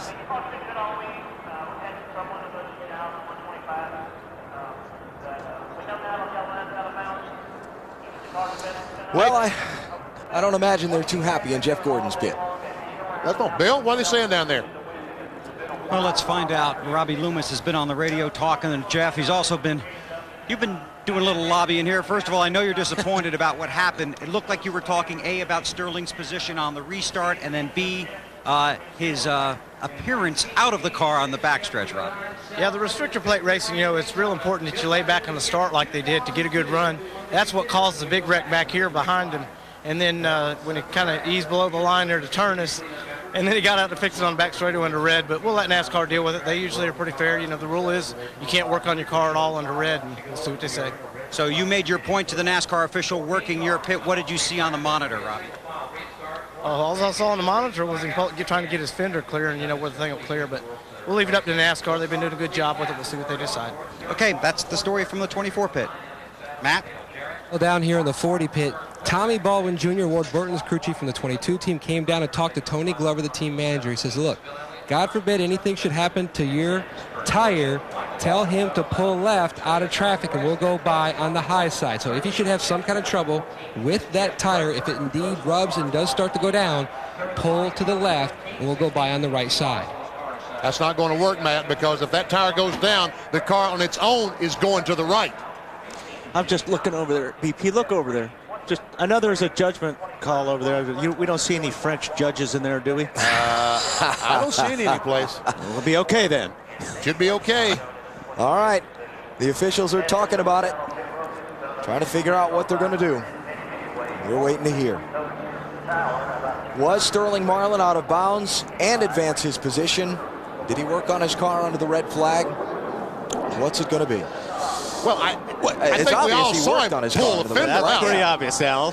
Yeah, we all saw that, so we know he tried to pull the fender away from the tire. Now, the yellow line situation down in turn one, that is a judgment call, and that's up to NASCAR. Continuing to clean up on the front side of the racetrack here, where all the mayhem happened. Was I sleeping, or did you explain what that penalty was on the, if you work under the red flag? What is the rule? I'm waiting to hear what the penalty would be there. What do you do to him? But I know guys must have worked on the cars on the red before. Whatever happened to them? They were always sneaky when they did it before. Oh, okay. They were not as clear. I mean, there's not as blatant as Sterling Marlin was. They always kind of sneaked around a little bit. Somebody must have gotten in trouble for it. Someday. You know, I don't recall it. Ever? In my time on the Winston Cup circuit, I don't ever recall it. Someone being penalized for working on their car under the red flag. So I have no memory of that ever happening before. And I just have no memory. I've got in my hand a card that they give out to all the crew chiefs and all of the pit road officials, which explains race procedure penalties. And I'm trying to scan down it, and I don't see anything on this particular card about the working on the car under the red flag. So we'll follow up with NASCAR here and find out. We're waiting to hear. Separate from that, it's going to be a most interesting finish. With Sterling Marlin's got the same problem that Jeff Gordon had. He's the leader. Now they're all going to be laying back, trying to get a run on him. If that tire holds up and if he doesn't get penalized, you got Ward Burton, Jeffrey Bodine, Elliott Sadler, Dale Jarrett, all up there. And you're going to have Jeff Gordon storming from the back of the pack on fresh tires. And he's only going to have about 3 laps to do it. Got Michael Waltrip back in 11th position as well. Here's what they were saying down in the Sterling Marlin pits a minute ago. Sterling, were you below the yellow line when you passed Gordon? He run me down there. My left side was below it, I believe. He run me down below it. Team owner Chip Ganassi there. And that was honest. I mean, that's exactly what happened. He had his left side below the yellow line when Jeff Gordon tried to... at the tail end of the longest line, Glove. All right, they just made the call. The longest line or lead lap? The tail end of the longest line. About what I asked an official. That is the message being relayed to Sterling Marlin from his team. For what? There is only one line.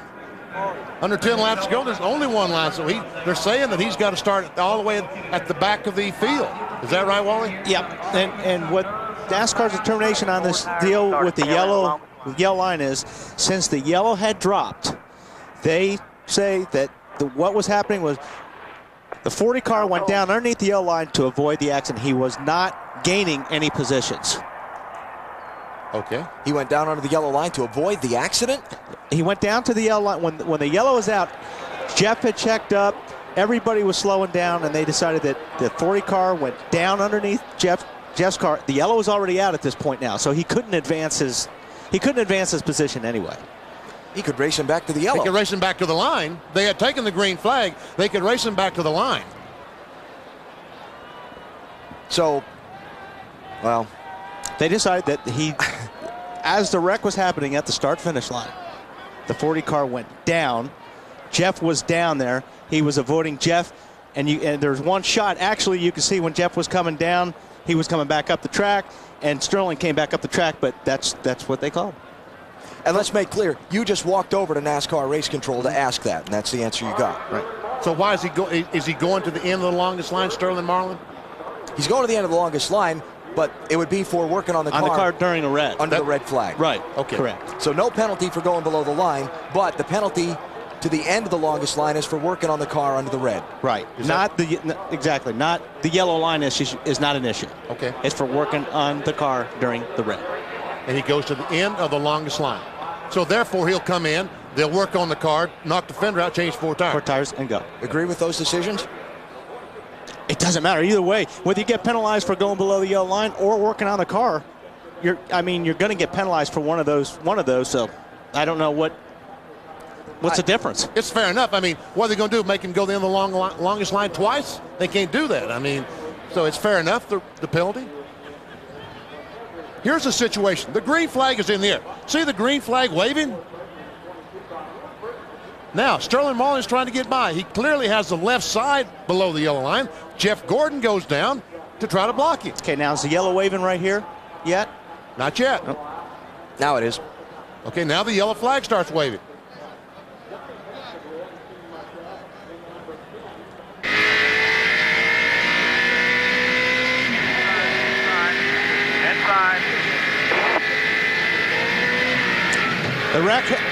The wreck was happening a long time in that picture, but I couldn't see the flag. I don't see where that's an issue anyway. But it doesn't matter. Well, it's clear that the penalty on the backstretch for working on the car under the red, that was very clear, very obvious. Right. And he's been penalized for that. And that's penalty enough. Yes, for the whole deal. That's once again, here's Sterling Marlin getting out of his car, going over. The right front fender is rubbing the tire. He grabs hold of the fender, trying to get it away from the tire because he doesn't want to stop. That is an infraction under NASCAR rules. You're not allowed to do anything to your vehicle on the red flag conditions. How about Jeff Gordon in this deal? He get robbed in this? No. I mean, they made contact on the racetrack. And you heard Gordon say that he spun himself out. He took himself out. He blocked. So he's got to go to the back of the line. Marlin's got to go to the back of the line. And Ward Burton's going to find himself leading the Daytona 500 when we go back green with about 3 laps to go. Look at all those wrecked cars. Looks like Martinsville out there. Coming up after the Daytona 500 on NBC, it's the NBA with the defending champion Lakers, Portland Trailblazers. That's after our Daytona coverage here on NBC. Then later tonight at 7 Eastern Time, our coverage of the Winter Olympic Games continues from Salt Lake City, including the presentation of the gold medal to the Canadian figure skating pair that was involved in all the judging controversy earlier this week. I'd just like to say one more thing. Sterling was probably going to have to come in anyway, because that fender was rubbing on that tire hard. There's no way that thing was going to take another 4 laps. I agree. He probably was going to have to come in. And you know, was it penalty enough? I mean, he can't win the Daytona 500 now. That's the biggest penalty of all. I'm going to tell you what, after what's happened over the last hour or so, I'm not going to make that statement with you, VP. I wouldn't be surprised if anybody that's still on the track ends up winning this thing. I mean, look at all the people who've fallen by the wayside all day long. Started on lap 2. Tony Stewart, one of the favorites to win, gone. Engine failure. Dale Earnhardt Jr., cut tire lap 23, another favorite to win, gone. It's going to be a heck of a 3 or 4 laps. Sorry, Walt, just still waiting while they clean up the racetrack before they pull the red flag. It looks like they're just about done. They had some of the jet blowers out on the track, taking all the oil dry and the bits of metal and things like that down to the inside of the speedway. And in fact, the word has just gone out to crank the cars up, fire the engines out on the back straightaway. We got 4 guys in the top 7 right now that have not won the Daytona 500. Ward Burton, Elliott Sadler, Mark Martin, Ryan Newman. And the experienced guys, Jeffrey Bodine, Dale Jarrett, Bill Elliott, have a Daytona 500 trophy. Red flag is withdrawn. Yellow flag is now back out. Now you can work on your race car. But you heard, when we heard the restart just a moment ago, and Jeff Gordon was accelerating, trying to get his car up to speed. Did you hear the big drop in RPMs when he shifted from 2nd gear to 3rd gear? See, that's one problem with the transmissions at Daytona. You have to have such a low 1st gear to get you out of the pits. So then 2nd gear becomes too much. You can't have the ratios close enough, and you always have a big drop off in RPM between one of the gears. In his case, it was between 2nd and 3rd, and he lost all that momentum when he went to 3rd gear. So they're moving now back around toward the front stretch. They'll get the 1 to go signal when they come to the start-finish line, and it will be a 3-lap race to see who wins the Daytona 500. 14 cars on the lead lap. Hey, BP. There you go. How'd you do that? Well, you led the right ones. The last 4, that's right. David Pearson was leading and spun out, right? That's right, with 4 laps to go.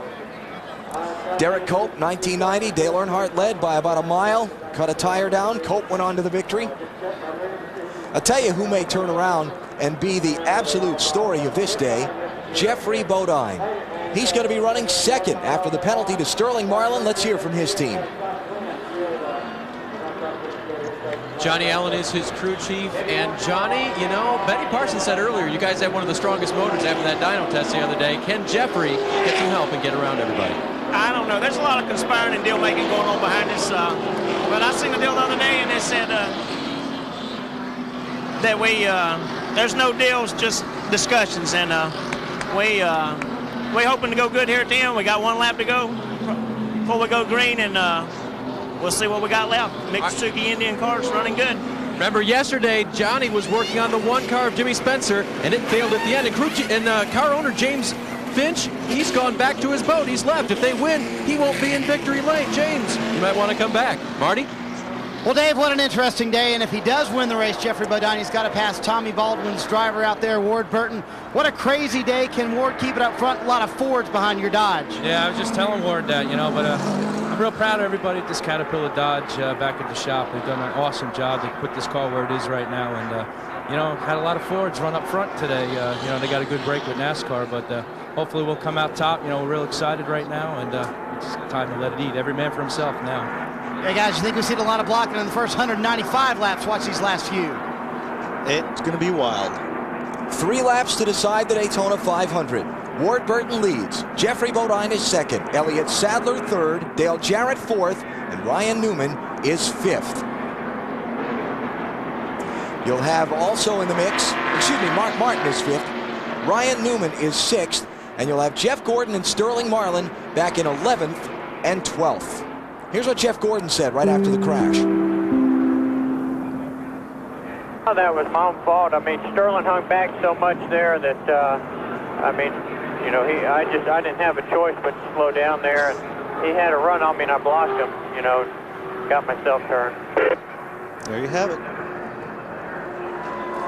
We are coming to the green. Look at how far back from the pace car Ward Burton is hanging. And look how far Elliott Sadler is hanging behind Jeffrey Bodine, all trying to time it right to get that run, that great run that allowed them to go by. 3 laps to settle the Daytona 500. Well, it looks like they got a run on them. Look at the blocking going on back in the pack. And look, somebody's got a great run on the outside. Ryan Newman, the youngster from Indiana in the 12 car. And this is exactly what Ward Burton needed. He needed those Fords to get side by side, and it's working to perfection for him. Johnny Benson in the 10 car up high, try to follow Newman. Jeff Gordon and Marlin not in the picture yet. He's got to be careful though, BP, when this group catches him. Here comes Dale Jarrett, up behind Jeffrey Bodine in the 88 car. And Elliott Sadler's moved into that second spot, right on the back bumper of Ward Burton. The first 2 have never won the 500. The second 2 have won it 4 times between them. 2 laps to go as they come to the start-finish line. Marlin has caught the pack. Jeff Gordon is back from it. Check that, that's Craven. Gordon has caught the pack too. I think Ward Burton has his car up to speed now. I think he's going to be okay. I think you're right, BP. These guys aren't close enough and lined up enough to make a move on Ward Burton. Should spotter tell him where to go to block those guys? The traffic mixing and shuffling behind him. But Sadler and Jeff Bodine not able to mount a charge yet. Everyone on their feet at Daytona, some 170,000. As South Boston, Virginia's Ward Burton comes to the line. White flag, final lap. Here comes Dale Jarrett looking outside for third. Can't get it done. Whoa! He bounces off Mark Martin. Jarrett is crashing in the final lap.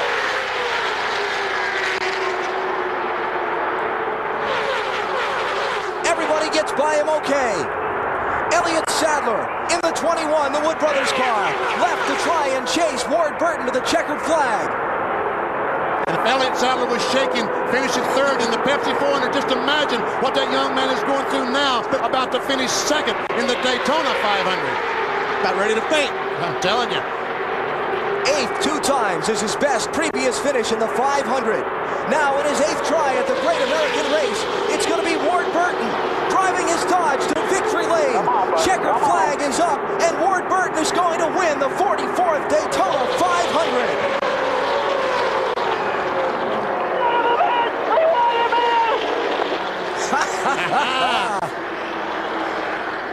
Bill Davis Racing and Ward Burton have just won the Great American Race. Good for Ward. Talking to Ward Burton, said, what's been your biggest thrill in racing? He said, winning the Southern 500 in Darlington, South Carolina. Old race, my family was there. I guarantee you, he'll change his tune now. Oh boy, are you kidding? Not anymore. This is it. The last time Dodge won the Daytona 500, 1974 with Richard Petty. Ward Burton never led all day until those final laps when he took the lead from Sterling Marlin. Matt? And Tommy Baldwin and the cat guys going crazy down here. Tommy, you moved south in 1996, sacrificed everything in an old Cadillac, you had no job, and now look, Daytona 500 winner. Does this reality match that dream, Tommy? You told me you dreamed of this win. Oh, man, I tell you, this is for my little boy back home in Long Island who's stuck this out without me being around for some years, and hope he's proud of me today. And, you know, everyone at Caterpillar and the Dodge, I want to thank everybody, all the BDR guys, man. We won a Daytona 500! Enough said. The cat guys are going to celebrate tonight. Bill Davis, the team owner from Arkansas, one of the most respected and well-liked men in the NASCAR Winston Cup garage. Bill Davis, Gail Davis, one of the nicest people in the garage area. and he's going to have a Daytona 500 trophy on the mantle. I talked with Ward Burton earlier this week. Said he'd spent so much time this winter crisscrossing America on fundraising trips. Spokesman for the Wildlife Foundation, among other things. He said, I'm ready to go racing. I think I can win the Daytona 500. He's done it. BP, what's that ride like? Oh, man.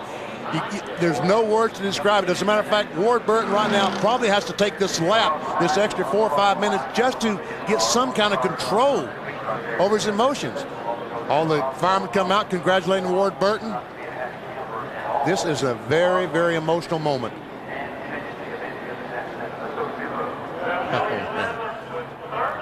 Ward, the oldest of the two Burton brothers on the Winston Cup circuit.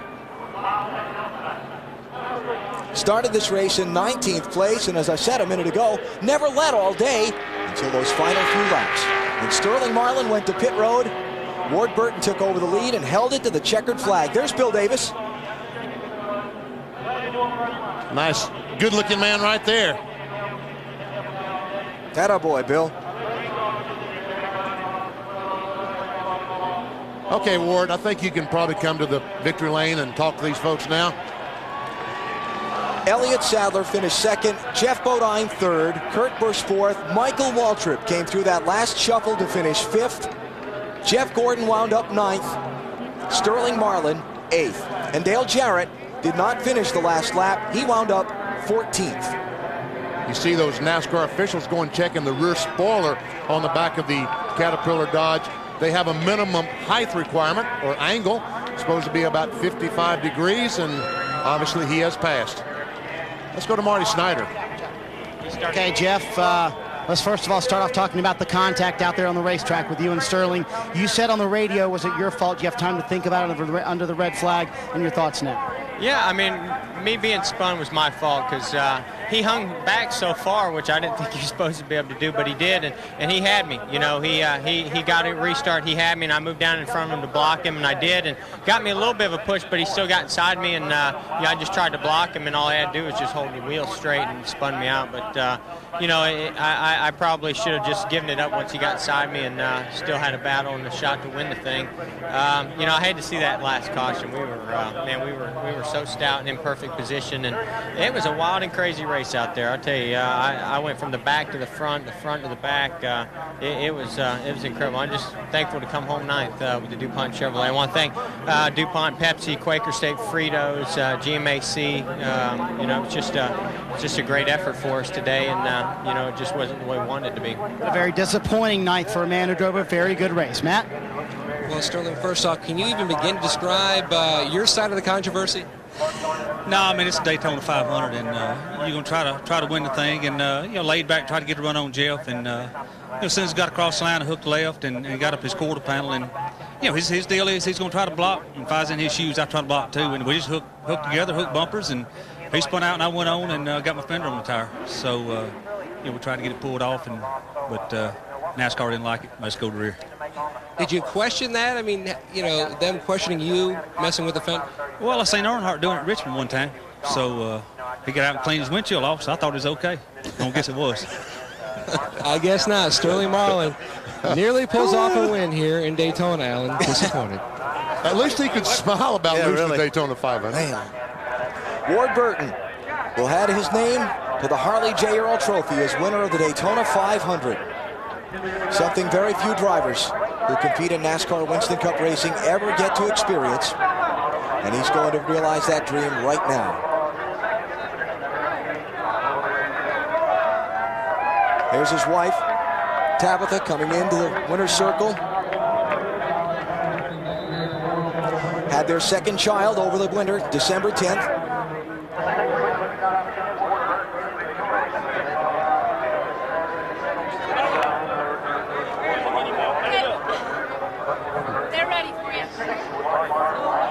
He's just slowly taking his time because he wants to do this right. And savor the moment. Savor the moment. Attaboy, Ward. Just savor the moment. Can't blame him.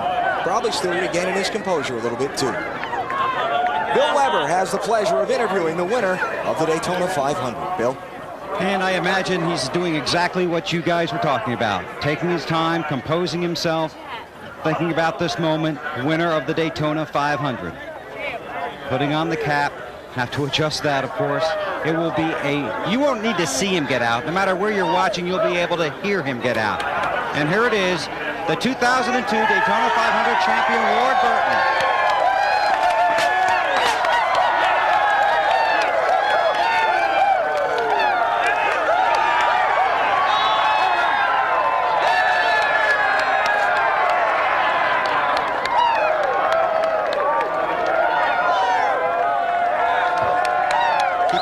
On him, guys. Maybe I can get in there. He's right in the middle, Bill, around all those red shirts. A lot of people from Dodge, Caterpillar, and his family. Forever now, they will introduce Ward Burton as champion of the Daytona 500. Congratulations. Wow, I tell you, I didn't do it by myself, though. Team worked awful hard all winter. Dodge's support, Caterpillar support. How about that Elliott Sadler? I pushed him to a third place finish in the Firecracker 400, or the Pepsi 400, and Elliott worked with me just flawlessly there at the end. And one Virginian to another. Ward, tell me about the final restart to the checkers. Nerve-wracking. I didn't ever even look at the flag. I wasn't going to stop. When I saw the other guys back off, that's when I backed off. I can't believe it. You know, a lot of what happens here is atmosphere, luck. We had some luck today. 29 cars spun over there. We almost got it. But proud of my team. A great race team. You walked it very slowly to the green flag on that restart because you were aware of what had happened previously? I was aware of Jeff Bodine. He's an old veteran. He knows what he's doing. I just didn't want him to get a big speed on me. I wasn't sure whether we were going to win it or not. I knew we were going to have one hell of a chance at it. Ward, you fought so hard to get to this point in your career. There were some times when this team wasn't even going to have sponsorship. Now you have a strong sponsorship, a new manufacturer behind you, and a win in the Daytona 500. Has your dream come true today? Well, one of them has. This is the first year that Bill Davis Racing hasn't had to make a big change of some kind to catch up to the big boys. So we're ready to rock all year. I don't know what was going to happen today, but it's a great way to start. But I feel really good about the whole year. Congratulations. You're the Daytona 500 champ. Ward Burton, even I get a hug. Congratulations. They talked about Chevy being fast, and Ford was in the spotlight all week. But at the Daytona 500, you could say Dodge was the spoiler. Alan? Yes, you can, Bill. Dodge getting a spoiler rule change earlier in the week, as well as the Fords. And Ward Burton made maximum use of it. He is the champion of the 2002 Daytona 500 as we look at the final results. Ryan Newman comes back in 7th spot. Jeffrey Bodine. How about that third place finish? And Jeff Gordon, Sterling Marlin, they crashed together. They finished 8th and 9th together. Michael Waltrip finishing 5th after last year's win. You see only 14 cars wound up on the lead lap. Dale Jarrett getting credit as the last one of those. Terry Labonte, one of them involved in that last crash with about 5 laps to go. Mike Wallace, 7 laps down, will finish 21st. Kenny Schrader, great run today. Dale Earnhardt Jr. So many problems throughout the day, wound up 29th place. And the attrition was unusually high today. Matt Kenseth, the first car out, finishes 33rd. I guess the attrition was caused by the big crash down in turn 1. That would cause some of it. Tony Stewart, one of the pre-race favorites, out at lap number 2. 12 different leaders, 20 lead changes. The last one when Ward Burton took over the top spot. More post-race interviews when we come back.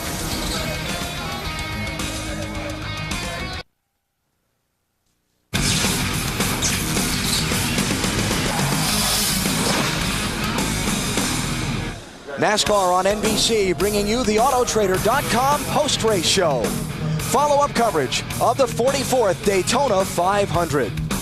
The NBA on NBC coming up after our coverage from Daytona. The Lakers and Trailblazers coming up.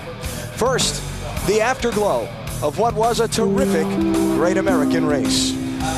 Dave Burns. Elliott Sadler, you finished 3rd here last July, and you were shaken coming to the line. What were you doing this time to finish 2nd? I was a little bit more calm, but I'm going to tell you what. to struggle like we have all week, to come in here and finish second, unbelievable. Man, the Motorcraft Ford Taurus was very, very good. Just want to thank them for them standing behind me. A lot of Ford people in the stands today, the U.S. Air Force. Man, it wore me out, man. And he takes a cold sip of Coca-Cola, Marty, to cool off.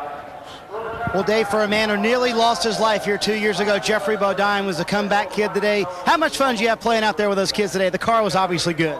Yeah, I had a great car, and it doesn't matter who you are, how good you are. You can't do what I did without a good car, a good team, and James Finch gave me a great car, and I want to thank them, thank the Miccosukee Indian Gaming Tribe for sponsoring us. They're going to do some more racing with them, and what a great day. I mean, it got a little tough there at the end. I mean, we're all trying to make deals and try to figure out how to get by the guy in front of us, but I knocked my nose in a little bit on that last wreck, and it slowed us down, but come back, yeah. You know, I think people had written me off, but they shouldn't have done that. I'm back. 52-year-old Jeffrey Bodine finishes third. Matt Yoakum. Defending 500 winner Michael Waltrip. Boy, how do you describe this one? Wild. I think I just tell people I spun out with 5 to go at Daytona and ran 5th, and that's all the description it needs. When Kevin wrecked, that was wild, man. I just dove right at him. I knew what to do, and I just hoped he'd be out of the way when I got there. He was. Our Napa Auto Parts Chevrolet was a part of the story the whole week, Matt, and that's all you can ask for. That's all you can ask for as a team. NASCAR would chop the other dude's spoiler off. We'd work a little harder. Then they'd chop it off some more, and we'd just work harder. And then they chopped it off again. Probably should have said something after that one because it looked like we were overmatched at the end. You probably should have. Michael Waltrip finishes 5th at Daytona, Alan. Again, a look at the top 10 as the victory celebration continues. For Ward Burton, Elliott Sadler, and Burton, a Virginia sweep of the top 2 spots. Don't forget, tonight, the 2002 Olympic Winter Games continue at 7 Eastern and Pacific on NBC, and tomorrow at noon Eastern and Pacific on TNT, the encore presentation of the Daytona 500. The NBA on NBC is next. What a great day. What a great race. Fantastic day. What a thrill it was to be here and watch and talk about the Daytona 500. BP, let's go fishing for a few months. It's good. See you in July, fans. We'll turn it over to our Fox colleagues starting at Rockingham next week, and we look forward to NASCAR on NBC resuming in July. Daytona's always been a magical place. Last year, the magic went out of the 500 a little bit, but this year it's back. And the fans have all gone away smiling after a safe and a great Daytona 500 won by Virginia's Ward Burton. For Benny Parsons, Wally Dallenbach, Bill Weber, and our entire NASCAR on NBC crew, I'm Alan Bestwick. Hope you've enjoyed our coverage of the 44th Daytona 500. See you in Chicago come July.